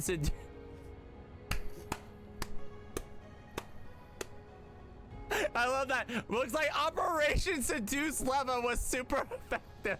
Ah! Unfortunately, I only did that to remove outside distractions to make it easier for you to rewrite your neural cloud. But you didn't even try to rewrite Leva's neural cloud, did you? Yep. Also, you were helping me understand Leva all this while, and you helped me get rid of the redundant data too. Did you forget who pushed you off the cliff? I suppose that happened, but the abyss was at the bottom was a sea. I didn't fall to level 3 or anything. That was just because the neural space was unstable. It's not like I was intentionally spring or anything. You are being sued right now, 40. Stop it. But if you hadn't told me that Leva was sealed, I wouldn't have been able to find Leva and break the seal either. You sisters are stubborn. You're the stubborn one, aren't you, 40? From the moment you sealed me in level 3, you've been playing the part of what you see as a villain. Leva's like, hey, stop cosplaying as the villain. Just because you heard about the one and done solution of Persea, you went off and put on a bad guy act. No, you tried to bait Lena and me into becoming bad guys to facilitate your martyr complex. Yes, it was a really good dream you made. I actually lost myself in it for a bit. In fact, and then I still woke up. I did it so because I knew I needed to fully awaken conscious for both our sake, the past and future. 40, you forgot the most important thing. I'm no longer the person I used to be. If you're sitting there all smug because of the dream you woke, because the plan thought was an ideal solution, then I have to say the ending you wrote for yourself is complete, utter crud. For a moment, it looks like Leva's gone through 40. However, she soon regained her dignified attitude. Leva wants to keep going, but the cabin suddenly shakes. Huh? What's going on? Lena looks outside and she nervously tugs on Leva's arm. This is bad, Leva. Those robots are outside. They're surrounding the cabin. Oh, look, my sister's here to help. Looks like she's preparing to absorb the final data source. I suggest you leave ASAP if you don't want to get eaten up. Leva shakes her head helplessly as she notes the look of relief in 40's face. What about you, 40? Are you really content to let her eat you up? That's my purpose. Why would I not be content with it? Have you forgotten what we talked about in my level 3? You said that you wanted this strength to help me out and be my secret collaborator for me. You also said you were mine alone, that you were 40's irreplaceable persona. You left a really deep impression on me that day and you entered my level 2.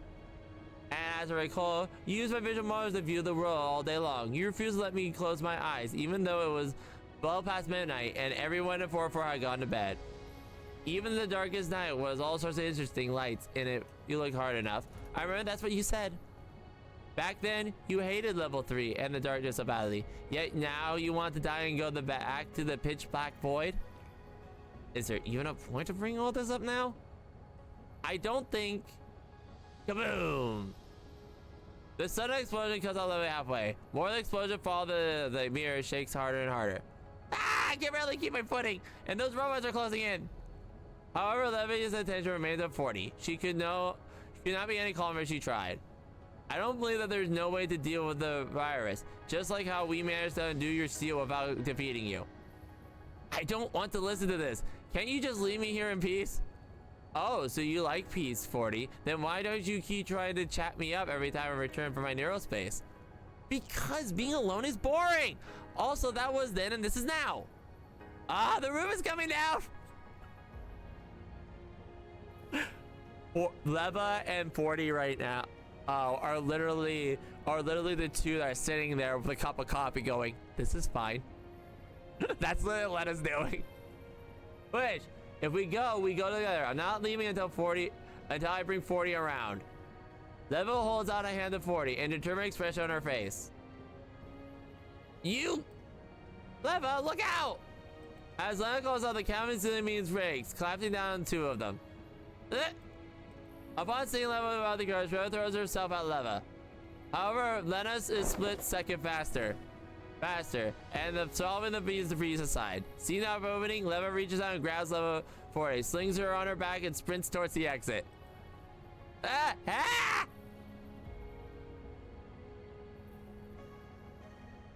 Hehe, I knew you'd protect me, 40, so this time I'll protect you.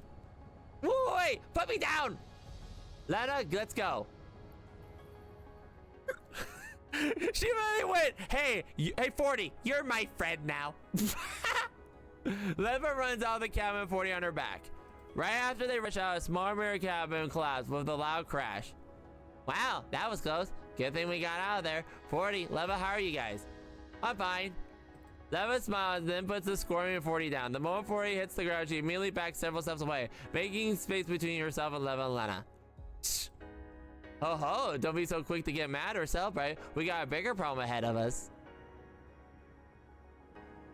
I love how the roles are reversed right now, because if I remember correctly, 40 used to be the one that's all spirity and happy, you know, like basically all coy, and now it's reversed, and now it's Leva basically being the, oh, that's good. Say no, Leva smiles and points at them, and Leva turns around and exclaims in shock. Ah! What the heck is that? A shadow is squirming around the ground, towards not far from where the cabin used to be. Long curled in the flutter of wind, the sharp spikes hems, the dress scorn or gouge out the ground. In the eye, a figure closed the distance of 3 of them. It is then that Lena recognizes the speedy shadow. It is none other than the mysterious girl from before. How grotesque is she gonna look? However, not only has the girl gotten larger, her face is huge. Her golden eyes are filled with madness. And she is glaring at the 3 of them, particularly 40, who is standing off on the side. Okay, so you're not. I've been waiting so long for this, and I'm hungry, so hungry. All of you will be delicious nutrients for me. I'm gonna eat you all up. Nom. The girl giggles as she approaches the trio. Leva, 40, look out! Lena doesn't want the girl to get close before open fire, but the bullets suddenly bounce off her. On the contrary, the girl passes between Lena and Leva like a phantom and appears in front of 40 with a whoosh. Gee, I miss you so much, big sis. 40 scrambles back, but the girl's already in firm grip on her arm. The girl's pale face, filled with longing, splits open a savage smiles in a horrifying way. I caught you. Come play with me, big sis. Become a real part of family. We'll rip them to pieces together. Aurora reflexively tries to struggle free, but the girl is surprisingly strong. She doesn't give 40 a chance to struggle or speak. In an instant, her hair transforms to long veins and tail 40 and drags her off in the distance. 40! Leva moves quickly as she sees 40 being taken. Lena immediately begins shooting at the girl too. However, the girl seems to be prepared for this, and a horde of robots behind her, surrounding Leva and Lena. Ugh, this is bad. She's getting away. Take these bots out first. The vines glowing around her suddenly give way, and 40 hits the ground hard. Ugh! 40 struggles to rise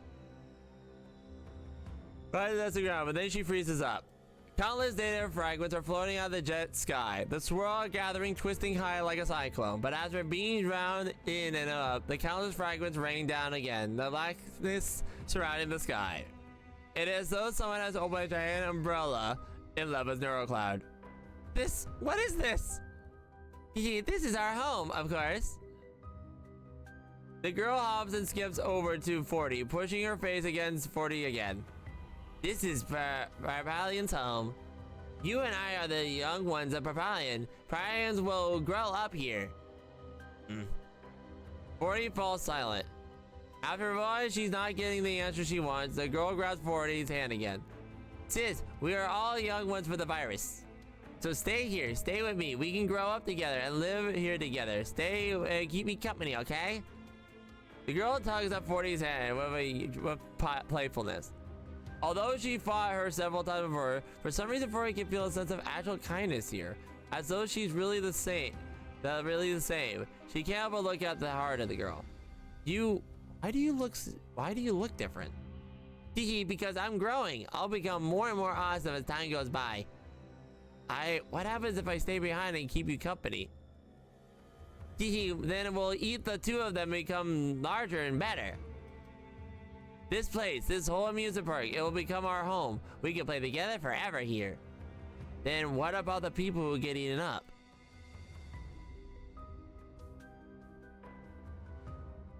Eating them means eating them all out, turning them to bits and pieces. I'm so hungry, Basis. Come on with me. We'll eat the two of them. A hungry and longing look enters the girl's eyes again, as though she's been struck by 40's words. I'm hungry, so hungry. I want to eat them. I want to eat more, so much more. The girl gazes in the distance. Her hair flusters in the constant wind, and her canines reveal themselves.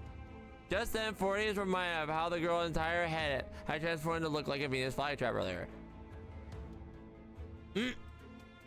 Would Leva end up like that if she were consumed by the virus? 40 doesn't say anything, just secretly clenches her fist. On the edge of the data store, Leva and Lena are fighting off the robots and are surrounded by them. Although the numbers of robots are decreasing, Leva is starting to get more and more frustrated. These data fragments are everywhere. I can't tell where 40 is. At this rate, 40 is going to be consumed by the virus. Lena seems to sense Leva's uneasiness. After driving off the nearby rods of gunshot, she takes the opportunity to approach Leva. Leva, I have a way to find 40. Lena takes out the emitter from her pocket, and a red beam suddenly lights the dark, gloomy sky and traces the narrow path in the distance. Yeah, what a surprise. Is this one of her little toys? I'll need to thank her after we get out of here. Yep, Leva this way. I'll cover you. Under the jet black umbrella, the girl continues tugging at her arm. Big sis, I'm so hungry. Let's go get them. I can smell them right away. Can't eat them all, not by myself, but together we can tear them itty bitty pieces and eat them all up. 40 seems to have made up her mind at last. She slowly pulls her hand away and slowly shakes her head at the girl. I'm sorry. Perhaps we're sisters in this truest sense, but I can't stay with you. But why? The girl seems really confused by rejection and cleans slightly at 40. However, 40 only responds to a faint smile. Although everything before her is darkness, she looks at the place far away. Perhaps it's just level 3, or perhaps in the reservoir of the ocean. It's a place where someone once made a promise to her. No, perhaps the promise was made by someone else, not her, still is enough. For the sake of that promise, she will pay any price to eradicate the threat of the virus once and for all. Because I am not, and I have never been your sister. And there's no way I'll let you eat anyone up. 40 punctuates her dedication with a burst of gunfire. Even through the data stream of swords can't inflict fatal wounds to the girl, she can buy time for level and slowing the girl down. Ah, Big Sis, why are you? The girl expression turns fair. She's suddenly attacked. In an instant, her curly hair is dispersed, spiked her dress, and stabbed towards 40.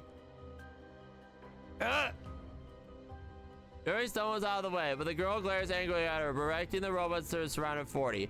I hate you! I hate you! This place is my home. If you're not pirates, then you can die. And with that, the girl angrily waves her hand before turning to leave, and endless hordes of robots small arm 40. Out under the despairing time, 40 slowly stops being able to see or hear anything. Her body is heavy, that it feels unreal. Perhaps she'll become a myriad data fragments and join the rest of the shards in the air, building a huge umbrella in the sky. I'm sorry, I guess I failed after all. Still, this is good. Now Leva won't have a reason to refuse the data reset anymore, right? Leva will completely be safe once the reset is done. Nope, sorry. I bet no. As the thought fills her mind, Chloe slowly closes her eyes. She knows the big umbrella in the sky isn't distant thing anymore, and she shudders the darkness around her with sighs of relief. In the darkness, she imagines herself a girl giggling again. However, the laughter is soon interrupted by the sound of gunfire. A bright light soothes storm banishes the darkness around her. 40, we're here to help. 40. 40's eyes snap open. A little point of an intense light shines through the forest. Behind it, Leva and then forcing their way, and the guns ablazing. Lev, over here! I love the music! Yep.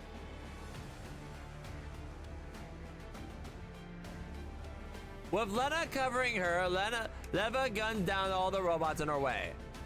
Don't let the door hit you on the way out! Woo! And bye-bye to the ones on the side too. Leva, I can see 40. She's over there. 40! In the distance, Lena waves at 40 while Jesse and Leva approach at the same time.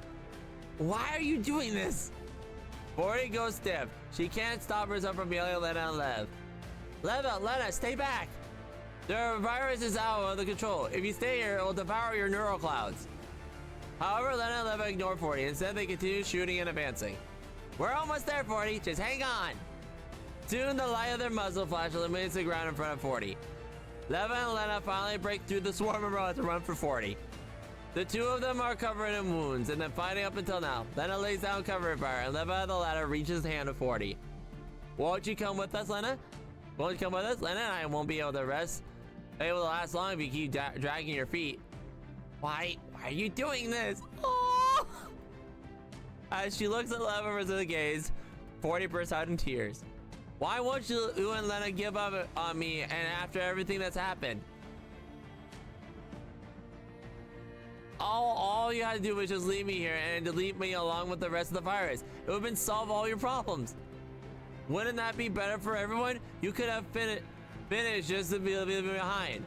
I was never meant to exist in the first place. I'm just a ghost who stole the identity at 40. So why are you treating me like this? Why can't you just put an end to everything? Hearing that just pisses me off. Before Leva can reply, Lena is already shouting so that her voice carries over the gunpowder. Isn't it obvious, 40? We're not giving on you because we're family. Even if you're a ghost, you spent 10 years with us. That makes us family. Vin Diesel meme, insert here. We're family. Gosh darn it. Yep. Leva walks up to 40. Her hands grow up in a fist as she bumps it against the virtual 40's palm. We aren't just roomies, you know. We're friends, family, sisters even. Maybe 40 isn't the best name for you, but we're still sisters in name and fate. So I'll never ever give up on you. Now it's time to go home, so let's go. Once again, Leva grabs 40's hand. Lena is clearing the way of the enemies in front of them. Tears stream down 40's cheek. This time, she finally takes the hand offered to her. Time to fight Spalasso, Raptor Girl! Let's do this! That's her? Huh. I would have thought this would be more like Velociraptor-y. or like everything. All right, let's check it out. Number 9.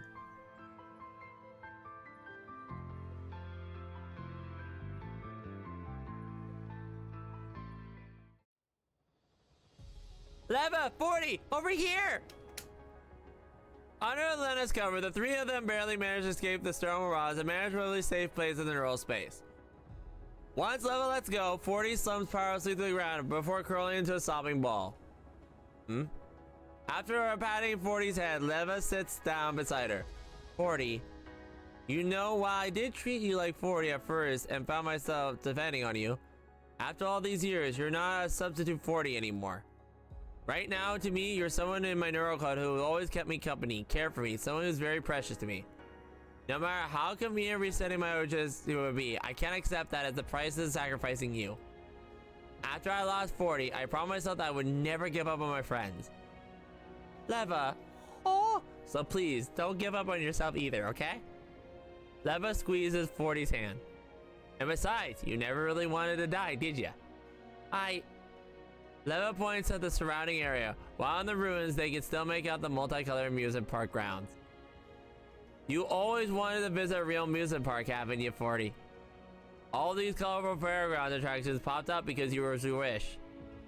You always wanted to see all those things on your net, in reality, experience all those fun things I told you about. But if you die here, those wishes will never come true. Yep, you totally want to live, don't you, 40? Like you said, even a dog has a reason to live for her own sake. Sure, I'm mad you tricked me earlier, but I also want you to live on. After all, you've been with Evan for so many years that I don't want you to disappear just like that. In fact, I'd like it if you could join us in the real world too. Also, you kept saying that you're under control of the virus, but all the stuff you did to protect Leva is done out of your own will. If you got a wish like that, it means you suppressed your instincts and nature as a virus. So if you work that hard, Leva and I can't ignore you either. As she takes a German expression on Leva and Lena's face, 40 smiles sadly again.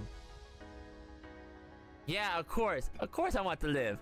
And I want to fight by your side and experience all kind of fun things too.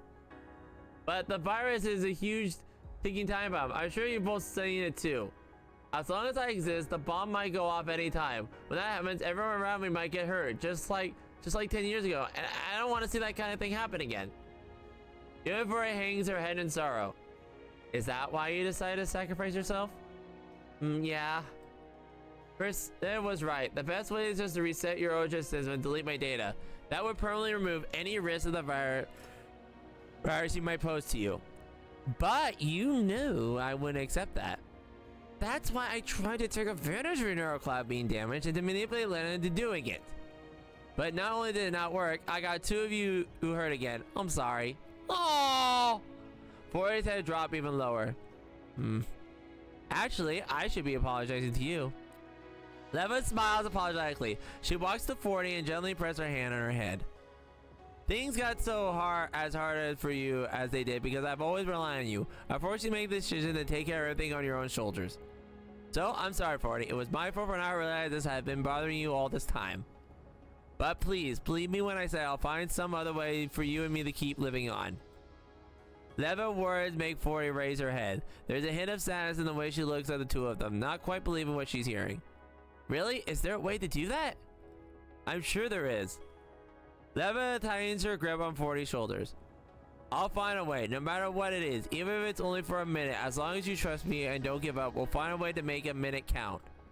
Yep, Leva's right. I'll find it out too. I'll make sure you and Leva make it out alright. 40's tears start flowing again. I'm sorry, Leva Lena. Thank you. Oh. Yeah, no need to thank us. We're family after all. Yep, right now, the most important thing is to deal with the big problem ahead of us. Leva gets on her feet and looks at the distance. In the wilderness, a figure is slowly taking shape in the data storm. Looks like the shrimp has almost finished condensing into the virus data. What should we do, Leva? Should we scout the things out? Hang on, maybe you could ask Francia for her opinion. Forrest scratched her head, an embarrassed look on her face. Teehee, sorry about that. Lena couldn't contact her because I cut off a signal, but I promise I won't ever do it again from now on. I'm sure you'll get through this time. Yep, I'll ask her. Then it's a call man, embarrassment to go through. Huh, you're all here, 42? I couldn't get through all this. Thought you all be ruined by Paralian. Priscilla, I'm sorry. We'll talk about 40 later. Priscilla, we need you to talk here about something. I bet you do. Let me guess. You want to deal with the virus? Yep.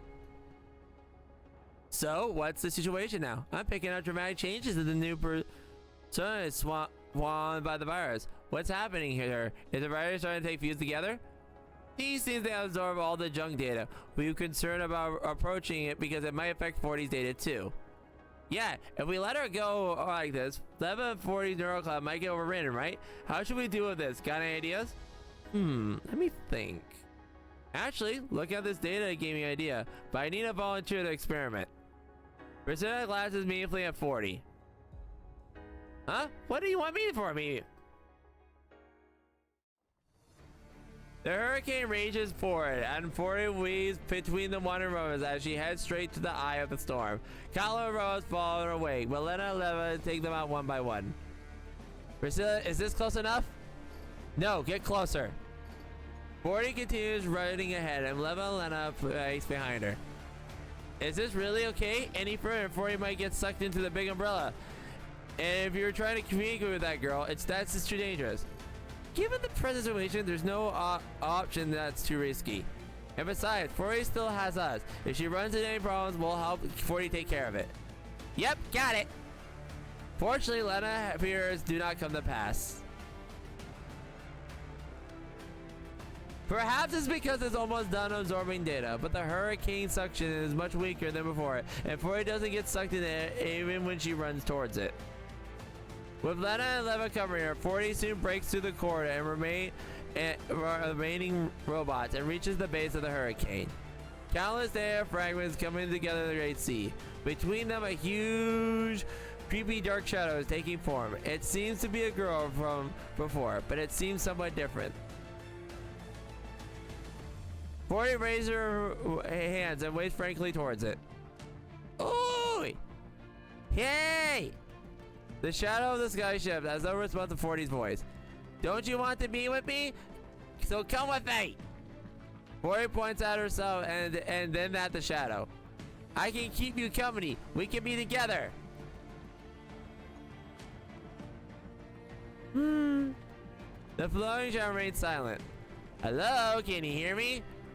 40 starts waving her hands frantically again, making the shadow's attention. This time the shadow finally sees to get 40's meaning. We have slow approaches 40. Uh-huh. Big sis, have you finally come to your senses? Yeah, we can. However, the shadowy suddenly raises her hand and chops it down towards Bird. Look out! A creepy robot rushes towards 40 and besides the shadow. 40 frantically tries to roll the counterattack, but another robot is already on her heels. Kind of vicious, aren't we? 40 opens up fire and eliminates it. However, it falls by another, and another, yet another. More robots come into existence behind the shadowy figure at your command. They surround and attack 40. However, unlike how they couldn't do any real damage before, 40 can distinctly feel the impact from their data at this time. What's going on? Weren't you the attacks before? What the attacks from before? Ugh! 40 stumbles, unable to avoid the robot's attacks. Gee, this is fun! This is fun! The floating air girl watches 40 scurry around below her. Do you like it? I prepared a treat just for you, my ex-sister. Ow. Unfortunately, you rejected my invitation. That means you can join them in my belly of food. Huge spikes of data fill the sky, plunging towards 140 as the robots attack her. Ugh. 40 barely managed to evade the spikes, but then the robots attack her again. 40! Priscilla, how much longer? Hang on, I'm still analyzing Lena. Stop supporting her and back off. Let 40 handle this by herself. 40, keep drawing the girl's attention. But isn't that really dangerous? Got it. 40 fires the gun and she engages the attack robots by herself, but just as 40 clears the enemies around her, more robots fell out of the sky. While she's shooting, 40 is starting to look visibly worn out as the robots continue to attack her from all sides. These are several times when they were just barely miss her. Ugh! 40! I'm fine, don't worry about me. Lena watches nervously up on the side as she almost makes a move when 40 is nearly stuck. However, Priscilla yells at her. Lena, stay back! But 40, Priscilla, what are you doing? How much longer do we have to wait? Priscilla doesn't answer. She only studies the screen intently and with vibrating rapidly. It's okay, I can still hold out. 40 manages to smile carefully at Leva inside the peak pack of robots.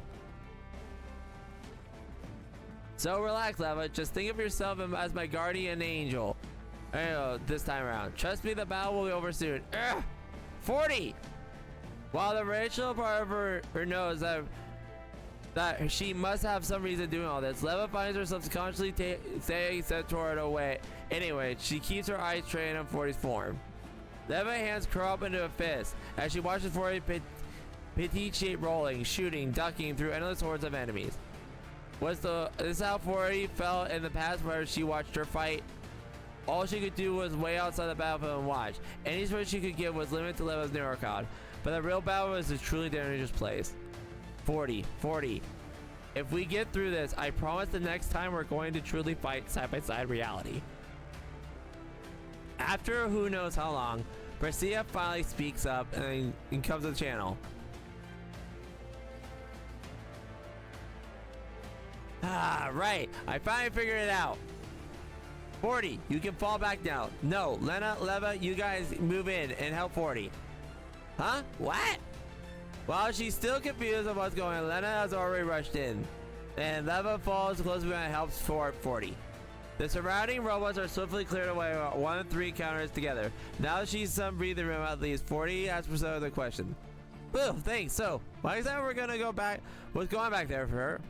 Oh, it's the virus binary mechanism. 1140's actions end up activating the virus binary mechanisms. Binary mechanism? What's that? Simply put, the virus has a hidden base layer mechanism. The baseline commands for the virus is to rewrite the whole neurocode. If the rewrite is successful, the virus command will keep running. In other words, if the previous batch of instructions terminates unexpectedly, the virus will issue new command to replace the old one. The previous batch? Are you talking about 40?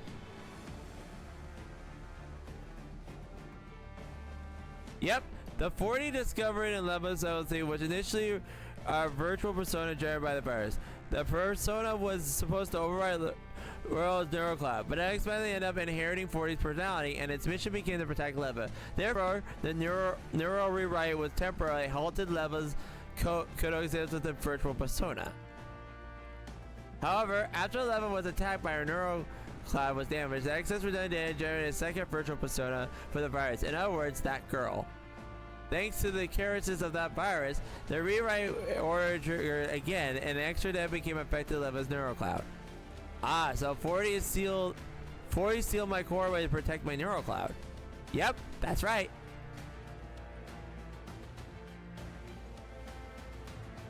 Given the changes in this persona's data, both the girl and 40 are started out similar forms. The data originated from the virus, which left the sides that attack each other. Naturally, she treated 40 as a friend and instinctively tried to get close to her.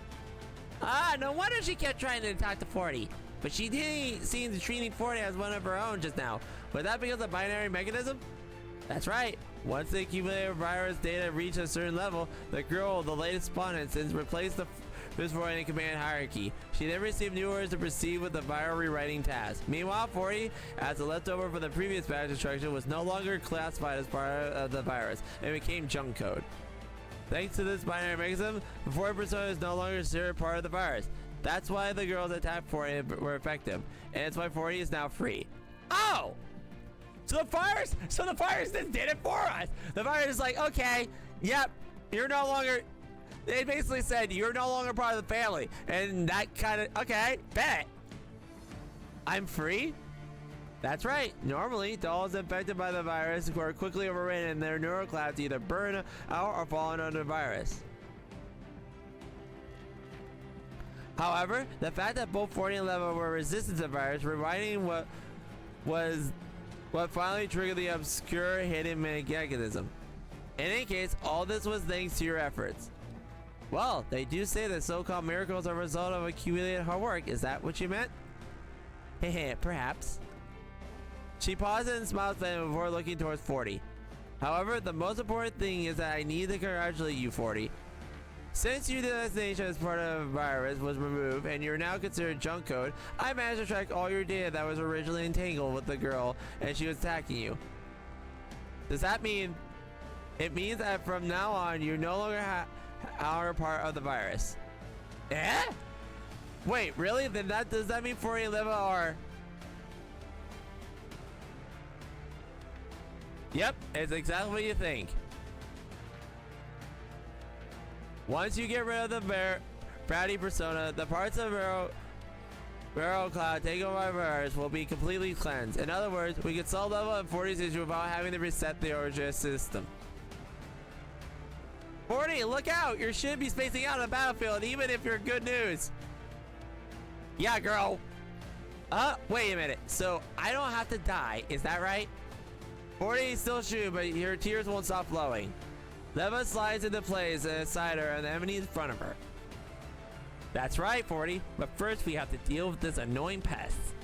Yep, that's right. From now on, we can't let this girl and Leva zero count up any further. Leva 40, let's go. Yippee!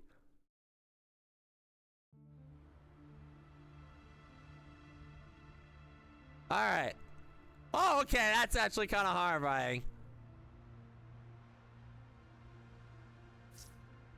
Leva, we all should be able to see the ocean when we reach the outside world. Sure, we will. Oh, however, we have to deal with this problem first. Yep, okay. Alright, yeah, and everybody's still there. Perfect. Now, I have a feeling, she's gonna one-shot it, but we'll see.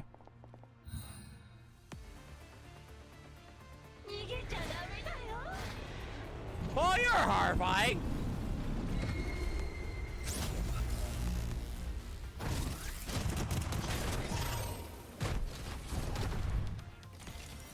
Let's go! Oh, wait. Oh, yeah. By the way, I did level her up, so she should be fine here. I love the little cartwheel she did for no reason. Oh yeah, by the way, I love how we just saw her new outfit and everything too. That was kind of cute. Well, that was rude. Okay. Cut, there we go. Bye. Kaboom. The huge shadow shudders and a trio combine attacks. In the end, it swiftly covers the mirrored sample. The fragments that rain down are near aerospace. As the rain fragments fell, the creepy and savage form returns to form, ritual form. The original girl, Earl looks at UB40 and lunges at her with fangs and claws bared. Why? Baddies, I hate you all! I want to live, I want to... Before she can finish speaking, the girl's body completely disintegrates as day of fragments. They sparkle like mirrors before transforming into thousands of butterflies that flit... Really? Kinda on the nose with the butterflies thing, but okay. Yubi numbly reaches out and touches the butterfly like fragments. They feel cool. It's like touching the lingering remnants of a storm that has spent itself or someone in tears.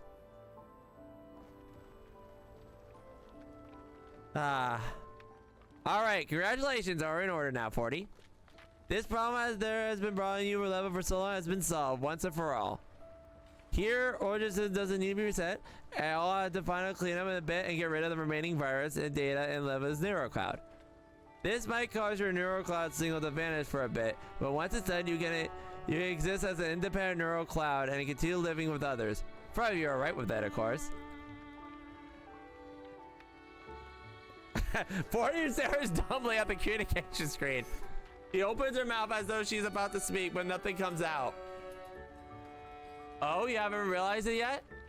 40, I finished making your marking your data. What I'm saying is the problem with the virus has been completely resolved, and there's no need to reset Leva's systems. Also, if you're willing, I can extract you from Leva's neurocloud and give you your own body, so you can live independently as a doll. Yippee! So, are you willing to accept 40? 40? I am. Of course I'm willing to accept. Oh! 40 raised her hand, trying to wipe the tears from her own self falling. Oh! I've always wanted a frame and a name of my own. I want to live like a real independent adult, to fight with everyone's side, in the music park, and exist in the living things along so long. Try so long in the neural space. But I've never thought that day like this would really come around. Not once. Leva, can I really do this? 40 tugs at Leva's hand. You made me in the past and gave me the identity of 40's ghost. But after I leave your neural cloud and get my own frame, I won't ever be the 40 of the past, right? And I won't be able to share or support you from inside your neural cloud like before. Will it be really okay for me to exist like that?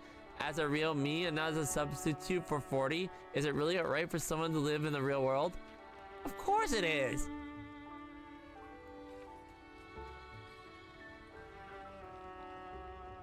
Leva smiles faintly. The truth is, I've probably been looking forward to this day more than you have.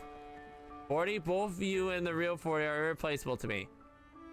And I don't want to lose any more of my friends. While I've already said goodbye to 40 in the beautiful dream now, I hope to go forward you will continue to travel with me. As yourself and not as 40. Leva. 40 presses her hand tightly over her eyes. Data fragments fall from the sky, gathering the ground like drops of a storm. Then they slowly come together as the digital ocean clears blue. As there waves lapping the levas of 40's feet. Looks like the redundant data has been completely fragmented. I can fire out the cleaning program now. Hey! As it hits the enter key, 40 starts the turning transmission. 40, in a while you'll... Say, Miss Perigo, since everything else on the side is pretty much wrapped up, I have a few questions for you. Could you start taking a look at the file I just sent? Okay, fine. I'll be hanging up now. See you soon. See you later. If it ends, the air goes quiet. As 40 turns more and more transparent, she looks at Lena and smiles. I didn't even expect that I'd really get a chance to start a new life like this. This is wonderful. We can fight side by side from now on. Aww. As she looks at the sovereign pair, Leva pinches her forehead in resignation. Surely a touching moment like this would be better marked with smiles, don't you think? Why do we come at 40? After all, you will live as your own person from now on. I just getting Lena and her superb naming sense to come up with it. Sure, I'm down with that. Lena, pick your name out for Leva. Pick your name for Leva. It sounds great. Really? You want me to choose your name? I mean, both you and both the past 40 and present 40 are really important to Leva, so it really appropriate me to do that? Oh, I don't think it's inappropriate at all. He gently knuckles Lena's forehead. We almost lost myself in their sweet dream. It was the name Leva that brought me back to sense and told me that I was no longer 45 stewing in the past. The name Leva was a precious gift for you, Lena, so I want you to give the same gift to 40. Leva. Lena's tears all from her file. Was I really that important to you, Leva? Of course you were. Where you don't. What the? Okay. You always been my precious little sister who supported me all these years. After all. Leva! Lena throws herself out Leva's embrace. 40 draws closer and she wipes her tears away. When like this, it just wants to cry too. Oh! They're both crying. Lena! Lena! Lena looks up at Leva's chest. She wipes her tears and looks at 40. How about calling you Leanne from now on? Leanne means torch, or bright shining bright. That's because I hope you'll continue to light our way towards the torch from now on, 40. But more importantly, it sounds like Leva and Lanny. It sounds like Leva and Lanny, so that way we'll all be like a real family. Lanny. 40, or rather, Lanny's voice trails off because her voice is bringing me tears again. She smiles nodding vigorously at Lena. As the three of them smile tears, they embrace each other tightly as they are seen until Lena completely fades away.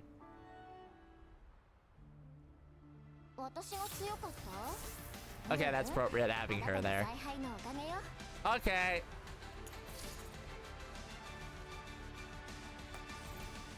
Let's see the final scene. That was really good. But we got one more scene. Let's see it.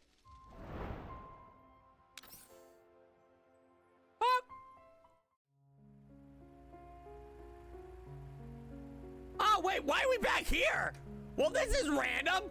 Okay, I heard Leva's Nero Cloud was damaged after the encounter with Mysterious Doll and Undergirl Lab. How's she doing now? You heard about it too, Commander? Colin smiles and gives me a practice nod. Don't worry, the matter's been settled. She's getting her new frame debug over of her place. Leva said she said yes to change her frame? Yes, she did. If you're interested, why not head down and see for yourself? Then puts down through the Levians.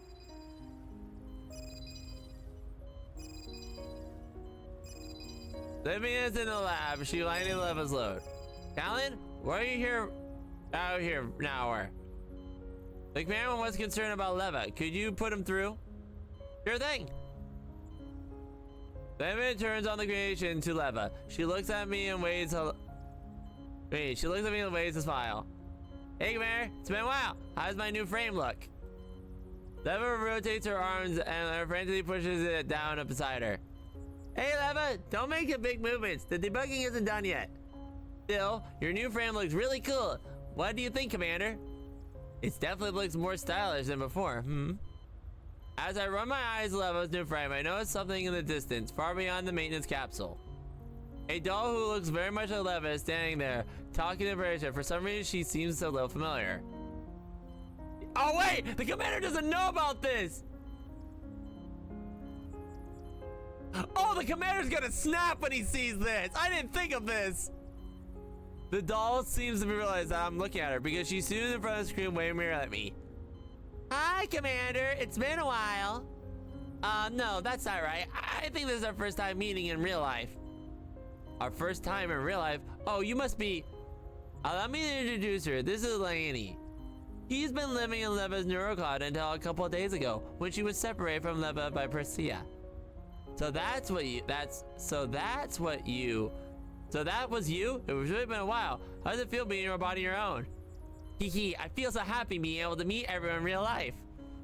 Unfortunately, I'll have to say goodbye to everyone and go back to the lab with Persia. So soon? Yep, I'll be bringing Lania back to the lab. Persia strolls over with the coffee in her hand. I didn't even want to come all this way here to pick her up, but then Danny Lane went on about how we couldn't let OG assistants all run around unsupervised. Still, speaking of Danny Lane, she's been contacting me about the Elmo pretty frequently of late, hasn't she? Say, would you be interested in taking Lania in? You got Danny Lane keeping an eye on Elmo, so not let her stay for a bit of a neurocloud aim stabilized. Huh? Can I do that? I saw all kinds of things about you when Leva's neurocloud. I love to visit the Elmo and get a chance. Wow, if you're going to visit the Elmo, I want to go too. Leva can go as well, right? The three of us sisters can all come again. If I go as well, we won't poor Colin be stuck doing all the work by herself? Oh yeah, then I guess that's a no-go. But I don't want to keep separate from Lena or Callan or the Commander. Can we all just go be together forever? Oh ho, we'll be meeting up with Liv soon enough. Yeah! We'll meet and Liv soon enough. And nothing bad will happen. Right? Nothing bad will ever happen. Anyway. Ho ho. Still, sending a letter over to the Elmo is quite an interesting idea. What do you think, Commander? You're all welcome to the part of the Elmo. That includes you, Callan. Of course, that will probably have to wait until matters live are taken care of.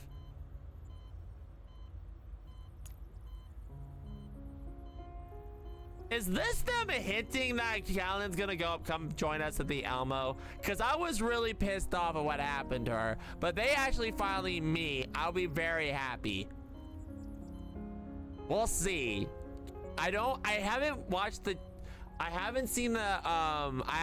patches far ahead because I don't want to be spoiled by the story, but I'm hoping that's the case because these two need to meet for the love of Benji. When that time comes, why don't you join us, Priscilla? Huh? Please, no. It's not like I haven't been there before, and I'm not interested in painting a target on myself as I wander the countryside. Then you can go by yourself. Hee, it's the deal then. See you soon, the Elmo Commander. Sometime later. After the last kinks of the final work of his new frame, Mavis gets to her feet. Right. That should do it. You now get used to how to handle the field conditions. What do you think, Miss Priscilla? Looks alright in my head. Too.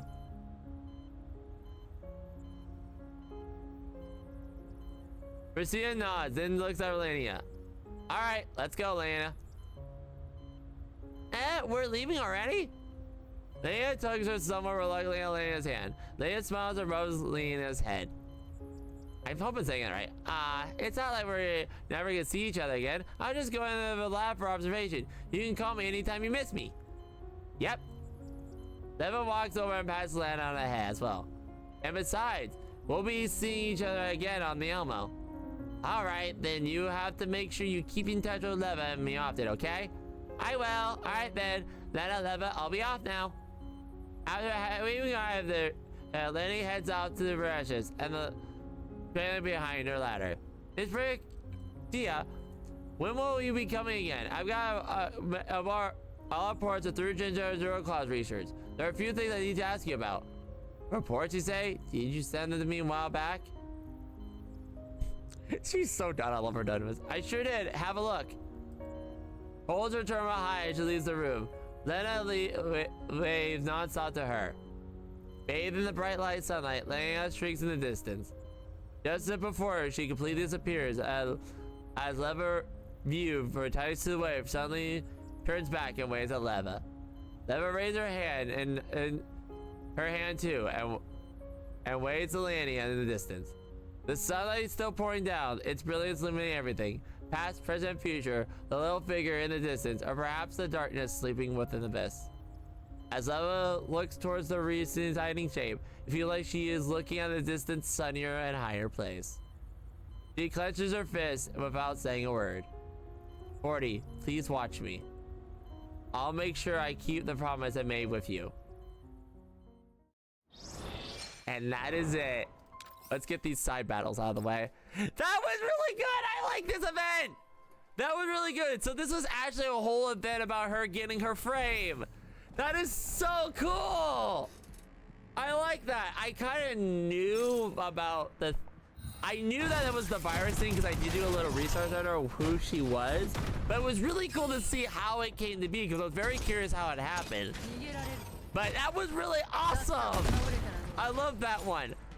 I don't know about the order of events though, because from what I understand, I don't know. Was this supposed to take place? Because I know that they switched the events around. I have a feeling that this was supposed to take place before Corpo-san happened. Because otherwise it doesn't make any sense.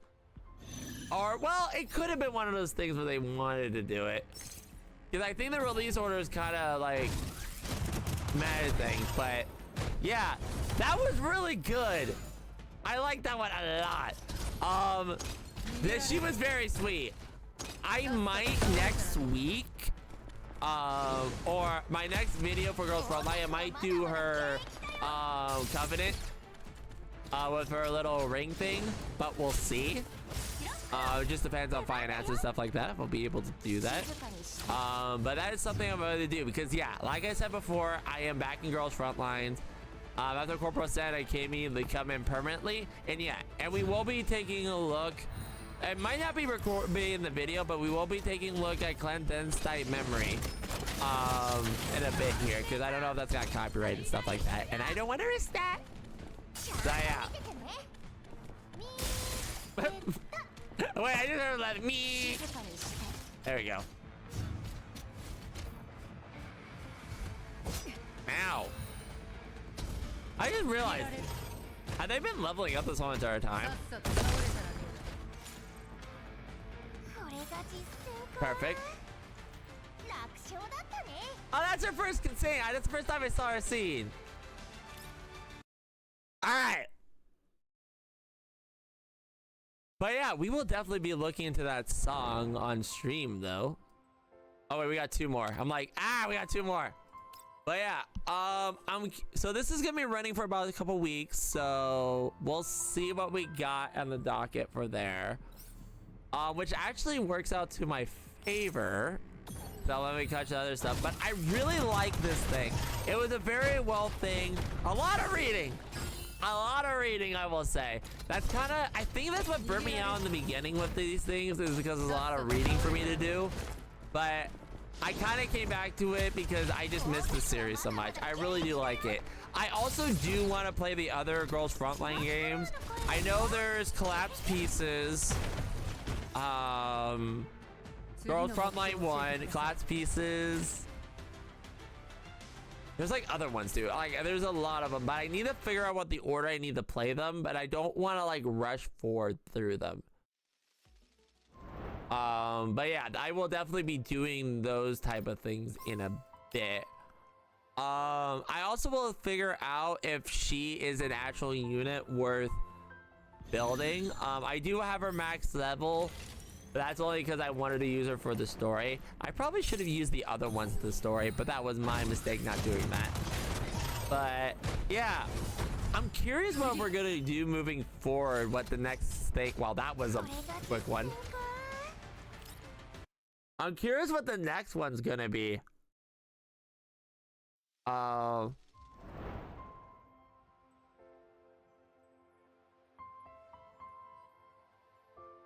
Let's see. This one.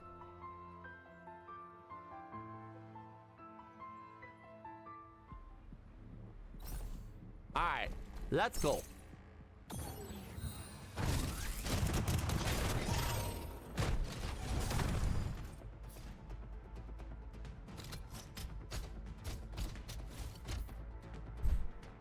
And let this go. There we go. Okay, now we got them all cleared. We're done! I think we got everything, right? That's all the stuff, because I wanted to make sure there was no scenes I missed, because Correspondent had that thing last time. I got pissed off about that. Yep, we're all good. All right, let's claim all these. And that will be it, everybody. And with that out of the way, all right, we also have a virtual anniversary, which is all this stuff here. Yoink. I'll grab all this stuff. I will grab all that stuff later. But yeah, that was fantastic. I absolutely love this event. Like I said before, this was fantastic. I'm glad I was able to play it what I did. I might do her Covenant story in the near future. But yeah, and I will be, as chat will suggest, I will be listening to the song, but I will not be including the video because I don't know about copyright and stuff like that. But yeah, I hope you all enjoyed. I did too. If you like what you saw, leave a like, comment, subscribe, the ring bell for more. This is streamed live on Twitch, _NE at twitch.com. I'll see y'all next time. Pairs. Pun. Let me freeze. Let me freeze so much. Pun.